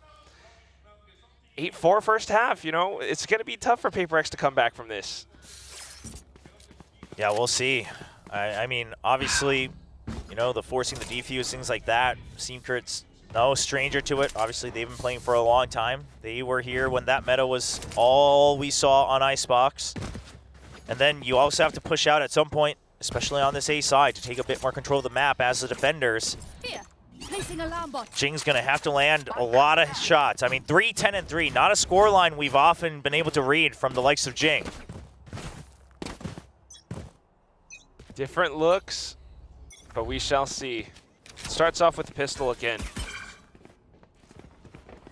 PRX had some pretty spicy rounds starting off in the first half due to their massive firepower and smart plays, micro plays around the little parts of the map.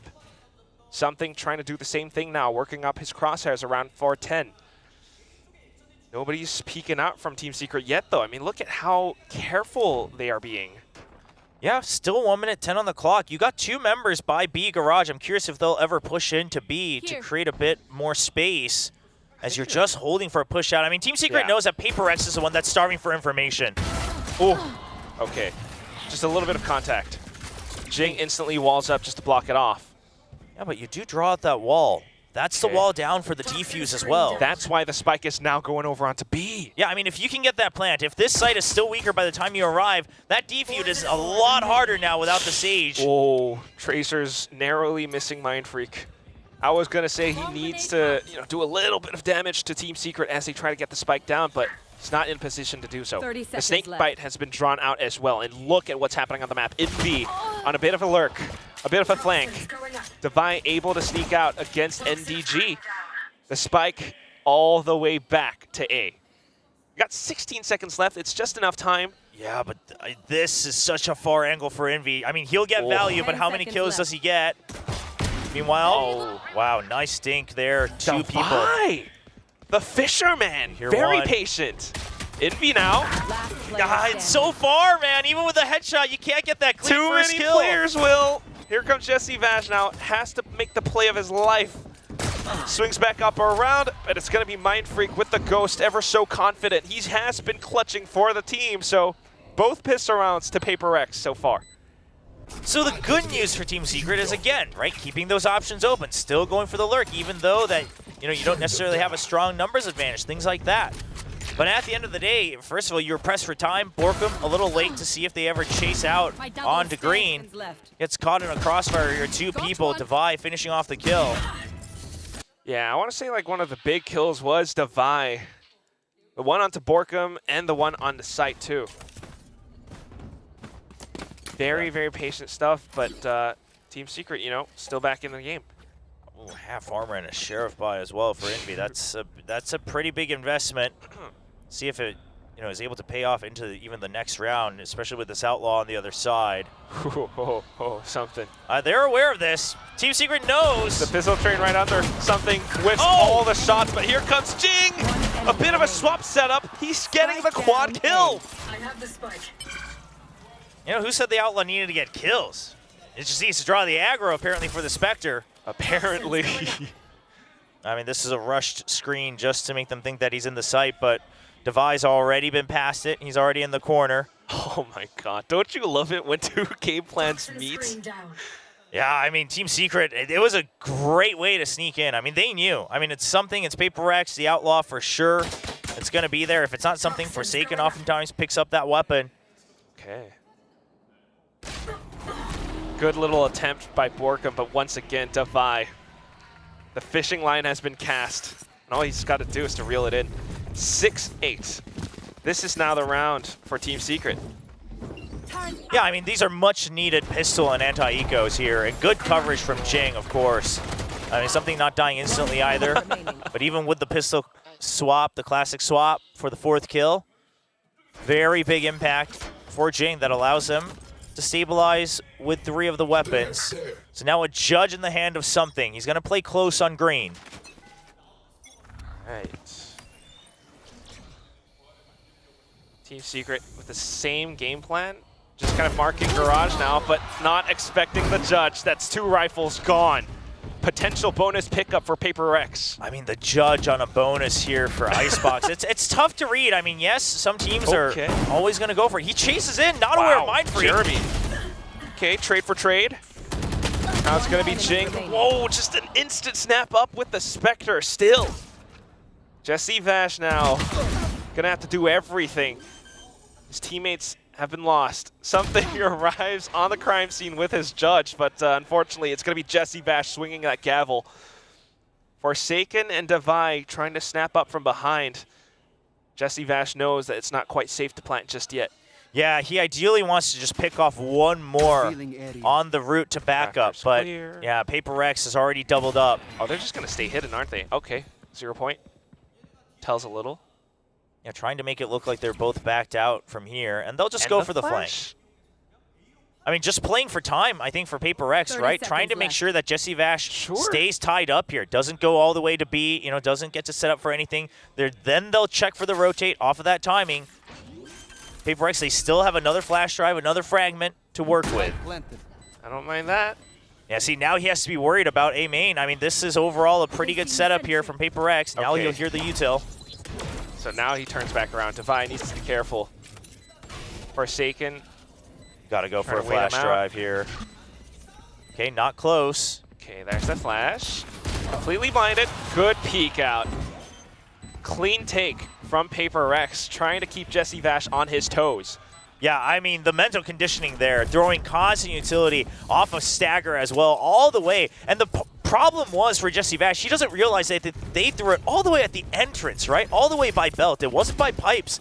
So they're throwing it from afar, making them think that they didn't have time to rotate. Then once he realizes they've rotated, one's already onto conveyor. They're now able to go for a crossfire. It's a good setup. Divide with the jiggle, and then it's the pop flash up in the sky. But as always, in true PRX fashion, that round starts with the judge kills. This is what gives them that comeback. Now the bonus round in their pockets, something up on the operator. Jing back in with the res as well. Jesse Vash might have the Hunter's Fury. He's going to have to think about saving that for a future round. Oh, and nearly everyone gets tagged by that 0 points. Team Secret not going to be as speedy as they would have wished, but they'll still get the first peek onto Mind Freak. Nice. All right, very careful, trying to make use of the little gap inside the toxic screen, but unfortunately he gets tagged up instead. So the plant goes through. Post-plant setups from Team Secret coming in. Okay, wanting to play with the numbers here. Yeah, even against the Eco, they know they need to push because of that Hunter's Fury, that post-plant. You know, the lineups, it's all going to be there. Gotta push in really soon, though. Using utility just to trap down Yellow for the time being, but now swinging in. That Poison Cloud is doing so much. Envy, what a and shot. The fragment. Oh, and another. Oh, and a third. Quad. Envy. Better weapons. Huge hold by Envy. Doesn't even need to use Hunter's Fury from Jesse Vash. I mean, that is just a typical Envy show. 28 and 10 on the scoreboard, but all with the Guardian. One taps through and through. I gotta look at the replays on that. I mean, first of all, a good check onto Mindfreaker through the crack. And Borkum, he'll hold on, but they have to use an early snakebite. Throws the fragment as well. Just snaps on. He sees the Tracer, and he's ready for the peaks. Dead shots. Pop off King. Asterai is gonna enjoy that one. But still, I mean, I gotta admire that Poison Cloud from Borkum because it really blocks off a lot for PRX. So Team Secret keeping their lead up. Team Secret reads this. Setup. Okay. Yeah, they read this, that it's going to be a forward movement, whether it's up on Nest or whether it's right under it. Wait, Defy? Very stable for close. The edge. But they were suspecting it for so long. I got to imagine that they will surely still check this at some point, right? Oh my god, I do not know. If I mean, here comes the drone. Due diligence, then yes, but... No? No drone? Yes, okay, drone. There's the drone. Okay. Props up Tailwind. Okay, now he gets out. A little trade for utility. That took a little bit too long for Comfort, though, like 30, 20 seconds. Now the rest of the squad rotating over. PRX reading the same movements as well. Something against Jeremy, but Jeremy gets the heads-up duel. Yeah, Something was not quite aware of that repeak from the left side. He was more concerned about the Cubby on the right. And now with Jeremy being spotted on A, PRX, they're still just going to hold on to B site. NDG, unfortunately. The cost of the spike plant. Now we've got the null command from Envy as well, earned from the previous round. Just trying to slow down this retake. Defy trying to find the shots, but it's not quite happening. Jing now pushes up front, but look at the cover fire. Borkum with the quadruple. 2 4Ks back to back. One for Envy, one for Borkum. Team Secret, they are firing today. Came prepared on Icebox, and you know, who knows what the rest of the best 3 looks like, but at least their own map pick, they're ready for it. You know, I don't mind sticking the plant either. The snake bites, everything, you know that you still have the overall numbers advantage. You're just making sure that you go for the trade, and that's all up to Borkum. Everything going according to Team Secret's game plan right now. They haven't called a single timeout. This is the second one from Coach Alex. We'll see what does Alex tell them here. Because obviously, generally, yeah, that's always the standard. You got to push out for some pressure on A, and whether you hold on to it or not, what's the rest of the reaction? Now, until now, PRX oftentimes planting out in mid after that initial push, see if there's a rotate. But they've been getting shoved out of that as well. And the other thing that's probably scaring PRX a bit is the fact that the Team Secret players are not shying away from fights, right? They'll take those duels any day. They'll go for the peaks right now. And so PRX can't rely on their mechanics to give them the mental edge in this matchup. Yeah, it's not quite working. You know, it makes you think if those first few rounds where they repeatedly rush down A site is biting them in the back right now. Meanwhile, for Team Secret, those heads-up duels, even though Jeremy's, you know, maybe not at the top of the kill feed, he is putting in that impact. But at the same time, I mean, Envy, Jesse Vash, that impact is definitely felt, especially Envy. 20 kills, this guy. 14 assists, too. Yeah, I mean, he's doing everything he can as that KO. Oh, okay. Got him. Got his one. eliminated the tail for a second. Yeah, and the fact that it was a high setup as well on green lets him kind of get a lot of vision on it. Now you know that Team Secret has to be worried about the flank. He even catches sight of the Vipers, so you know that even if there's a push on A, it's a weak one. It's only 3 members. Which is why the rest of them on A site aren't really budging too much. However, with the patience, Envy going up for that hits up duel. Jeremy off timing catches PRX in on the rotation. Jing, though, left undiscovered, will be able to pick up a bit of a double, only for the time being. Borkum hears it. He hears 2. He's going to wait to peek only the second one. Misses the timing on it. He'll have to regroup with his teammate. Comes back in now. They've got the timing on the site. They can set up having advantageous angles. The Vipers hit to block off screens too. Yeah, but it only covers part of that spike. Okay.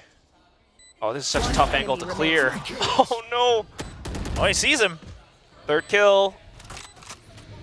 Mindfreak just trying to do what he can. Goes in for the tap to draw the peek out, but it's just a U-tilt thrown at him. Doesn't have vision. It's too far. Yeah, there's not much he can do, and he has no idea that Envy's swapped out. up sides. Envy. So smart, so cerebral, on top of the game. He's got the secret. PRX has got to find that out.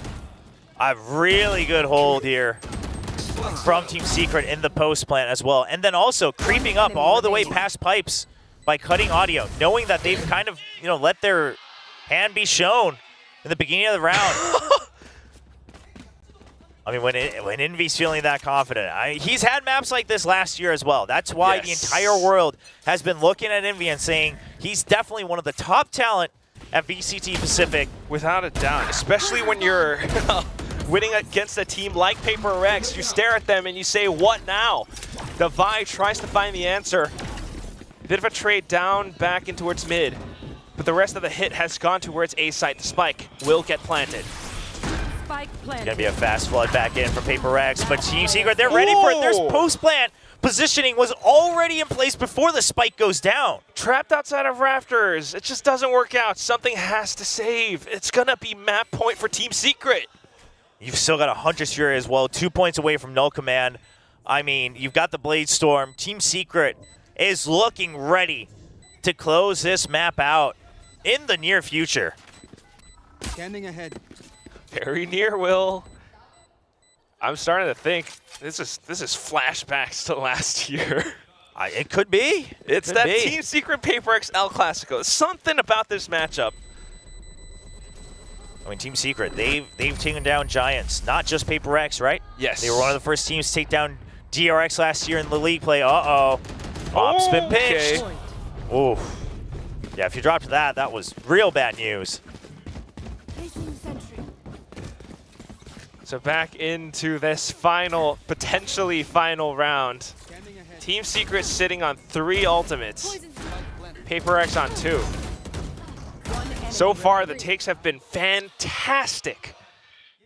The way they're going across the map, or even just checking and sensing for the push and the pull of PRX's defenses. Now marking the post-plant exits as well. Oof, not able to quite clear that drone in time. It's going to be a trade for trade.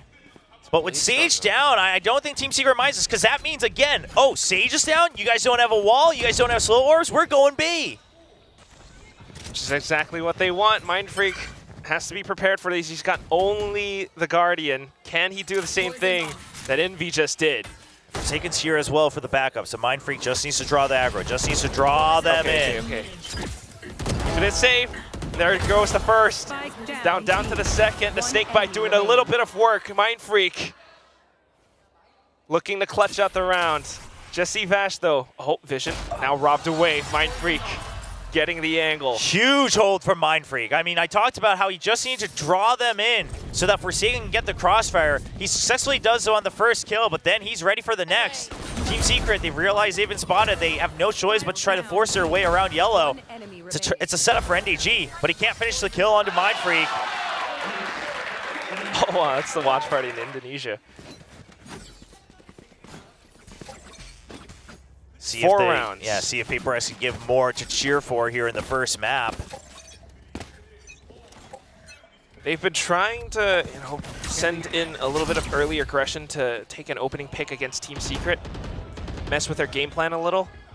Oh, this is hard to read. Hasn't quite worked out too cleanly. What? Oh, what? He gets the collateral! What in the world? And he dashes in. Now back up around. The Hunter Sphere from Jesse Vash catches him on the foot. Borkum will be able to finish off that kill. Here comes Jing up around pipes, the flash through. Borkum does not mind it. Forsaken comes back in to trade for his fallen brethren. Now back onto the Guardian. Needs to stay alive. The barrel gives away his position. Mindfreak in for the trade. Now Jesse Vash looking for the final kills, but it's that high-low setup. PRX still alive. Holy cow, something. Gets the collat, dashes forward, which that one I gotta believe is not intentional. No. But he does get the reset because he had activated it before. But the movement to keep himself alive, that was pretty... I mean, yeah, the calmness after the initial, hiccup. To just draw out even more aggro. Jeez, you gotta be watching this game with bated breath. Oh man, and that's now enough. a timeout from Team Secret. Yeah, that's enough to draw out that timeout. Which is, good news for PRX. I don't know if they quite mind. Sure, Team Secret, they'll hope that this also ices PRX just a tad bit. But on the PRX side, I don't think they mind. Just calm down, right? Chill out. It was a bit of a heated round. They were able to still close it out. We got 3 rounds to go. Just kind of watching out for these early aggressions. Team Secret might take their time with the next couple of rounds. And this gives PRX a few more options. I gotta imagine there might be some talk about some mid pressure here from Team Secret, but PRX surely wary of it themselves. Now, whether they go out to meet them or not, I wouldn't be so sure. I think PRX is starting to give a lot more respect to Secret as well, which is working out in their favor. As before, both teams a little too happy to fight, and Secret said, we came prepared. Right here. All they need is that one round. Out? Oh, is this it? Really? Is this the elevator up? With an up on the other side. Okay. You gotta imagine this is the funnel through. Oh, they tried. Yeah, a bit of a miss though. It's not the group that you were hoping to set up on belt. It worked against Gen G because it was a surprise, but Team Secret's prepared for it this time. Elevator plays denied. Bit of loss, and they have to hang back. PRX truly being tested in this first map against Team Secret. But I like this from Team Secret, right? Because they're reading this and saying, okay, you went for the elevator play, but Jet wasn't there for the updraft. So Jet wasn't there. You Where else could he be? Yeah, got that op. You drone out, not planted a nest either.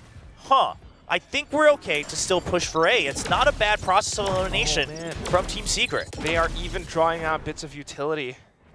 That fragment spent by Forsaken. And the no command. Now Killjoy's on the other side, so the Nano Swarms still will be activated. There goes the Nano Swarms, like you mentioned, Will. Yeah, the counter no command as well. Chipping away at the clock. I don't know if it's enough, though. Right, you know about one-inch screens. Team Secret trying to create a crossfire. Now safe enough for the plant. Jing on the other side, trying to catch some players, but Envy and Jeremy swing out the right. Closer towards screens, they have managed to plant down their flag, their foot. It's all down to Deviant something. Yeah, but you can't possibly clear this lockdown, so you're going to have to wait. Oh. You don't even have to set up for this. It's an off. Gets the shoulder. Do they expect the second player? Yes, they do. And the lockdown's going to push him out. All right, now you've got a little bit more space, but 2 more targets to hit, and you know they've got some of these shock dart lineups and everything. Jesse Vash, NDG tossing everything from the kitchen into them. Time is ticking away. Goes in for the spray, but without time, without the pressure, it's gonna be Team Secret stealing away the show in the first map. Absolutely impressive preparation here from Team Secret. Props to, of course, Warbirds, but also the rest of the team. Everyone firing very solidly today. Sure, Jeremy, not as explosive as some of the other maps we've seen, but as you mentioned, it played his role. When he had to lurk, he lurked. And when it was somewhere else, he had to dive in. He's able to provide that crossfire. You gotta imagine Forsaken as someone who's always been in the spotlight, getting outshined by Envy a little bit on this first map. Yeah, those kills, they are incredible. How are you feeling, Mika and Asarai?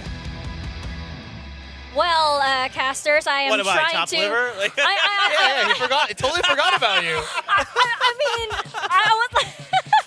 Hello, by the way, Paper Hi. Thin. It's nice to have you Thank here. you. Yeah. I am so desperately best. trying to I was trying to forget the near heart attack that I was having in that series, right? But there are apparently very few ways to out WW Gaming, but this was one of them. But I mean, it helps that Envy's popping off like crazy. That Guardian 4K was so crisp and so clean. I mean, he was feeling it all map long. I'm really impressed just overall with, again, the way that Team Secret kind of reads the map, especially on their defender side. You know, once Jesse has that info, I think the casters were doing a really good job of highlighting what Jesse was able to know and not know and how he was able to maneuver his forces around that. And that's one of the win conditions we talked about. And that's why Team Secret is so good on this map. Yeah, not only that, you know, you were talking about Envy, but at the start of the game, it was actually Jesse Vash that was hitting a lot of these crucial frags. He'd get like 2Ks, 3Ks in the first like 5 rounds to really set a tone here, a pace here for Team Secret.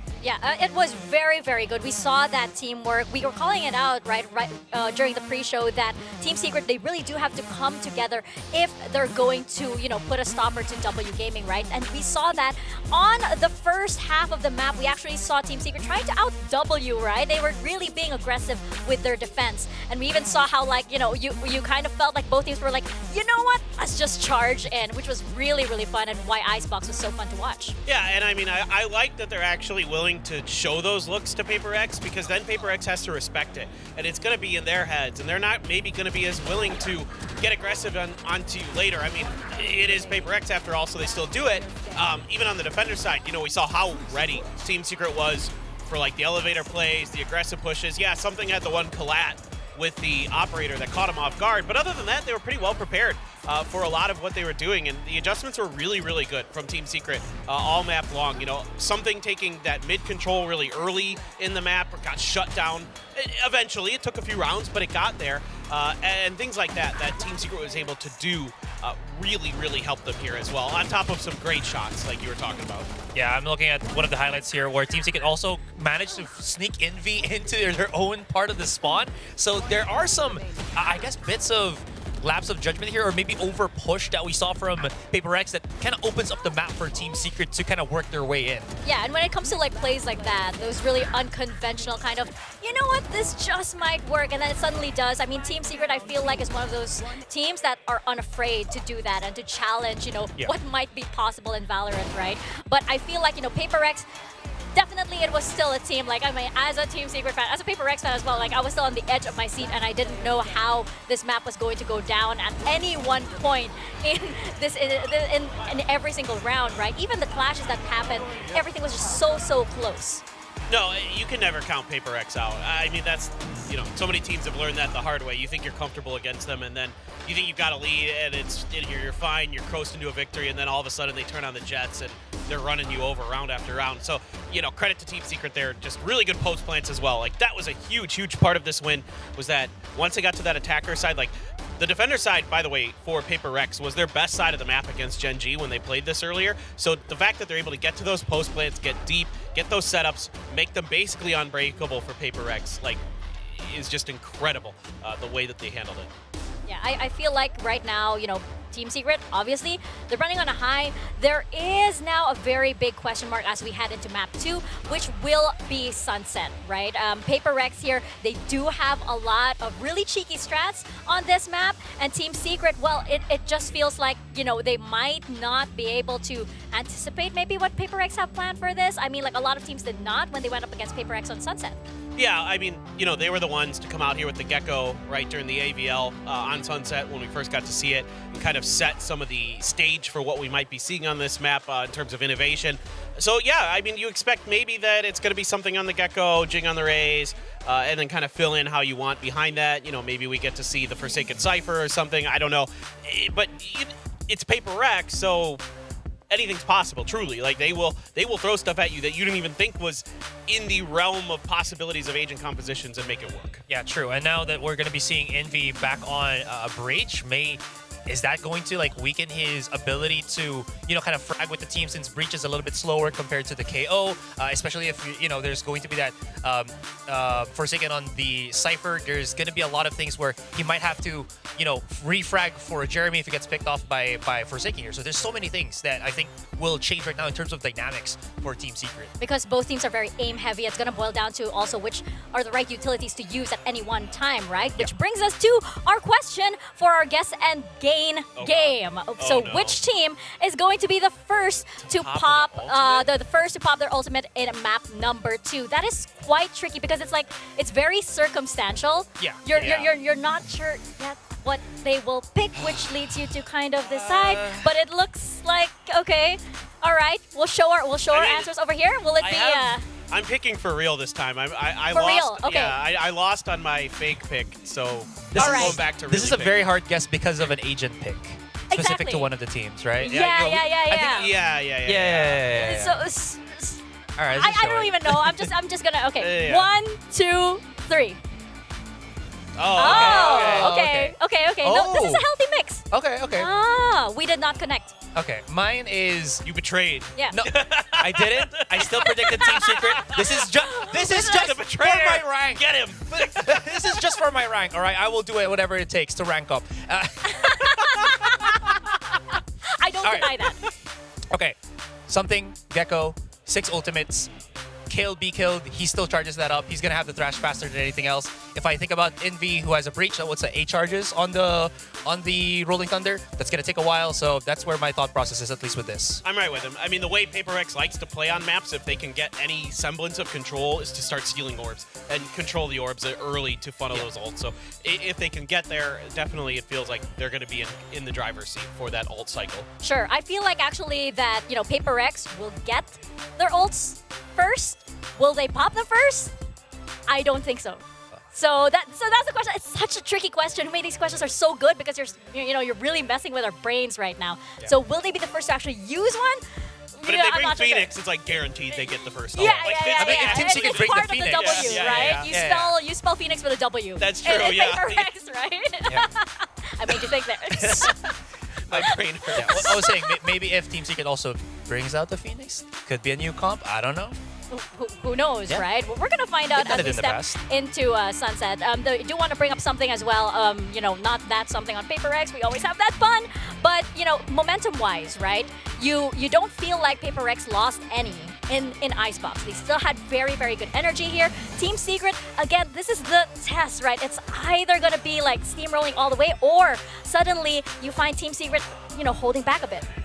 Well, I think this is now the real test for Team Secret. If they can keep it close here on Sunset, I mean, if they win, that's awesome, but that's not the expected result. If they can keep it close, though, if they can make it a fair match, make it like a 13-10, 13-11, then you're gonna feel really confident as Team Secret going into that final map that, hey, maybe they can get this done.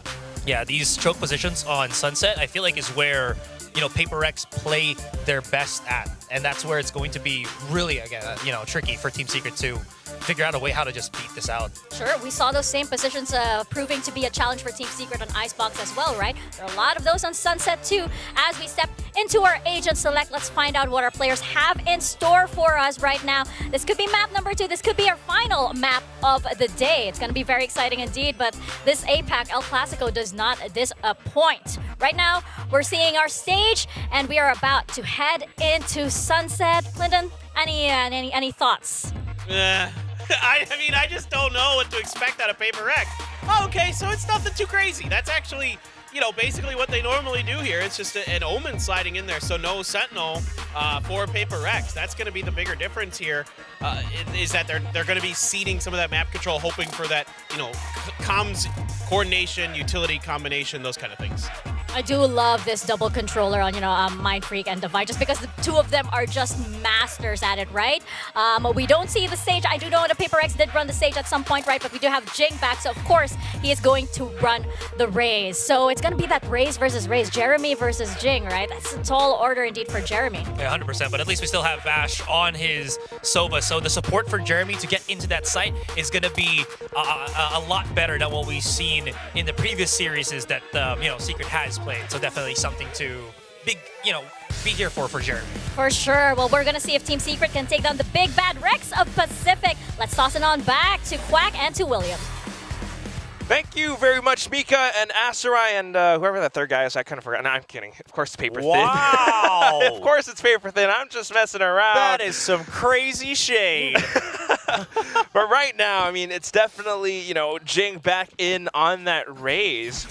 But I'm definitely worried about, of course, Jeremy, but also Envy. I mean, Team Secret is fired up. The fire is here up against PRX. And that fault line, the Aftershock, the Rolling Thunder that Envy can throw out just to control A main, it's very deadly. Yeah, but I do love also what Asteroid brought up on the desk, right? That does mean that Envy has to hang back a little bit further as we do see that fault line. Oh, it's a good combo with the paint shells as well. Completely ties up PRX in mid. Oh gosh, and it's a bit of a tiles play as well. Forsaken, unfortunately, unwittingly walked right into that line of sight. So a bit of room for Team Secret. Meanwhile, PRX reading the game wrongly all the way over onto B.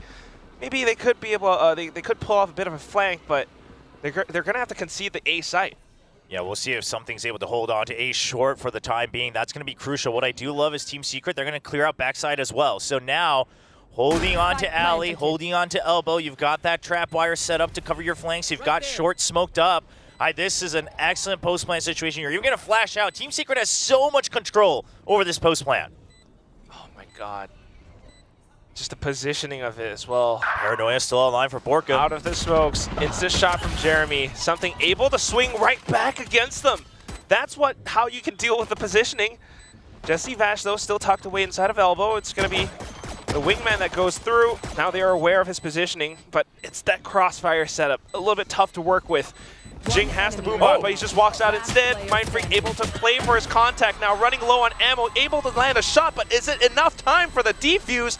I don't think so. No. Team Secret walks away with the win on the pistol. Yeah, seems like PRX perhaps didn't quite catch where that audio was coming from when they took out the wingman. Jing not checking for elbow at all as he's going in for the peak around that crossfire, or maybe he just thought he would have the wide swing and his teammate would be, Mindfreak would be able to go for the trade. Either way, it's a good read from Team Secret, knowing that there's going to be some aggressive push, especially down mid. That's usually the area that the attackers are favored, and they have that counter read against PRX's mindset. It's a good pinch. On to the next round. I mean, you gotta watch out for some of these early plays. 5 Spectres. Haven't seen that in a while. Bit of half armor on Jesse Bash as well. Nonetheless, though, there's that mid control for Team Secret. They're able to repeatedly find these opening picks against PRX. I mean, the 5 Spectres and then the push into mid. Knowing that you have the angle advantages on the attacker's side, you're going to put in that immense pressure, trying to scout out if there's a reaction. Keep them tied up at top mid, and that gives you a free side on to B. You still have flank control with NDG setups on the Cypher. All right. Very confidently able to stroll through. NDG able to watch the back lines. PRX trying to duel out for market control now, but it's not meant to be. Again, the Spectres just gives them, actually a little bit more mobility. You'll get, 1 pick off, but 3 more to go. Picks up the Spectre, now goes back in. He's just trying to get as many kills as possible, work towards that showstopper, but look at that. That's the fault line that I'm talking about. He might be hanging back, but it just sets up Jeremy perfectly.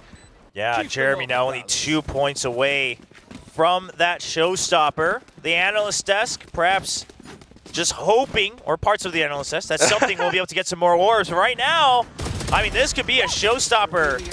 Just execute in the bonus. If they're able to get an orb, maybe an early kill, or just rotate around the map, and that's something that PRX will have to watch out for. You don't want to give away these orbs too easy, but at the same time, you don't want to go out for contact knowing that you have the better weaponry. That just allows for Team Secret to do a little bit more as they continue to push up very quickly into the A site. PRX, they've been spotted. Yeah, the fact that you get the tag through the smoke onto something, but then you spot Forsaken as well, that's the site for free. I mean, there's no way that PRX is defending this one. The real question is how's the post plant look with the weaker weaponry on Team Secret? They're waiting still. The spike not quite entering yet. The smokes have to get refreshed.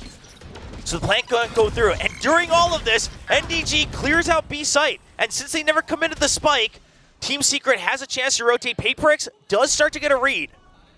Starting to move back. The timing of it, though, Jeremy still left alone on elbow. But those kills, right? Jeremy being on so elbow. many question marks. Yeah, that ties up PRX. Now they just have to hold in mid and be ready for a rotate. And NDG has the timing to potentially catch them as they rotate through. Oh, the angle. Not able to take the heads-up duel. The angle favors NDG. Just like you mentioned, Will. Spike going down now. But it's up to Devi and Jing. They're a little bit too far apart. Jing might have just heard Envy, but look at that movement. So quick, so sharp, and Jesse Vash just to get the trade off of his teammate. Team Secret picks up the bonus win. I expected better of them. Huge bonus win. I mean, with Spectres, let's just remember that. It's not like they doubled down and bought Vandals and Bulldogs in that second round. It was 5 Spectres, a carryover 4, I believe, and a Sheriff. They go into this round. It's a fast push into elbow. You set up the paranoia on short. Sure, they get a little bit more info than they bargained with the drone. But after that, they don't actually commit the spike. They're still clearing everything. They're seeing it. Is there a flood retake coming up? Is there a reaction? There isn't. And NDG, the lurk timing's perfect. It's just so good. Again, it's a bigger map than Icebox. But Team Secret are doing wonders with the way that they are, fighting for control, slowly extending their control into the sites, leaving players on lurks, and it just makes it so unsettling for PRX. They feel uncomfortable right now. Right there. Something spots one, and they heard the gun sound all the way down mid as well. So PRX knows that there's a lot of presence. They're gonna try to push out on this, but not quite watching out for little boxes around mid. It's gonna be Jeremy still able to work as a turret to take down Forsaken. Team Secret just has this really good tempo control today, where they will act as if they're ready to meet PRX for a just all-out duel. And then they hold. Yeah, then they hold, right? And that makes PRX antsy. Especially when Team Secret is on the attacking side. They actually end up holding a bit more information off of that initial movement. 30 seconds left. Oh, they even check for this. My goodness. Just so restless. PRX itching to, pick a fight, but they can't. Now NDG watches the angle. Look at that. It's all down to Mindfreak with a stinger. Yeah, NDG's feeling comfy as well. And Mindfreak, sure. I mean, you guys saved up just enough for the next round. I mean, Jing maybe has to go for a judge or something like that. But at the end of the day, it's 4 clean rounds for Team Secret. You got 3 ults online, including from the Shadows. See if that comes into play. Ults on both sides. So, our chat, our viewers, and our analyst desk, now you're at even ground. We'll see who wins. Waiting for that first one. Enemy remains left. This definitely could and would be the round. You gotta imagine.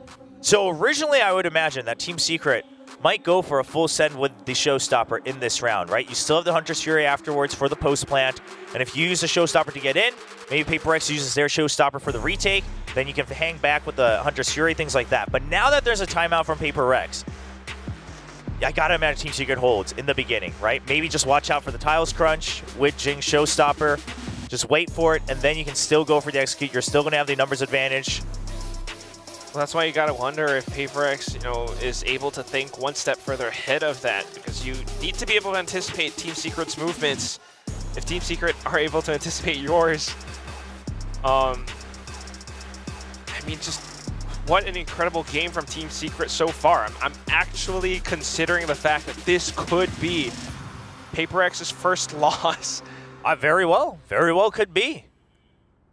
I mean, listen, I think probably for many of us, we vote PRX because just on paper, you got to imagine, right? Jing's back, they're looking better each week. They just beat Gen G, who's still looking pretty solid even against DRX.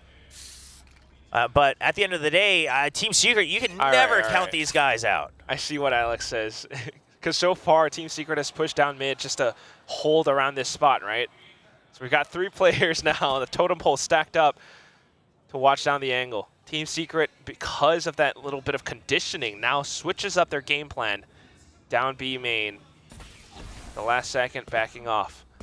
They all get tagged by the 0 point as well, but that's on the exit. So this is, I mean, Team Secret has a read on the timing here as they're just trying to put some fake pressure onto B, see what the setup was. They see nobody in mid, they see nobody on B. You're starting to wonder, okay, is there a trap set up on mid? The slow clear back, and look at the minimap. NDG starting to see if anyone has crept up right up to his trap wire on A as well. I don't mind the dark cover from Devi, though. So both sides trying to control as much as possible. Something now slowly starting to creep up front. Something's going to be the big one here. The dark cover, it's a bit of fake pressure. So NDG, he's wary of it. I don't think he's going to check his back, but he's got the trip. The real question is does he call for the rotate? They're still not entering. Oh, Jesse Vash gets the ping all the way into back corner. And they even check for something on the rotate as well. And NDG's already cleared out a site. I mean, the lurks, ultimate. Now they're from the shadows. The lurks are just incredible from Team Secret on this map so far. Incredibly slippery with it. PRX now struggling with the shots a little too. Losing confidence. They know they have to retake, but the paranoia. Watching out for Jesse Vash as well. I mean, could he have gone back through mid, or is he actually pushed up into its spawn? Mindfreak Divine, they need to watch for this. Now that you get that kill, you go for it since it's a 2v2, but already time is not on your side. Forsaken's only got 6 HP. Oh, that fault line. So annoying. Now Borkum with the off angle. The shrouded step does not work. You have to save at this point. Oh. Yeah, doesn't really have much of a way out. 6 HP, I mean, sure, I guess he could have gone up through short, but what a devastating round after a timeout. And I mean, I like the call to stop pushing out mid, right? You're already leaving A empty for a retake anyway. Team Secret is abusing that, going in for free after getting some picks in mid. So stop doing it, just play for the retake. But this time, they get bitten by that fake info on B. And Team Secret, once again, a step ahead on what's the reaction going to be. Is it a fill onto the B site? Let's Hunter's Fury it. I mean, multiple steps ahead. You know, they always have some kind of secondary plan that they're cooking. First, it might be, you know, a potential push in towards B main or just to create a bit of fake pressure. My eyes are down. And then NDG on these lurks. PRX are unfortunately kind of biting into all these little baits. Well, now they've decided just to hold on to A, right? At the end of the day, it's always been the A side plant for Team Secret. So I don't mind this adjustment. I mean, in the middle of it, inside the server, you're going for an aggressive check onto B main anyway, with Mindfreak peeking out. He still has a toxic screen to cover both the entrance into market as well. Yes. Oh, but here reaction! comes the showstopper! All right, Jing gets the better of Jeremy, but himself as well. PRX falling back. I know exactly where you are. Your theft will be spent. Oh, now you know. Oh, okay, there we go. Yeah, but Team Secret's using this against PRX. They're trying to make them think, all right, you guys think we might go B? Yeah, then you leave the lurk. Oh, the Thrash spent too. That's a free B site. If Borkum can catch the timing onto players like Mindfreak, this would be deadly. Oh, with Devi. I mean, they have no idea. No! The thing is you've been getting caught by these lurks every time, and yet they think because we got NDG, that the lurk isn't going to be there just yet. Timing's all off. PRX very uncomfortable, not quite able to read it. And the time instead has come for Team Secret. Borkum, he's looking for it. Unfortunately gets swung upon by something. Jesse Vash hangs back, uses the recon. Envy sneaking up from around market. But that defuse is going underway. Aftershock just to buy him a little bit of time as he tries to wrap back around from the back. His movements have been heard. 2-on-1, can Envy make it happen? Swings out, but something continues to strafe. And that's going to be the 4th kill for the guy in the round to put PRX up on top with 1 win. A very close round. I mean, Team Secret, in terms of the overall movement around the map, right? In terms of the intel, they were still 1 step ahead. But at the end of it, PRX are able to stabilize. I mean, Jing, what more can you do here? You're just holding them off. It's a trade for trade on the ultimates. But what really works out is the instant thrash onto the A site. Go to check, is it a lurk? Do they still push in? How many are coming in? We hear footsteps, and they catch just NDG. That allows PRX to react just fast enough. Slightly a little bit off, but yeah. I mean, especially with the duels from something towards the end of it. Catching on players like Borkum. Confidently swinging, keeping the movement, making sure that the aim is not too easy for Team Secret, but now It's always these bait setups. Oh, the that crossfire. from the back. It's Forsaken now coming in from elbow. Like you mentioned, Will, PRX with the crossfire. And now Team Secret, they have enough of a round lead. So that round, if anything, Team Secret should now know that PRX can be setting up for these crossfires, right? It was there the previous round as well. Team Secret didn't run into it early enough. But this time they say, okay, wow, all right, you guys are really stacking A. So if there's an adjustment, then it's not too much value lost, right? You don't have to win 13-0. You don't have to win 13-1. You just got to get to 13 rounds first. PRX trying to keep things competitive. Team Secret calling the timeout now just to switch things up. Talking about reaching 13. And PRX desperately needs it. Because So, yeah, Team Secret, well, PRX, obviously, they're down 0-1, but Team Secret,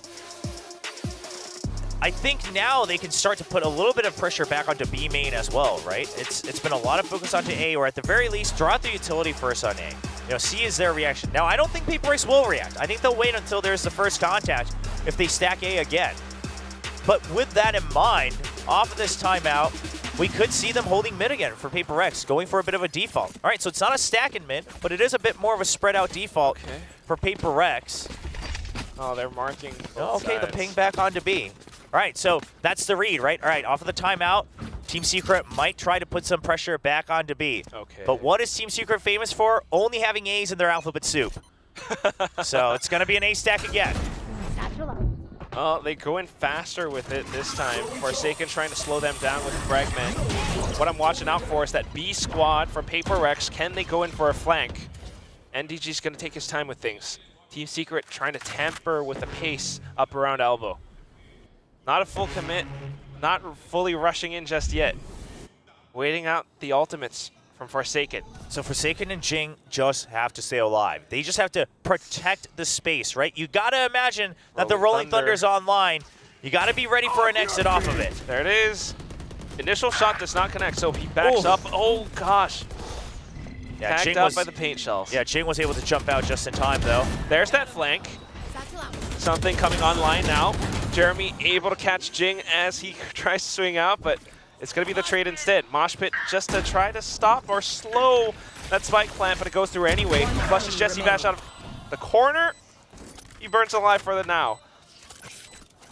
Okay, Poison Cloud in. Mind Freak trying to give himself a little bit more room to work with.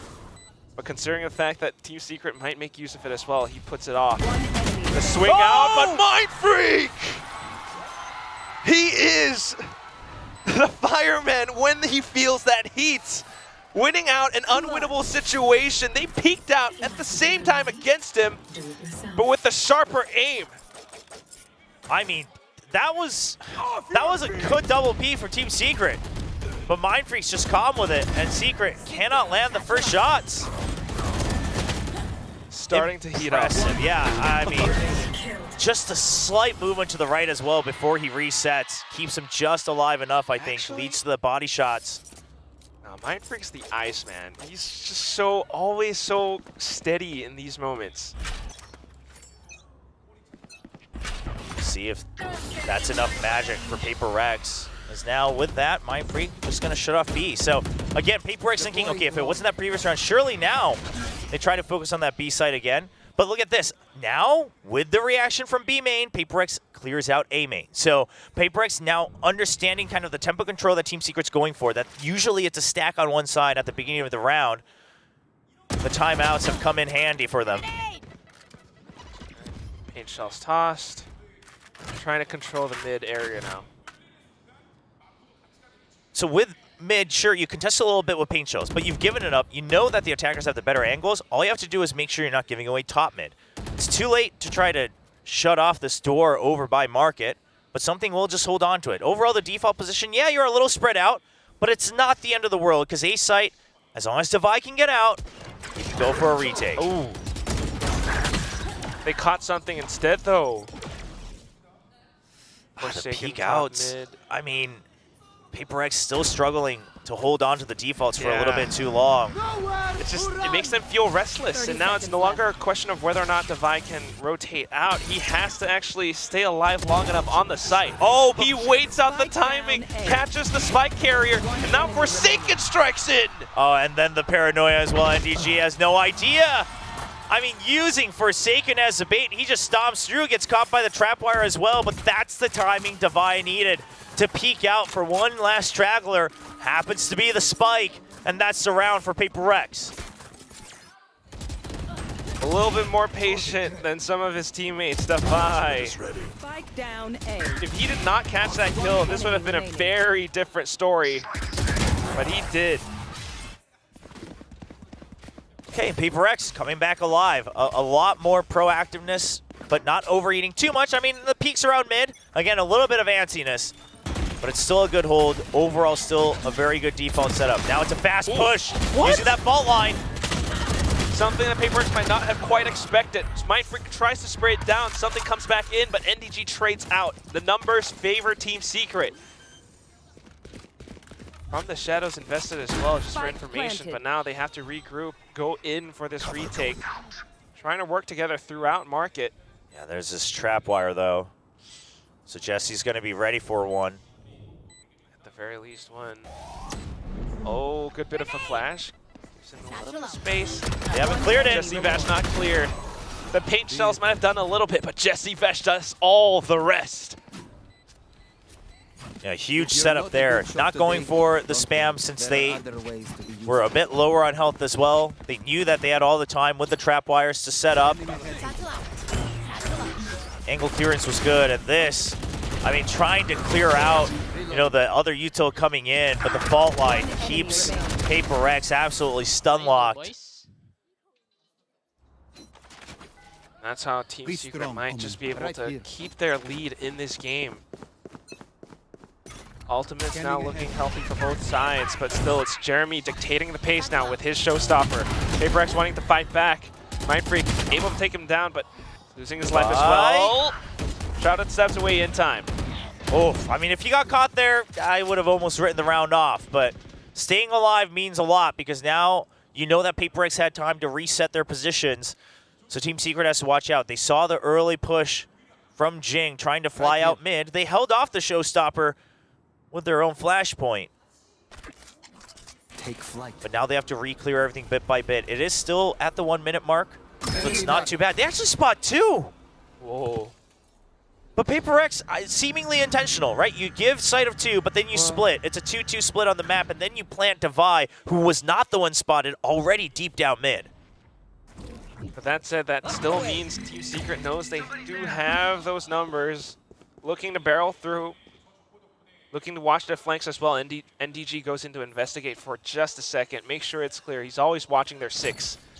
It sets up his second trapwire as well, so that should give them a little bit of comfort. No shrouded step. Oh, he can't go through it. Yeah, Devi's just going to have to break it if he so wishes. And with this, I mean, PRX, they're stacking onto B, seeming as if maybe this was a fake from NDG. He's always been on the lurk, but they've got the wrong read, and Team Secret will have a free A site.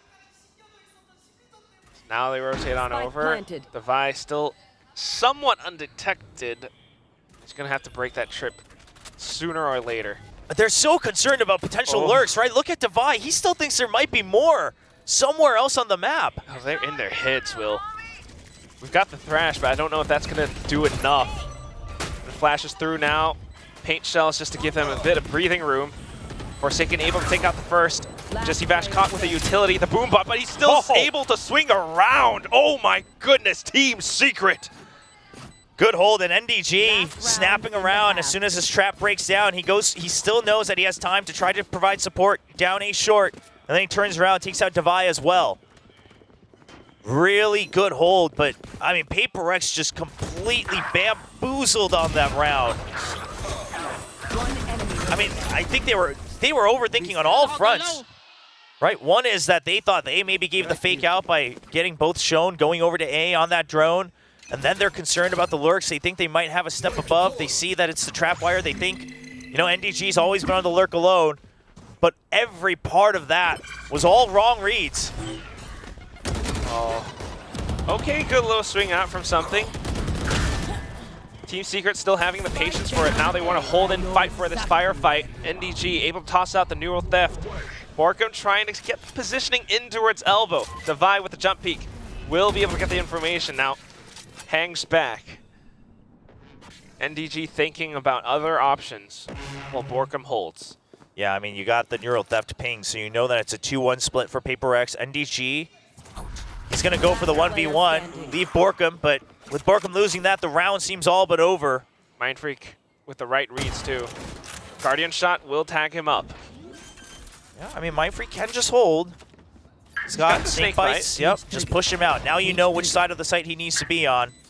Cybercage does keep things interesting, though. He might have sneaked through, maybe if into NDG a goes main. all the way around. Forsaken's ready for it. No, the timing. Oh my Just for a second. It was the single kill for NDG. He tries to snap on to the next, but recoil did not quite reset just yet. PaperX reacting just in time. We end this first half slightly even, 5-7.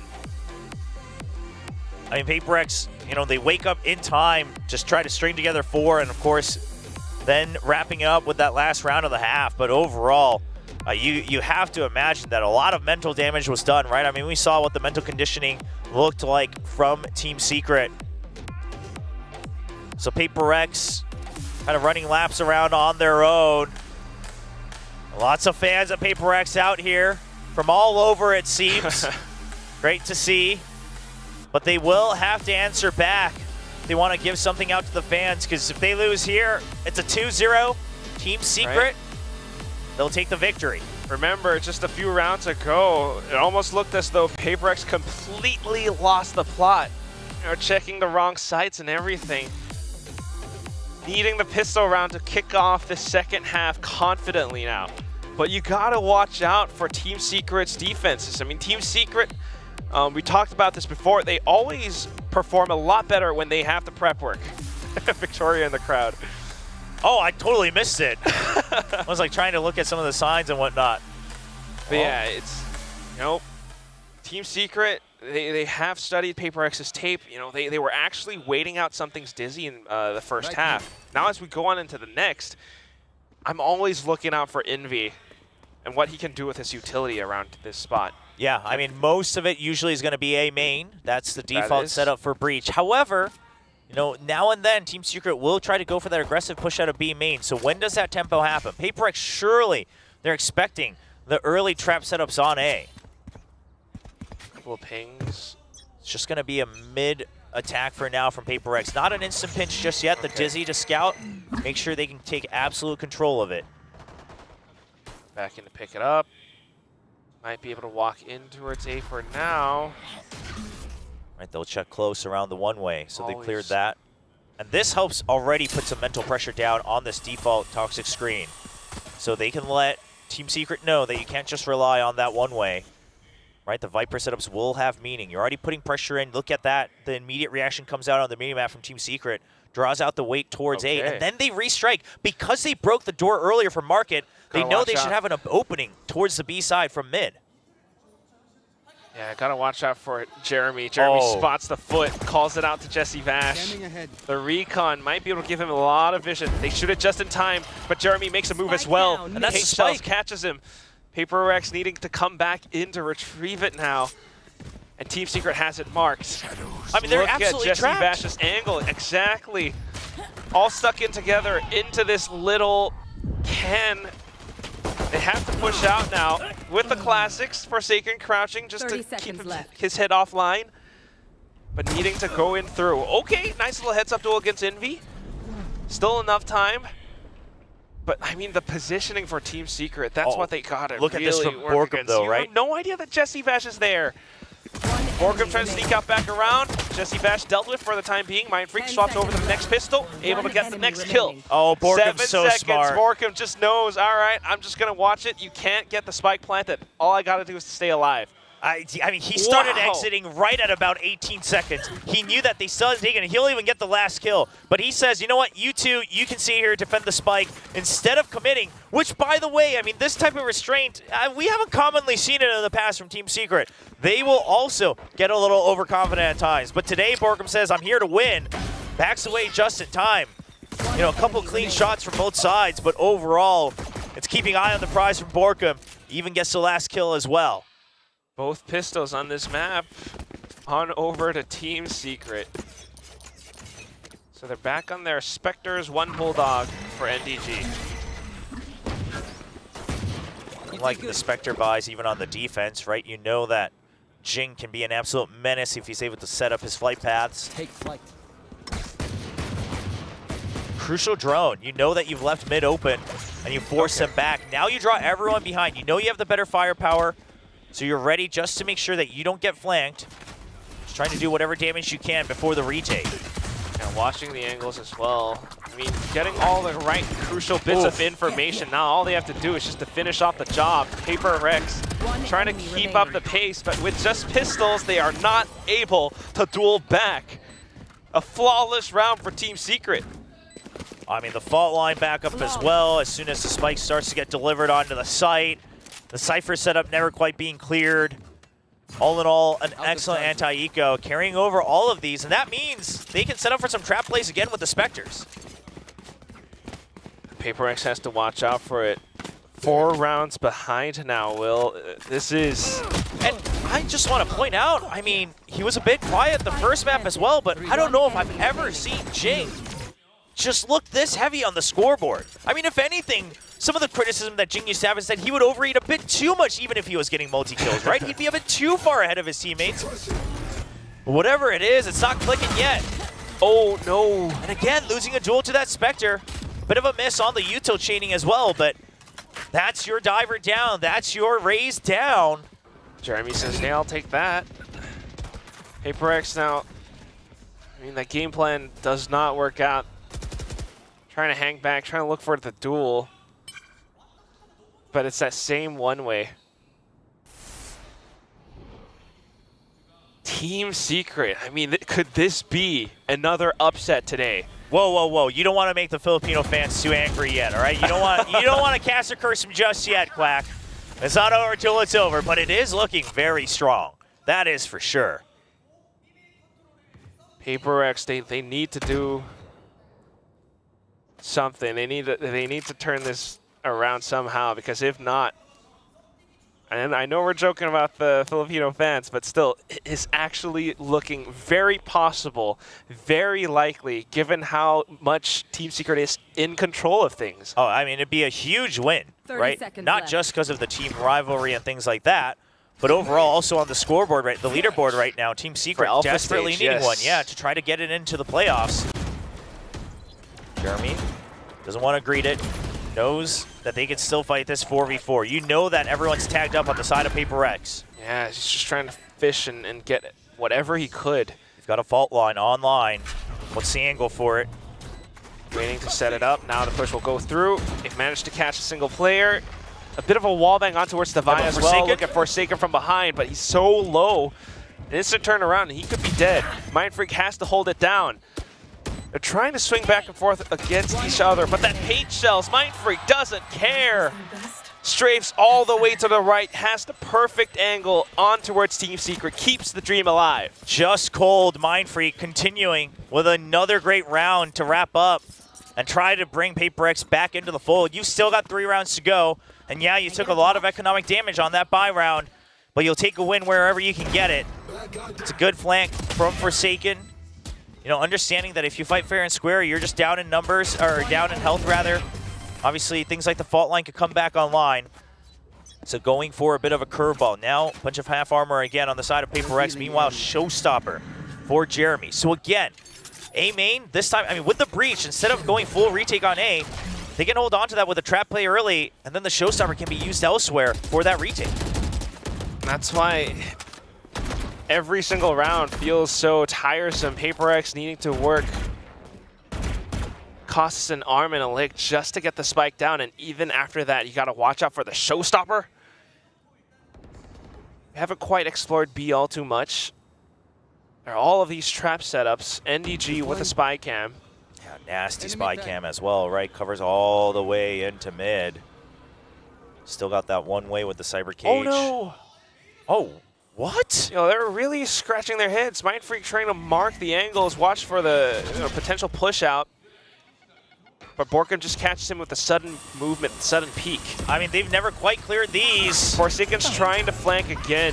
I don't know if it's going to be enough to catch him. It's not quite there. Envy finds him instead. Jeremy with a showstopper. Something only able to get the one, but not before Jesse Vash ends out the round. It's 6-10. Team Secret has reached double digits. Surely it's another timeout from PRX. I mean, they are looking a bit lost right now.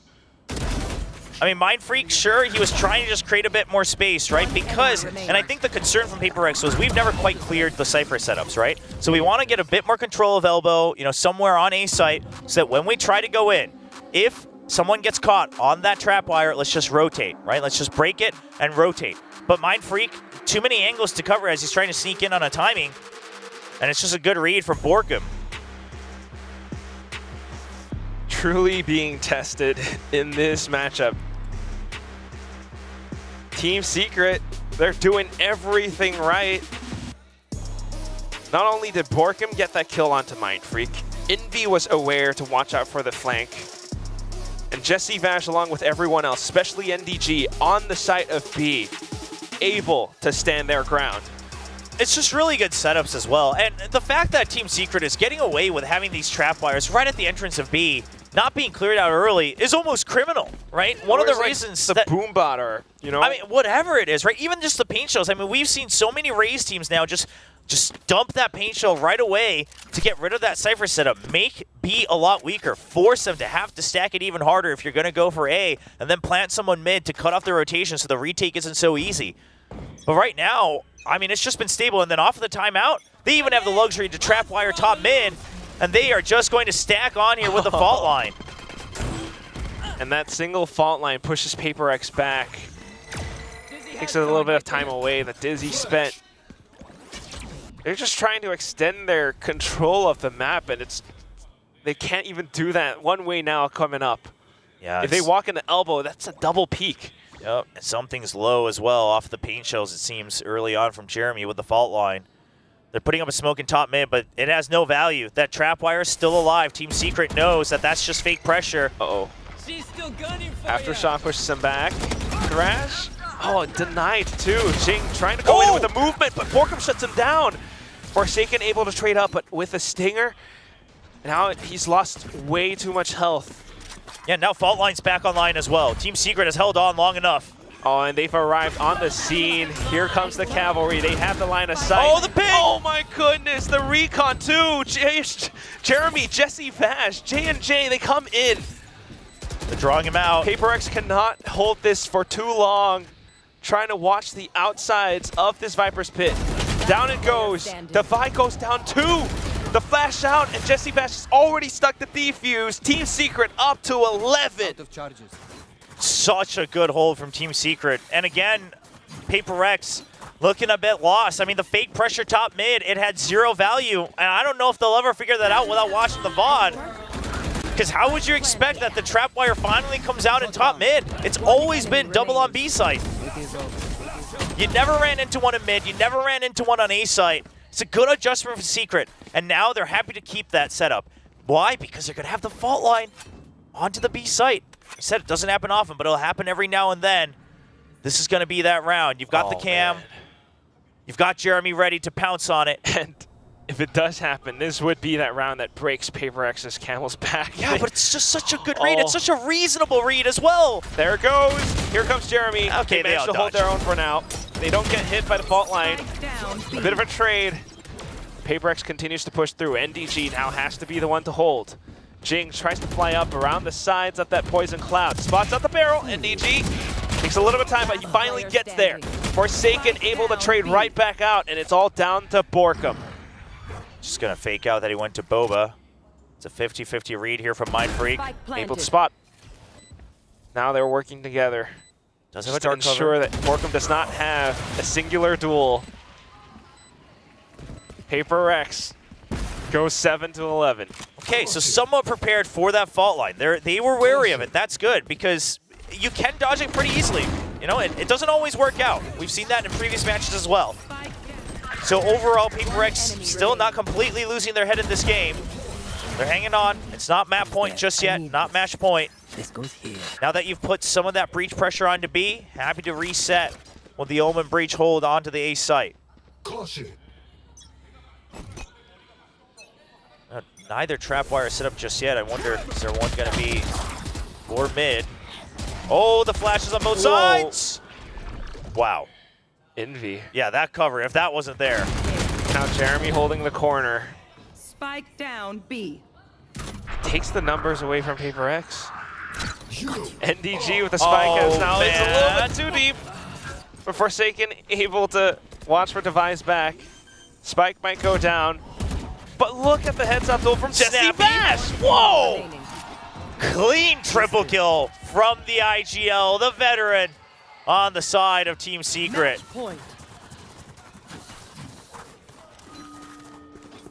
And now Rolling Thunder online for Envy.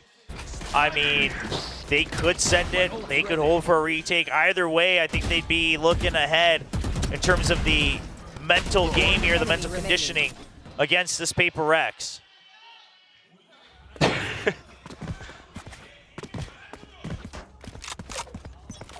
5 rounds just for overtime. But Team Secret has all the tools in the bag to make it happen.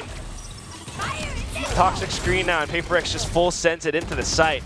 Jing with the showstopper does not find all too much. Jeremy has the upper angle. There's the headshot onto something.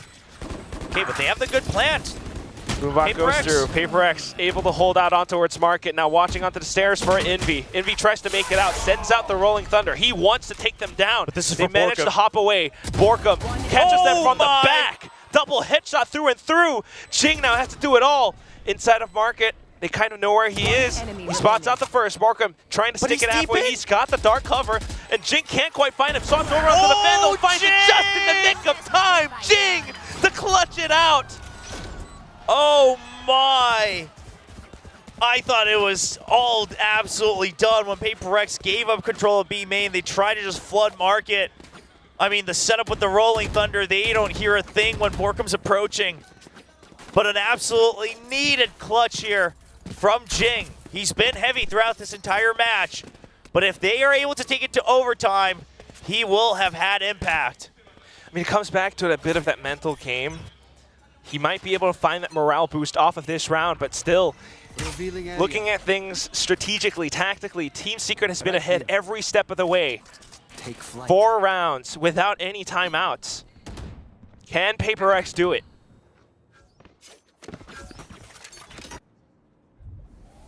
Just going to hold to see if there's a fast push out again. I mean, with those ultimates online, especially things like the showstopper, PRX always going to be wary of the first couple seconds. This gives Team Secret quite an advantage on the timer.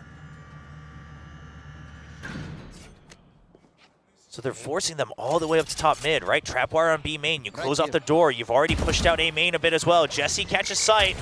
Now Team Secret has the read. Oh, wow. Look at how he kites them. 2. That's the second. Now goes in for the third. And the third! Jesse Fash! I mean, do they have the luxury? It doesn't matter. Jeremy will finish it off from long range.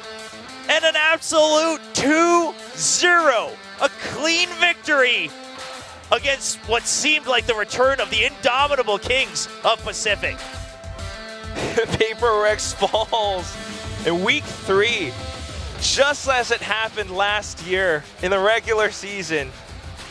Team Secret able to take the win away just when you least expect it. I mean, looking at the map picks, you might not have expected this to happen, but it does. The prep work shows, the reads show, the plays themselves show. An impressive showing from Secret. I mean, this definitely solidifies a lot of their chances to go to playoffs, to continue this run, and try to prove that all they needed was just a bit more time to get right back into the swing of things. NDG looks a lot more comfortable as well. And meanwhile, I mean, PRX with this loss, I believe that should almost solidify TRX as that first seed on Omega, still on that clean sweep, the only one now. Meanwhile, for Alpha Group, I mean, this just gives them a big boost of confidence. The Filipino fans incredibly happy. And let's let our analyst desk celebrate for a second. Oh, I think everybody would be celebrating with that kind of a series because this was a banger series. I mean, yes, it was 2-0, but it didn't really show how close the rounds were, right? How close every single clash was. And you finally have Team Secret with that win. This was an incredible series. It was really, really entertaining. I mean, PRX definitely looking like they have a few things to work on in these two maps. You know, you think Icebox, sure, that's Team Secret's map. It's been their home for a long, long time. Not surprising they get the win there. But then you come to Sunset. This is a map that certainly you feel like should really, really favor PRX. But then they bring in the Omen instead of the Cypher. You know, Devi, who's only started playing Omen this year, he's only played it 5 times total, and all 5 are this year. So it still doesn't look comfortable. They lost a ton of control on their defender's side without having that Cypher, and that cost them a bunch of rounds to Lurks from early on from NDG and then eventually to Borkum. So yeah, still, PRX isn't a firepower. They're able to bring these rounds closer, to go back to your point, but overall, I don't think that this comp that they're using is fully fleshed out yet. Yeah. They had some moments where, again, like this, where they're just charging in onto top mid and looking for that contact. No one from Secret is gonna give them that satisfaction. And then once they look like, okay, we've gotten this, we're gonna transition into a site, that's when Bash strikes. That's when some of these stunts start connecting, and that's when Team Secret just punishes this movement from PRX. You know what I absolutely love about, you know, like for example, Vash's plays, right? Is there's always this factor of unpredictability in every single Valorant match. You can prep as hard as you want, you can bust out all of the notes, but sometimes there's just those moments where you're like, you know what, I'm gonna push. You know, nobody's gonna expect this. Yeah, I'm gonna dare to go and just go through and suddenly get a 4K, and that happens with a team like Team Secret, right? Yeah, when you gamble like that, I mean, Yeah. sometimes it does work. You look like a genius, and in this case, you do, and it does. Sure, exactly, but exactly. it's on the back of some good utility. There's some flashes that are following him up there as well. So like, there's things happening that are setting him up to make those confident pushes when you need to, and that's part of the game, right? Is getting those moments where you can get those big kills. And credit where credit's due. Jesse not only fragging out, you know, obviously having a great bounce back after having a bit of a whoopsie on a Lotus a little while ago, but today he was phenomenal across the board. The He reads, gave that the mouse call- away, by the way. Yeah, that's smart. That was the right call there. And also a shout out to Warbirds. Great game plan today. I mean, particularly that pistol round in the second half of Sunset when they set themselves up on the generator on market and just watched everybody go under and then cut the spike carrier out right towards mid door. I mean, that was genius, because that screwed PRX. They were stuck. Yeah, and I think that, you know, there were rounds in particular that we had our eyes on. One round was round 5, because we just saw a bunch of ultimates come on, and we have to go back to our guess or gain question, which would be the first team to pop the first ultimate in map number 2.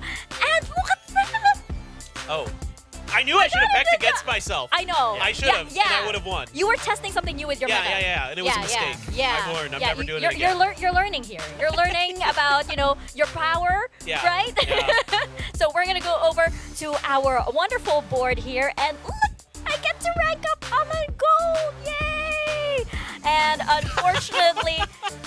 Asser, at least you're dragging the fans down with you, Asser. This never happens in real life. And I'm just All like, right. oh, you know what? It is actually, you know, just pretty much a part. I'm sorry, Will. I You know didn't what? mean to do that. I didn't stick with my guns. I should have, right? I said at the start of this broadcast that, you know what?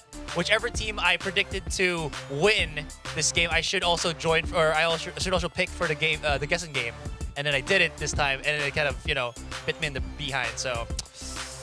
Yeah, this is specific for See, you. he's learning his powers too. Yeah, It's yeah. kind of like True. We're on our I superhero love that arc But you right know what? now, like our training Viewers, arc. Yeah. viewers, guess and gain, at least for now. Not, because we guessed Team Secret to win the series, so that's all that matters. But I love it. Paper Than You and Achilles are over here. Yeah, sick, great, good. bronze. Just who I wanted to be with. Awesome. So excited. It's like things perfectly balanced as specific should I be. just love how we got that whole line of gold just I know. perfectly Meanwhile, filled out. we have Valdez over here, like waving. Yeah, and then you got, you know, me the boomer, Achilles the zoomer. Like, it's great. It's perfect. Yeah.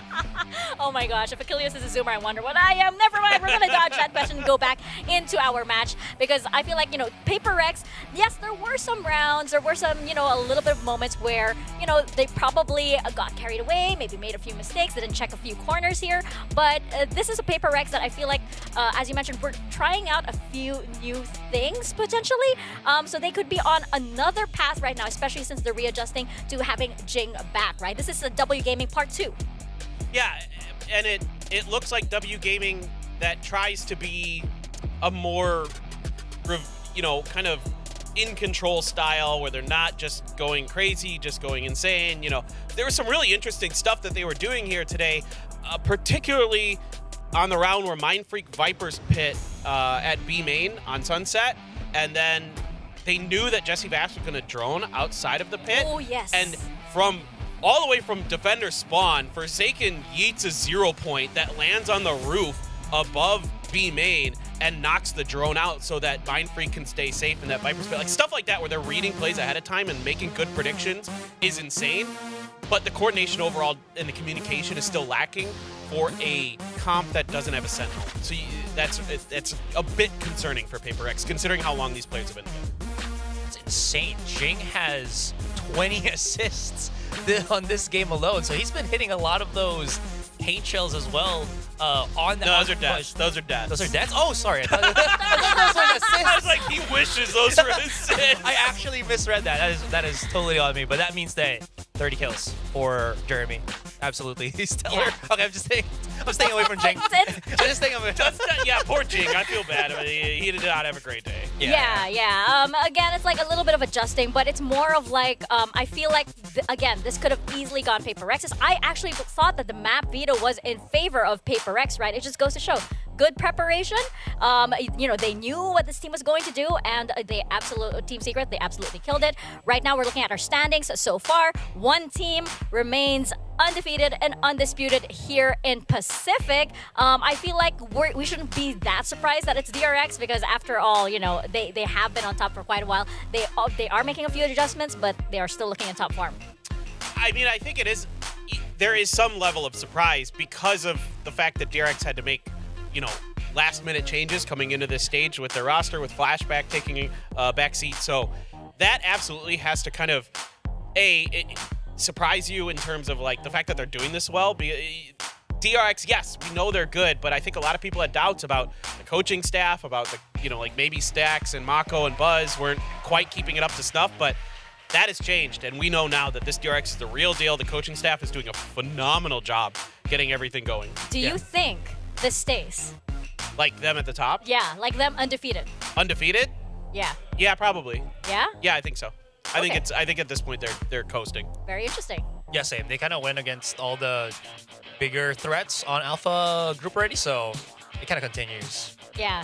I think that, right now, DRX, we had that big match against Gen G, right? Whether they would make a comeback, they finally proved it. And as for, on the side of the Alpha group, right, we're seeing a lot of things that could potentially shuffle. So it's going to get very interesting in the next few days. So you don't want to miss that.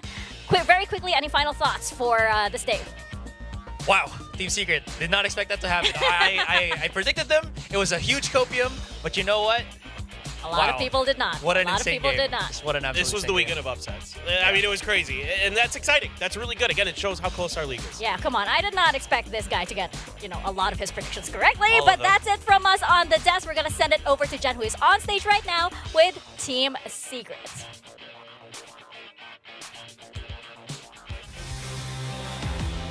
Thank you, guys. Team Secret taking down PRX 2-0. I'm standing here with Team Secret's Jesse Vash after their clean win. And Jesse Vash, massive congrats. You had an amazing monster match yourself, and everybody was just in their superhuman mode. So how do you feel taking down PRX? I mean, it's like a normal day. I think we won the last time we play, right? So yeah, that's the obvious result. The way it should be. Yeah. You're saying. Oh, okay. Now, when it comes to the firepower and having that mechanics, it seems like there's something changed within you. So, do you feel like you're doing something differently, or is there something that really allowed you to focus on your aim today? I think we really just what again for me? Yeah. I think we really just focus on we keep reminding ourselves to this guy will gonna pick, this guy will gonna swing. So instead of holding my utility, just holding my guns and trying to win fights because I know we can aim also. It's just sometimes when they play versus different team, they just getting them off guard. And for us, we just keep reminding ourselves to not getting off guard by their pick or overextend. I mean, they are the team hold W. So now, with that in mind, what are some things that you prioritized on when you were preparing for the PRX matchup? I know you said they peak, so be ready for that. Hold your gun up, but is there more? Actually, maybe the over-rotating. We really like to over-rotate against PRX because on how they play, they will just commit because I think they are better than every player and every team. So they will just go 5-man, 4-man. And my call also is like that, like to just hold W also when we start holding, they start W gaming, we also start W gaming. So when they bring in fire, you fight fire with fire. Oh, that was your plan. Okay, Yes. and you were on fire today. Now, one thing I want to ask you about is that you guys do so well against strong teams, top teams in the league. But when it comes to the teams that are a little bit lower in the table, that's when you start to have kind of a close game. So would you agree? Yes. First of all, okay. Obviously. What do you think that is? I don't know. Maybe it's the player sometimes, like overthinking too much. Because this game we didn't overthink too much because we know, like there's nothing to lose. They are the better team maybe, but here's the result.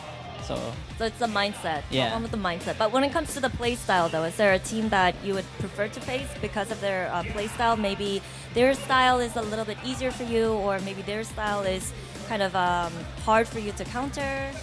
As an IGL, it's easier for me to play against PRX, who's playing W gaming. I mean, something easier. Everyone is behind him. So yeah, it's easy to read. There's not much to like figure out who is where and like make those calls, mind games and stuff. All right. Now, next up is DFM on Tuesday. Yep. Your thoughts on the team itself and your expectations for that matchup, please? I think it's gonna be more hard game for us. Why is it's that? gonna be more harder game than the PRX game. I don't know. It's just we don't know yet how they play. They're pretty exploring their team is. So they're still experimenting. Yeah. So there's a lot for you to think about. Yeah, actually. Oh, okay. But I'm pretty sure that you guys will do fine. But thank you for the interview. Thank you. Good luck in the next match. And that was Jesse Vash with the post-match interview, everybody. And that's all we have for today. Now, tune in tomorrow, same time, because we have T1 taking on Talent Esports. And then we have Genji fighting Zeta Division. So we'll see you soon.